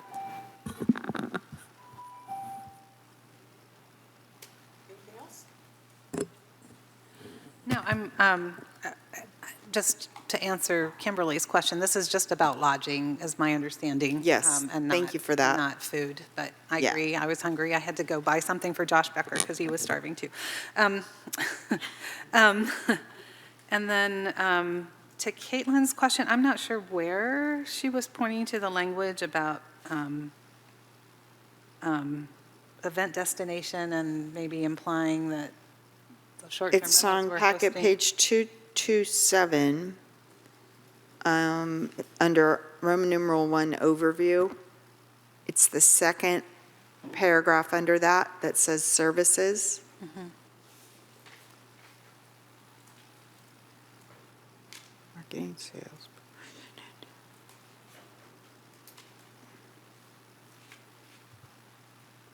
I believe that's the location.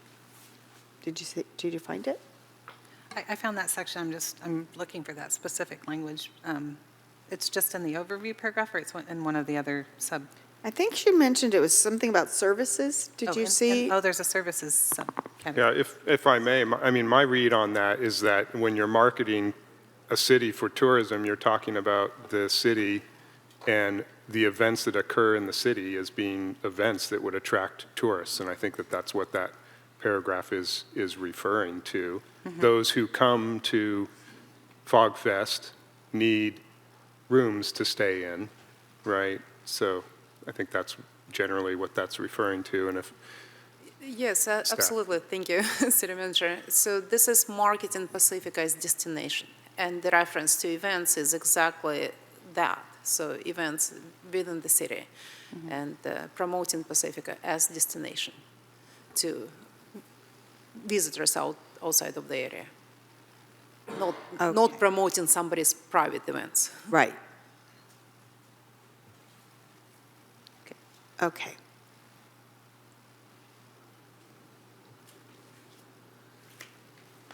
Anything further? No? Greg? Yes, I'd like to move that we adopt staff's recommendation and move forward. I'll second. So we have a motion and a second. Please vote.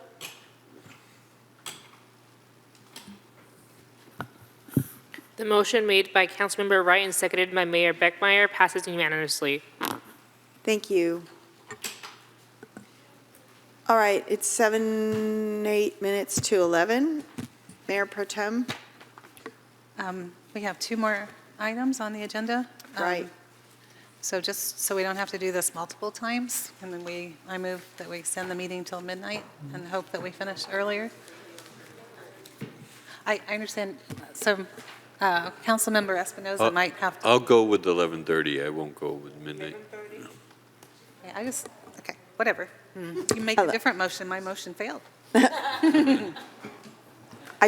Is there a second for Mayor Pro Tem's motion to extend the meeting to midnight? Hearing no second, I'm looking for a new motion. I move that we extend the meeting to 11:30. All right, motion and a second, please vote. All right, item 9. We're waiting on one more vote.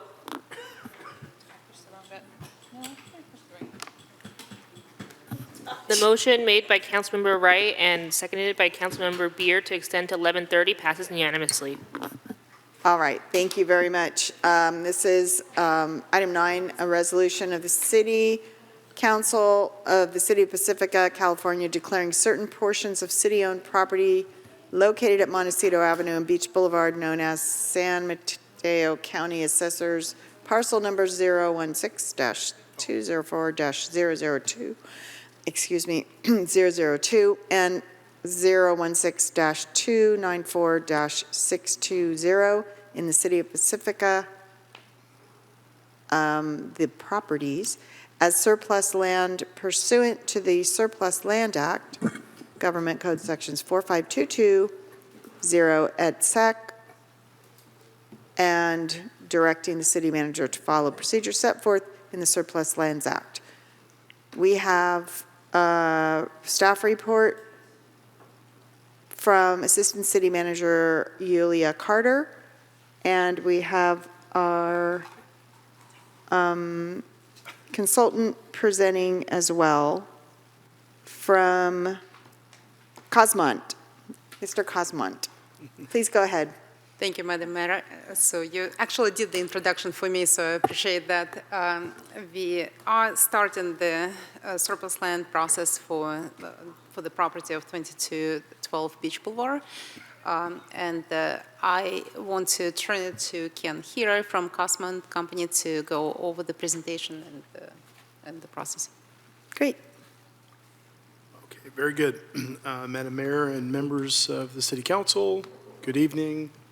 So we have till midnight? 11:30. And there's one more item. I'm just kidding. Uh-huh. My name's Ken Hero with Cosmont Companies, and it is good to be back. I'll try to be brief, but it's an overview of the Surplus Land Act. The real focus is the declaration of a particular property, but let me start from the top of the key. As part of our implementation of the study we did back in 2023, which was called the Economic Opportunity Study, we evaluated lots of properties and districts within the city of Pacifica, and there was an adoption of that Economic Opportunity Study, and we're really at the stage where we're sort of managing city-owned properties as part of a next step. The city owns properties which could be utilized for redevelopment or development, one of which is the Beach Boulevard site, which has been identified presently where we're located, 2212 Beach Boulevard. And the Surplus Land Act, SLA, requires that cities make agency-owned surplus properties available for affordable housing proposals. And I'll talk a little bit about SLA in a minute in terms of its history, but there's a very compliance-oriented process that would need to ensue in order to go through the Surplus Land Act process and comply with the latest legislation passed by HCD, the California Department of Housing and Community Development. I think you've been through the SLA process, if I'm not mistaken, on another site. But successful navigation through that will afford the city opportunities to do different things with properties, which it can include facilitating blended use or commercial development, which can create jobs and create tax revenue. You can certainly facilitate affordable housing development on certain properties, and the other option, of course, that you all have is to really retain certain properties for public use. If you retain a property for public use, in a sense, you don't have to do anything with it. You don't have to declare it surplus. So we're here tonight to discuss the declaration of the property, Beach Boulevard, as surplus in order to go through the Surplus Land Act process. I don't want to go through the gory details of the history of SLA, but it certainly has been around for a long time, actually, since 1968. It was recently amended through AB 1486, and then re-amended in 2024. That was in 2020, to ensure the availability of property is afforded to affordable housing developers. And so there's, again, a compliant-oriented process. Public agencies that want to sell or lease a public agency-owned property must go through a structured sale disposition process. And that's pursuant to a government code. SLA gives affordable housing developers an opportunity to propose on the purchase of any public agency property within California. But a city does not necessarily have to sell a property subject to certain terms and conditions through that Surplus Land Act process, including fair market value. So what we've done is walked through the steps pretty straightforwardly. If a property is not considered exempt, it would be declared surplus. And that's the resolution before you tonight.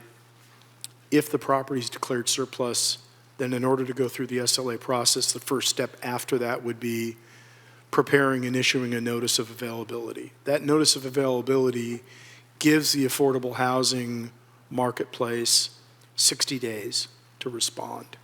And I can talk a little bit about if there is a response, if there isn't a response. If we keep going and there are responses, then you essentially enter into a 90-day good faith negotiation period.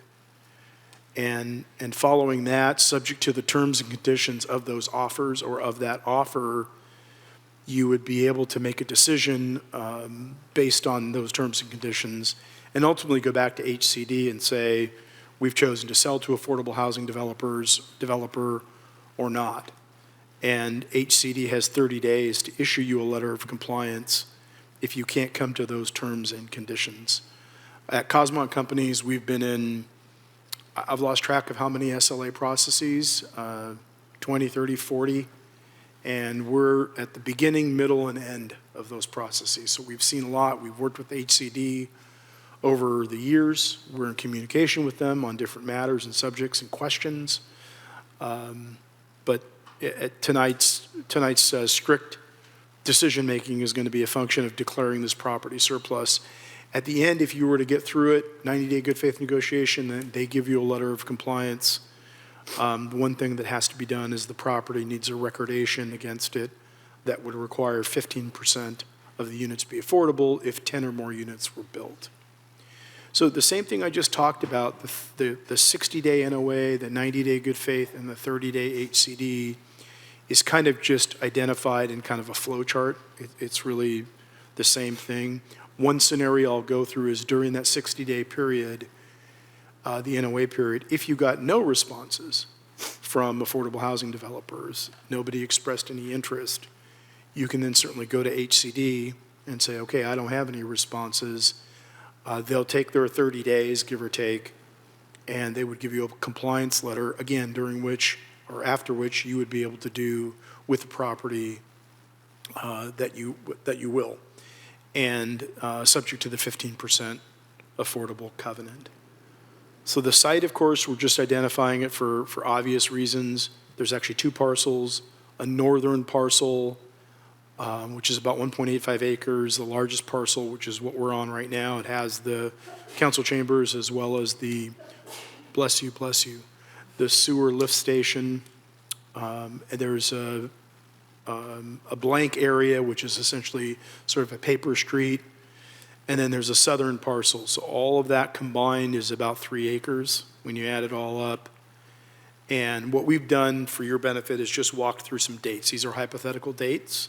If you were to declare the property surplus tonight, then, and you said move forward with the NOA process and the SLA process, we would prepare that NOA, and just a hypothetical would say by May 15th, issue that NOA pursuant to the regulations, and HCD's list that it would be distributed to.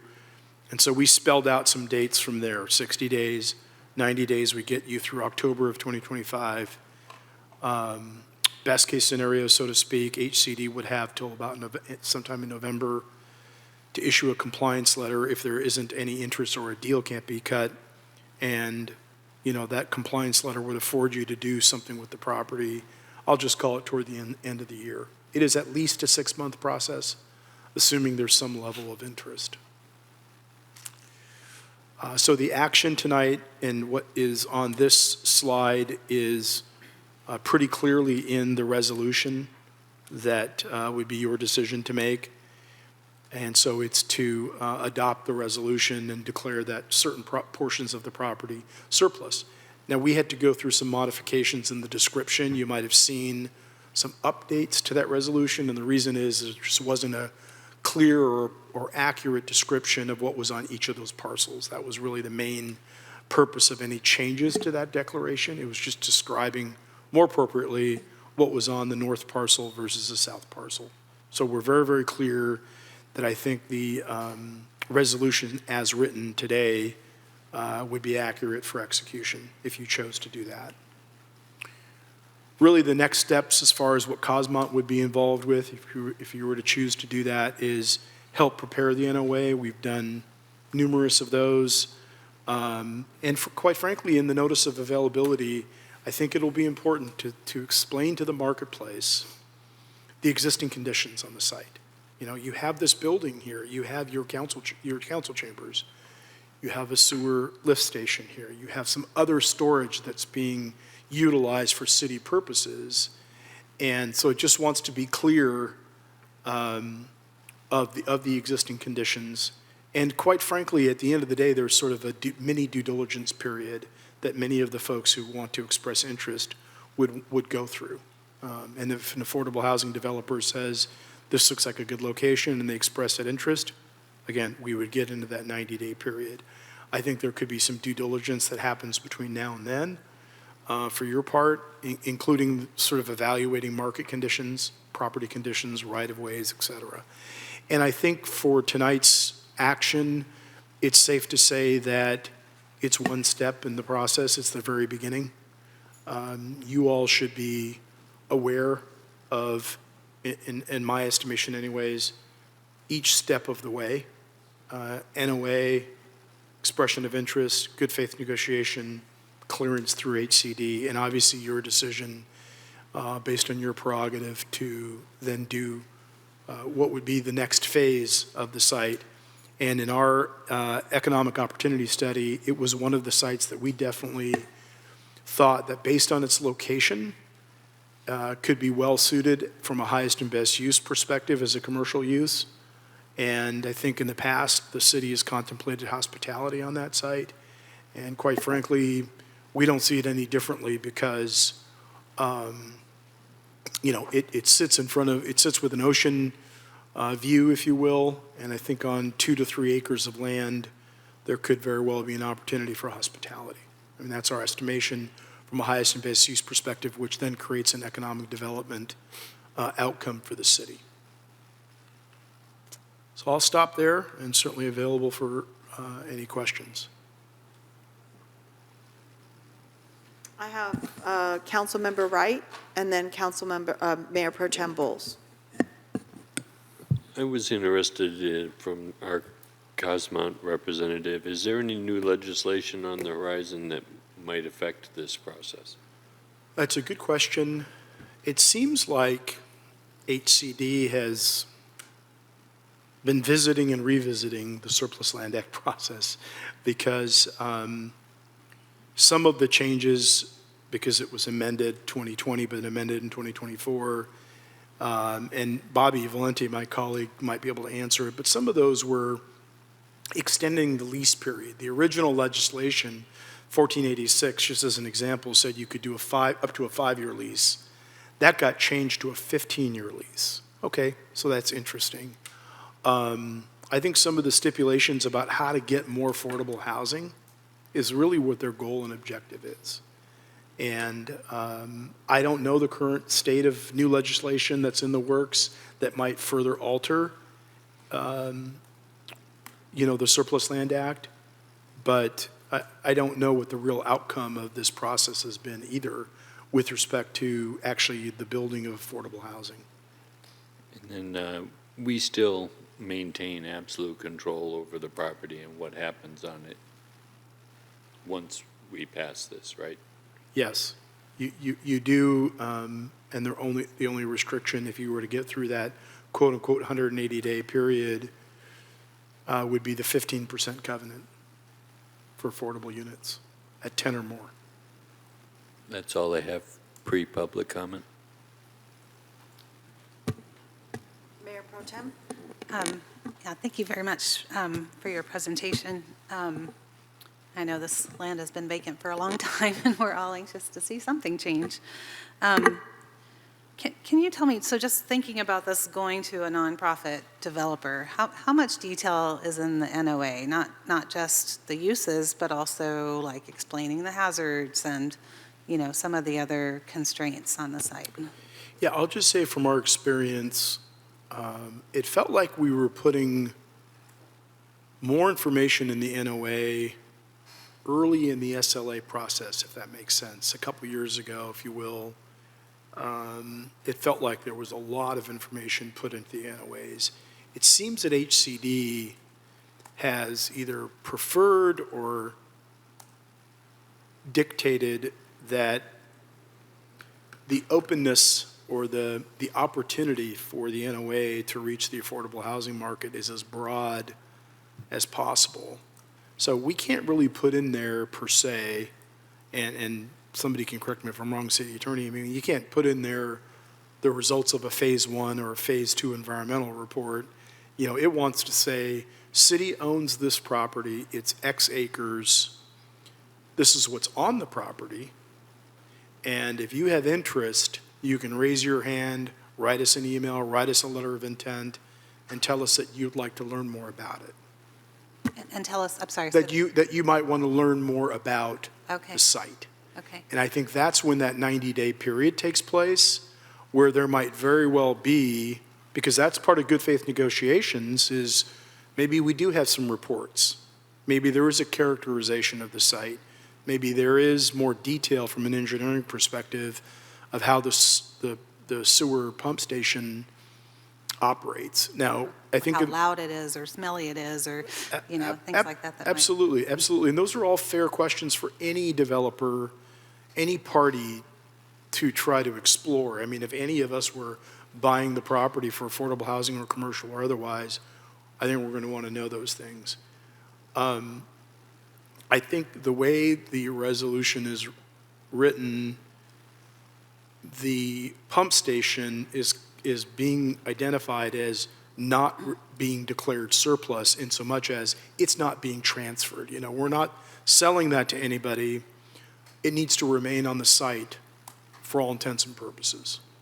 Because the belief is it's an extreme cost to quote unquote relocate. May not even be viable based on the operations and the flow.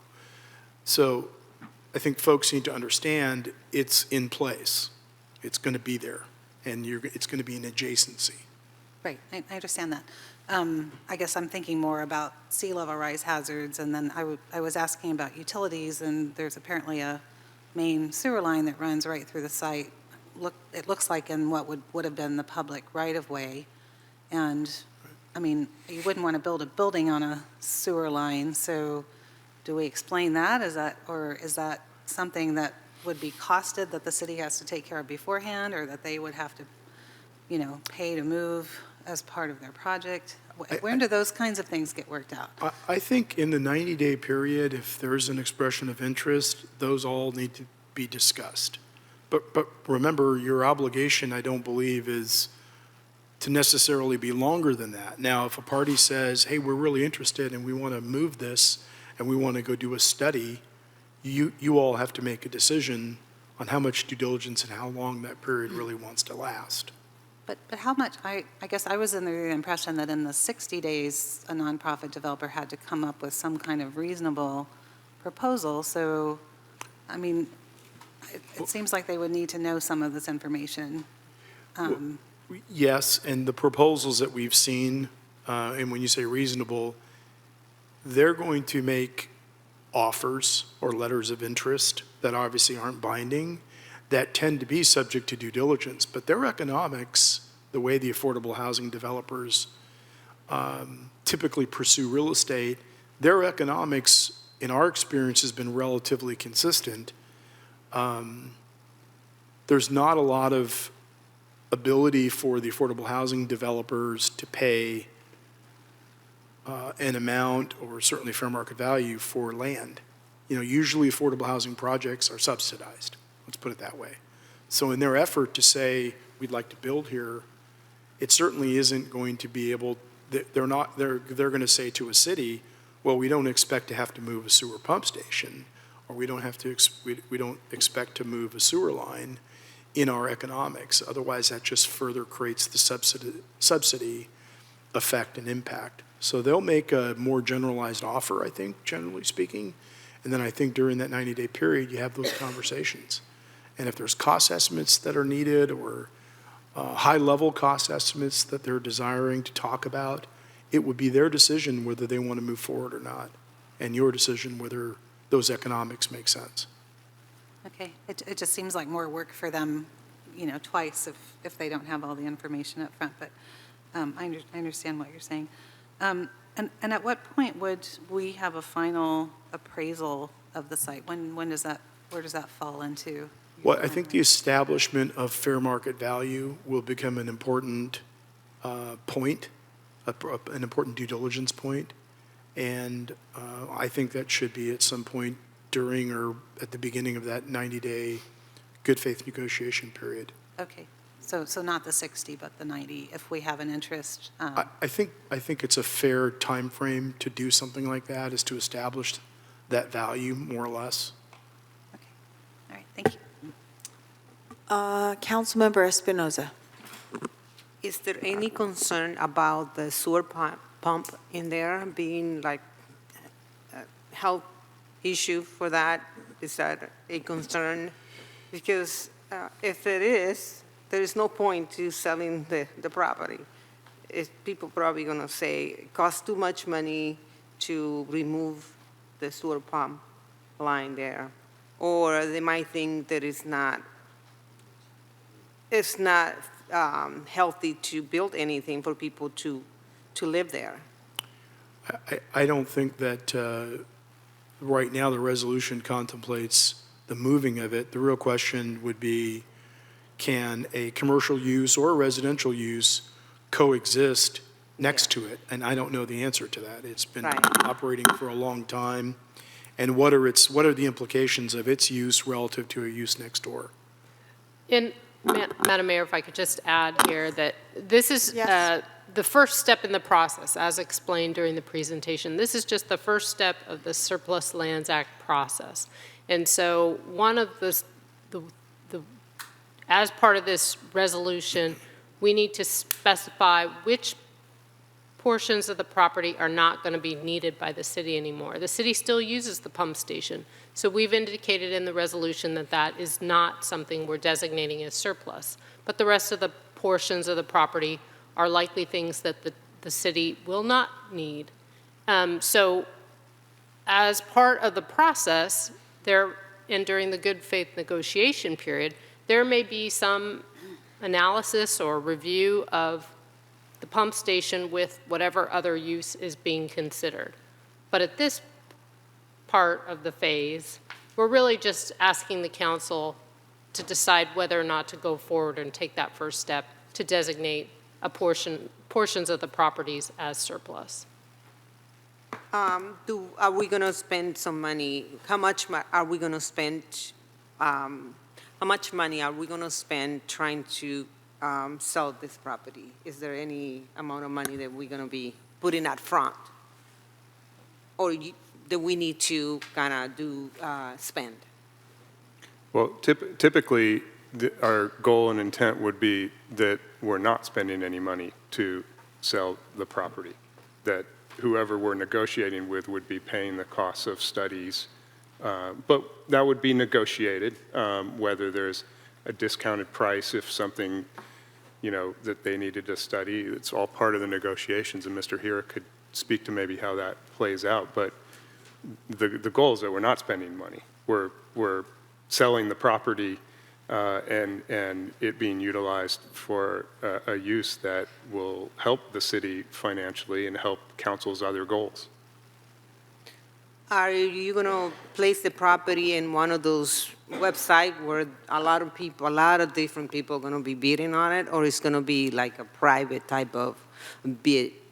I already visited some other website where they put it for everybody to look at it.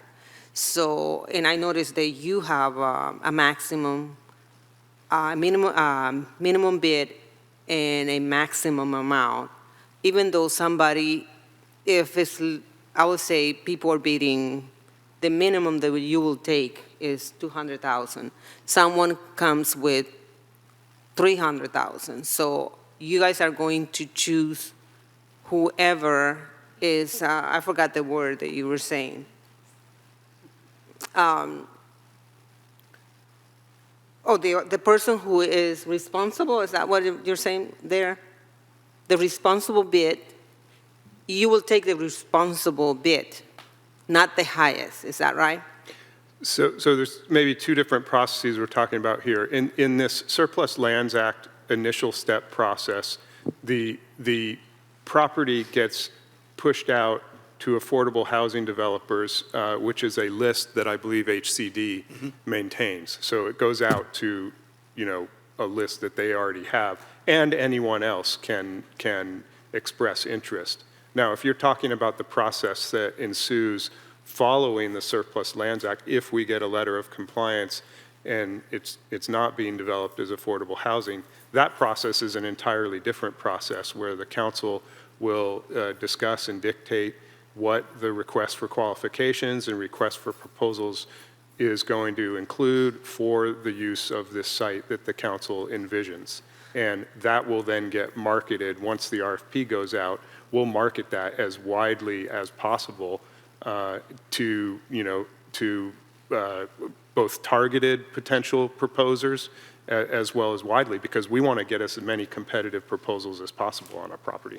Do you have the names of those where are you going to put the property for sale? Later. Okay. That's part two, the second phase after the initial offering of the, to the. We have to do the first step before we can, okay. Got it. Right. Okay. I think we'll open it for public comment. I don't have any cards presently, and I don't see anyone walking up. Are there any callers? We have one raised hand. Clifford Lawrence, you may unmute yourself. Please go ahead.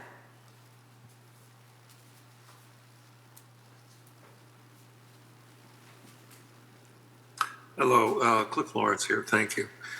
My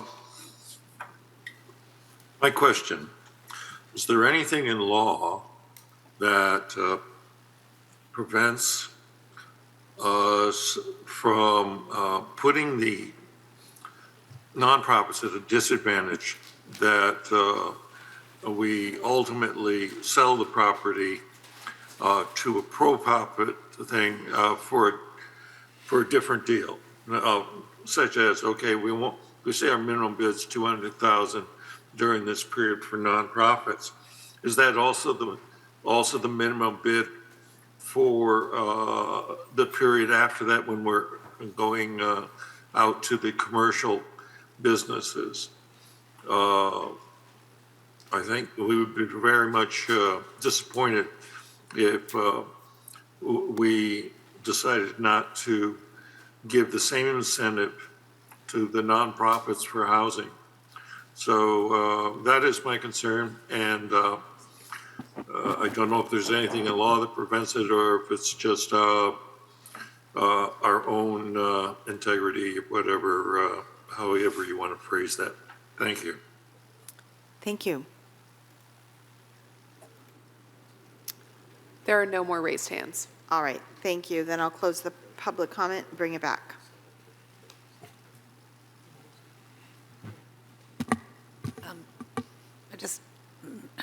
I'm trying to make sense of Cliff Lawrence's question, but I mean, my understanding, and correct me if I'm wrong, we're putting this out for nonprofits first. Well, if we get any interest, we'll be negotiating with them and looking at an appraisal and all the other parts of the project and seeing what they offer us, and if that's something that would come to the council to decide, right, if we wanted to take that or not, before we then could offer it to for-profit developers.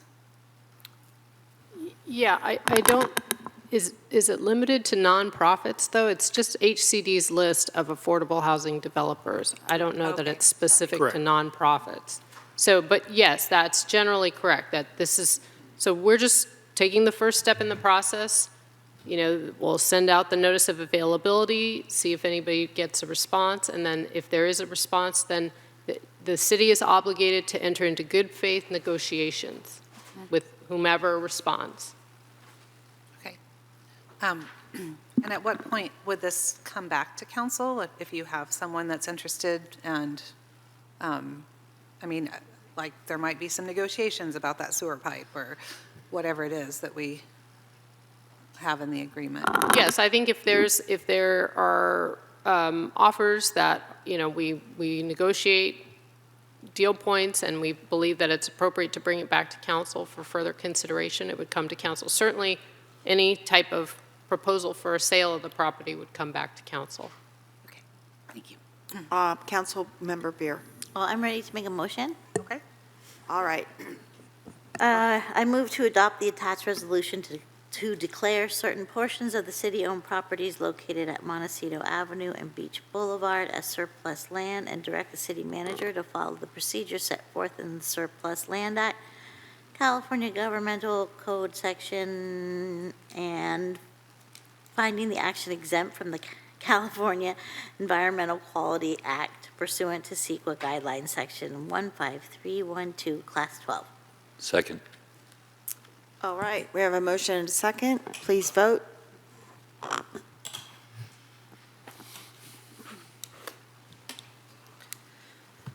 Motion made by Councilmember Beer and seconded by Councilmember Wright as adopted, as amended by, with the resolution amended, passes unanimously. Thank you very much. Thank you. So we have one more item and we have 5 more minutes. I don't think that's reasonable, so I'm asking for a motion to extend. I know the Mayor Pro Tem attempted to forestall this happening. It was a good faith effort. I appreciate it very much. I second There the was Mayor Pro Tem's previous motion. Oh, is she making that motion?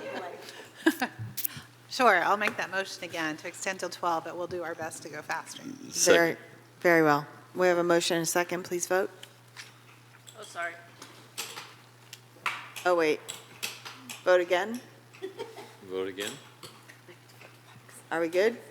All right, we're good. The motion to extend to 12 a.m. made by Mayor Pro Tem Bowles and seconded by Councilmember Wright passes unanimously. And this is the item 10, proposed ordinance amending sections indicated of the, I assume, city code, to adjust dollar amounts to conform to public contract code within Chapter 15, bidding procedures and public projects of Title III, finance, yes, of the Pacifica Municipal Code, related to public bidding procedures and award of contracts for public projects. And we have our interim public works director, Louis Sun, and I think I understood Roland Yip was available too, but I don't see him, so maybe you're going to handle it all on your own. I think I can do it. All right, please go ahead. Thank you, Mayor. Good evening, Mayor and Mayor Pro Tem, City Council members, Louis Sun, Interim Public Works Director. So the item before you tonight is an introduction of ordinance to amending sections 3-15.02, 03, 08, and adding a new section 3-15.11, adjustment of dollar amounts to conform to the public contract code.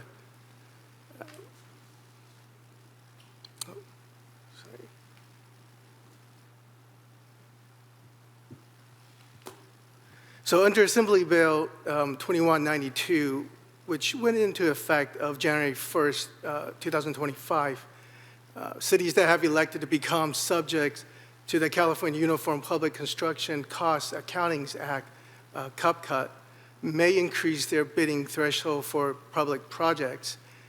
AB 2192 authorized public projects of $75,000 or less to be performed by the employees of a public agency by force account, by negotiated contract, or by purchase order.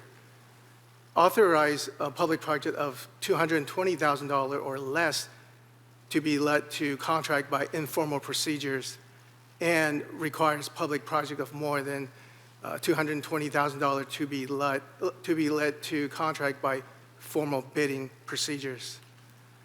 The city elected to become subject to CUPCUT and follow the provision of Public Contract Code Section 22000, which became effective on October 11, year 2000. And since that time, staff have periodically brought to City Council recommended updates as necessary.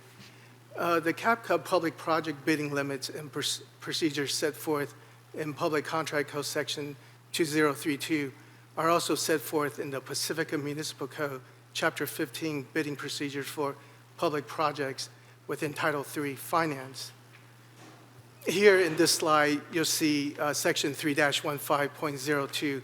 On the top part, it shows you what the current bidding threshold for our code. And at the bottom is what the updated bidding threshold would be. So there are essentially three groups or three sections. The first one, $60,000 or less to be performed by force account, negotiated contracts, or purchase order. The second group is $60,000 to $200,000 to be let by informal bidding. And the last, Section 3, is $200,000 or plus or more to be let by formal bidding. That's our current bidding threshold. So what's being updated, as you can see in the second half, is changed to $75,000 for the first group and $75,000 to $220,000. That's within the second group. And lastly, the third group is $220,000 or more. That's to be led by formal bidding. So given the changes affected by AB 2192, staff is recommending that the bidding limits in Chapter 15 to be updated. And this will help streamline the public works bidding process for the city while maintaining an appropriate level of transparency and accountability. And further improvements include language to increase the city manager's award authority to be consistent with the revision of Section 3-15.02, and to allow all purchasing level to automatically follow the limits allowed under the state law in the future. So this is Section 3-15.03. This is award of contract by city manager. And what you see here is what currently the code shows. And this is directly reflect to the previous Section 3-15.02. This is Section A, B, and C. And you can see the city manager's current authority for those three groups. So essentially, staff is also recommending that this Section 3-15.03 also to be amended to conform to the revision to Section 3-15.02, so that the city manager can award contract up to the new informal bidding limit of $220,000. And I would also add that almost all of public works contracts are typically much greater than $220,000, and it's almost all being bid through a formal bidding process. So within this range, under Groups B, of $75,000 to $220,000, those type of informal bidding projects are very rare. We don't have many of those, so I just want to point that out. And in Section 3-15.08, this amendment is also necessary to update the informal bid in excess of 175,000. That's what currently we have in this section.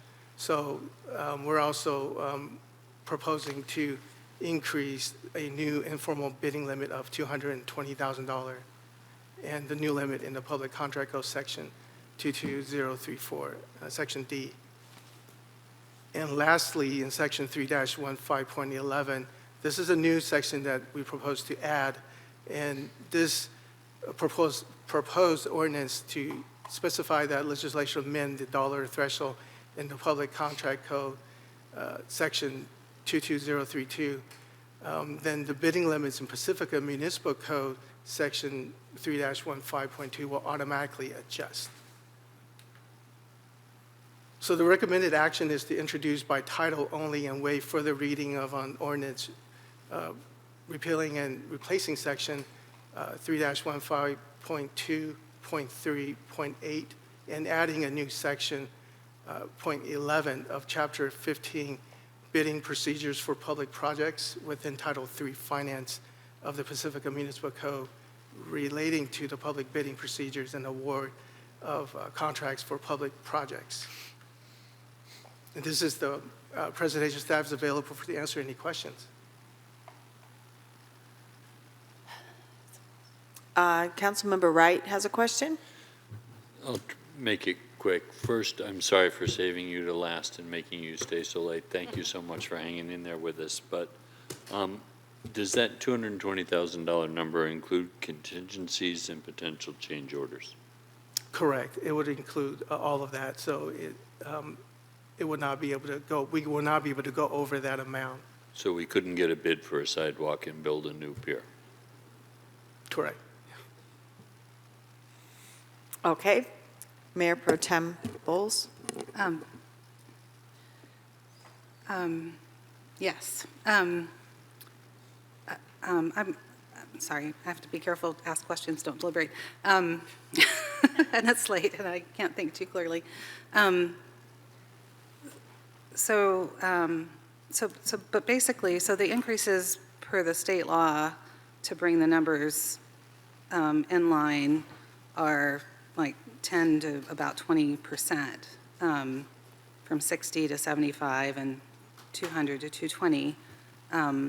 But then the current staff/city manager limits for approving contracts without coming to council at all, and that means not coming even on consent agenda, right? So right now, those limits are 75,000, and they're proposed to be increased to 220,000? Yes, and that is what we're proposing, Okay. to increase that city manager authority to meet what we see in section 02, $220,000. Well, so yeah, I understand, but I mean, right now, we're not meeting that in terms of the city manager Correct. percentage either, right? To the 200, but, okay, so, and then, do we know what other cities' percentages or amounts for staff and city manager contracts are, just as a comparison? I haven't researched into what other cities the limits are, so I'm not certain what other city managers' approval limits. But, you know, just kind of going back by memory, I know that in city of San Mateo, they do have quite large threshold for their directors, and I would assume that for their city manager, they might have even a larger threshold than Pacifica. So, But when you say large, do you have a rough idea of what you're remembering? And they're a much bigger city than just ours. by memory, I think for city of San Mateo, their director, public works director, can approve contracts in over $100,000. Okay. And then, so I had asked just to clarify what contracts, and it said only public projects. And then so I've just been trying to understand what that means, right? So, so it's of any work on any publicly owned building or land, so council chamber, city hall, community center, So anything under that amount. Sam, I was looking at some other cities, and I'll talk about that after public comment, but San Bruno also, besides the items listed in the answers to council questions, it also talked about resurfacing of streets less than 1 inch. So I think that would apply to us too for our pavement resurfacing type of projects, that those.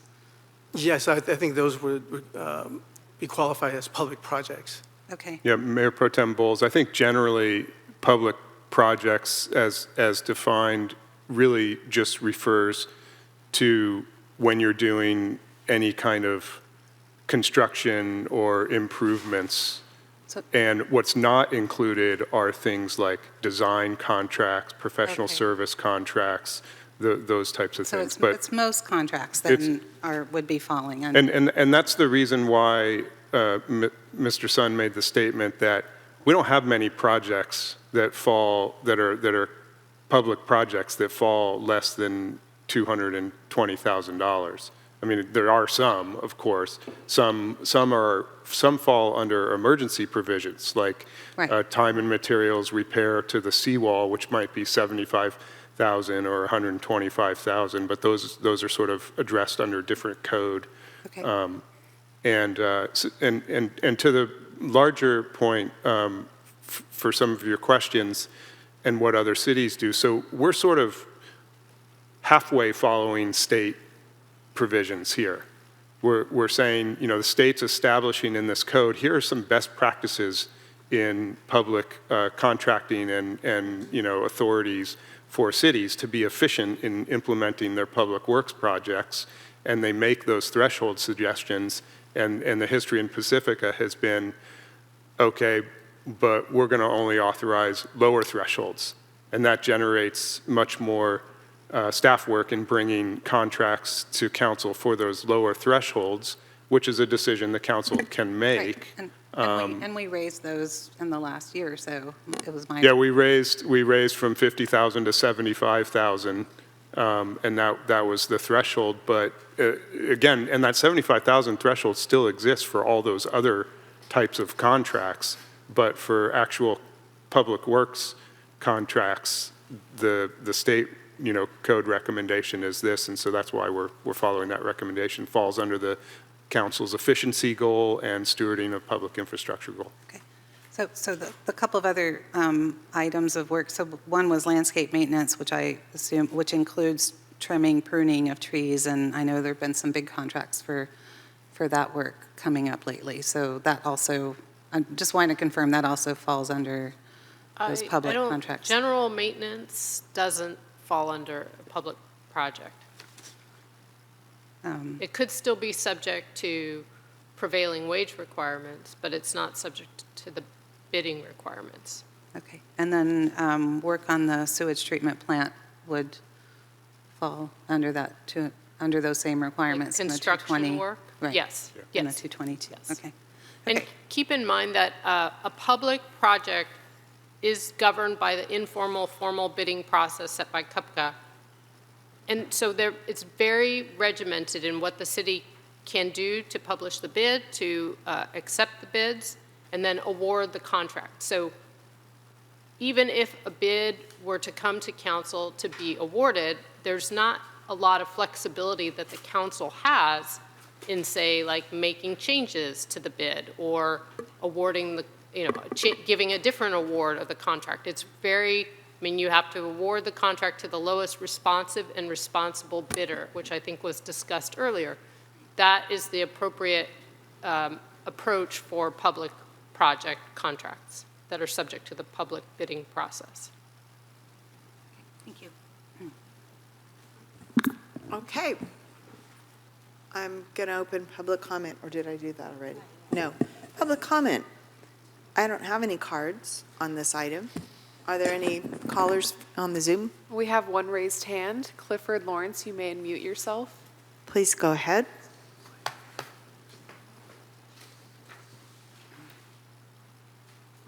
Sorry, I'm I was challenged here this evening. My concern is, and I hear conflicting statements that, okay, we want to do this, but it rarely happens. It involves a cost to do this. But my sense is, and please correct me if I'm wrong, that in doing this, we raise the level of rather large expenditures that don't get any public hearing. The fact that you got to bring this back to council, where they don't have a lot of options of modifying it, is not the point. The point is, this becomes presented publicly, and that's my real issue. And the other thing is, you got a piece in this that says, if the state changes these rates, we're going to follow them automatically without making changes in our ordinance. Again, I think in the interest of transparency, I have real issues with that. So hopefully you can get this all sorted out. I thank you. Thank you. There are no additional raised hands. Okay, then we'll close public comment and bring it back to the council for deliberation, discussion, and a motion. I'm prepared to move we accept staff's recommendation and accept. Oh, we have questions. No, well, okay. Sorry, Please. You can move, maybe somebody wants to second. I'll second. Okay. I'm But not wait, ready. before we vote, we have to have a discussion. Great, Please go ahead. do it. Yeah, I am okay upping these amounts, the A, B, and C. I do really have concerns about raising staff limits from 75,000 to 220,000. I was trying to do some research myself on what other cities did, and I'm not going to quote what I found online because that wasn't confirmed, but I talked to 4 council members today. So Half Moon Bay has a limit of 30,000, Millbrae has a limit of 50,000, San Bruno has a limit of 75,000, Hillsborough has a limit of 75,000 for staff. For public works. These are for any staff approval of projects. That's the way ours are set up right now too. It's for everything. And given that our budgets are so tight, like it's not that staff is necessarily making a presentation, it's that they come on the consent agenda. So we can look, the public can look, it's transparent. And quite honestly, in the 2+ years that I've been here, I mean, I have found some errors in some of the contract stuff that were able to then be fixed at the meeting so that things are signed properly. So I'm okay upping the amount to like a percentage, just like the others. Like I said, we're 10 to 20% above the existing 75,000 limit, but 220 is just a huge jump for me to feel comfortable with. There are quite a bit of savings, though, in terms of staff time for what we're going to have to do for a lot of these comparatively smaller projects that are going to be more administratively approved. We're going to realize some savings over time by not having to go through such a elongated process to go out and get the bid, review the bids, compare the bids. That's all a lot of staff time. So Right, and we've changed that. I'm not changing any of that. It's really just about the city manager and staff authorization without some public review. Sorry, Mayor, I do see Assistant City Manager Carter hovering over there, and it could be that she has information about other cities' thresholds. I wanted to ask if she did, in case that's informative. Please go ahead. Thank you. I just want to clarify that it's important not to mix the purchasing policy, which is our administrative policy, and the policy that's defined by California Uniform Public Construction Cost Accounting Act. And Mayor Pro Tem, you mentioned Half Moon Bay, so I happened to work for City of Half Moon Bay a few years ago, managing finances, and I can say that at least as of 2017, they did follow the state guidelines for public projects only. right? So the 30,000 threshold would apply to all other contracts, including professional services, design, maintenance, and everything that doesn't fall into this small niche that is covered by COPCA. So again, we haven't done the research how many municipalities actually limit and being more restrictive than the state. But again, based on my experience, again, I manage finances for 5 municipalities in California. So all of them followed state guidelines. So it's the first time ever I personally see that the city has been more restrictive and following the guidelines halfway, as the city manager mentioned. So it's important that we talk about, we compare apples to apples right here. So all the contracts fall under city manager's authority of 75,000. The small niche for construction projects or public projects as defined will be in this subcategory governed by the state policy. I hope that helps. Yeah, I just wish we had more information about other cities and actually seeing what their policies are. I'm trying to check my communication with Hillsborough because I know they talk to their city manager. Anyway, maybe other people want to have anything else to say while I'm trying to find it. Yeah, I don't have a problem. I seconded the motion. I have some trust, so I trust staff with this. I don't distrust staff, I just think it's better to have more eyes on things. And like I said, I mean, I've caught some things that ended up changing in the contracts we signed in the last 2 years. So, and I think that's helpful, right? So we don't have to backtrack too. Yeah, Hillsborough said that they just revised their policy and it's 75,000. And she was like, 220, I can't believe it. 3 exclamation points. So we don't have the data to understand if this is something that is unusual that we're being requested and it's really late. So again, I'm fine with all the other things. That's the one thing that is bothering me. And if I'm the only one, I'll vote no and you guys can move ahead. Okay, so we have a motion and a second. Would everyone please vote?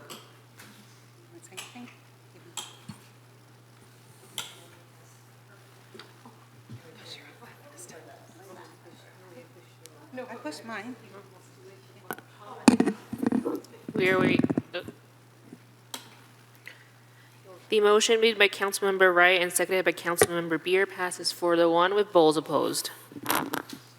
Thank you. So that concludes all of the decision items before us. City manager does have something to say about our Yeah, deceased. thank you. I just wanted to share some touching comments, and I do have a copy of this, or I may have already sent it out. If not, I will send it out because it's a really great overview of Waylon's life. So Waylon came to us in 2020, and our former IT manager, Tommy Yu, who was at the service today as well. As a matter of fact, there were probably 20 to 30 city employees from all departments that attended the service today, probably made up a quarter or a third of the attendees. Waylon came to us in 2020 as a part-time in IT and then became one of our IT analysts, I think his position was. And just some of the comments were sort of captured by our current IT manager, Haroon Kizeltug, was one of the speakers. So he was the only sort of non-family speaker today. And he gave this just great, heartfelt overview. But I wanted to read this paragraph. It really jumped out at me. And there's some funny stuff in here too. And I want to tell one funny story.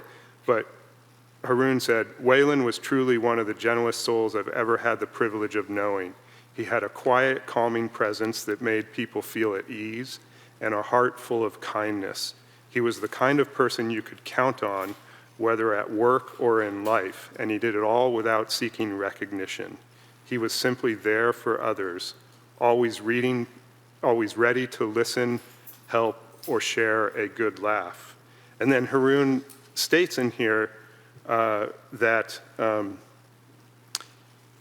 Waylon was also known for his incredible generosity. He would regularly purchase items from our senior services rummage sale. So when we were down at the community center, he would purchase items from the senior services rummage sale and then, in his quiet, humble way, donate a large portion of those items back to the sale. It was just another example of how Waylon lived with an open heart, always looking for ways to give back to his community and make the world a little bit better. So the funny story was his daughter got up to speak, and she had a memory when she was 5 years old of Waylon taking her fishing for the first time at the Pacifica Pier. And he came down and fished a lot with his friends and others at the pier and crabbed. And so the day was going on, and it was her first time fishing, and she wasn't catching anything, and they were about to pack up when suddenly he was like, Waylon said to his daughter's name, "There's a tug on your line, there's a tug on your line." And she's like, "Oh," and she pulls it up, and she caught 5 fish. Unbelievable. She remembered that forever. And then later in life, Waylon talked to his daughter and said, "You know about that day we were fishing at the pier? I just want you to know that, that was the fish we had caught, and I put them there on your line and kind of fooled you in thinking that you caught 5 fish." And so then they joked about it for the rest of time. So it was a really heartfelt sharing that he had. But I just wanted to share that about Waylon. And he'll be missed severely here, but certainly more so by his close family and friends. So thank you. Thank you for that. All right, and with that, we are adjourned at 11:55 in honor of Waylon Lee.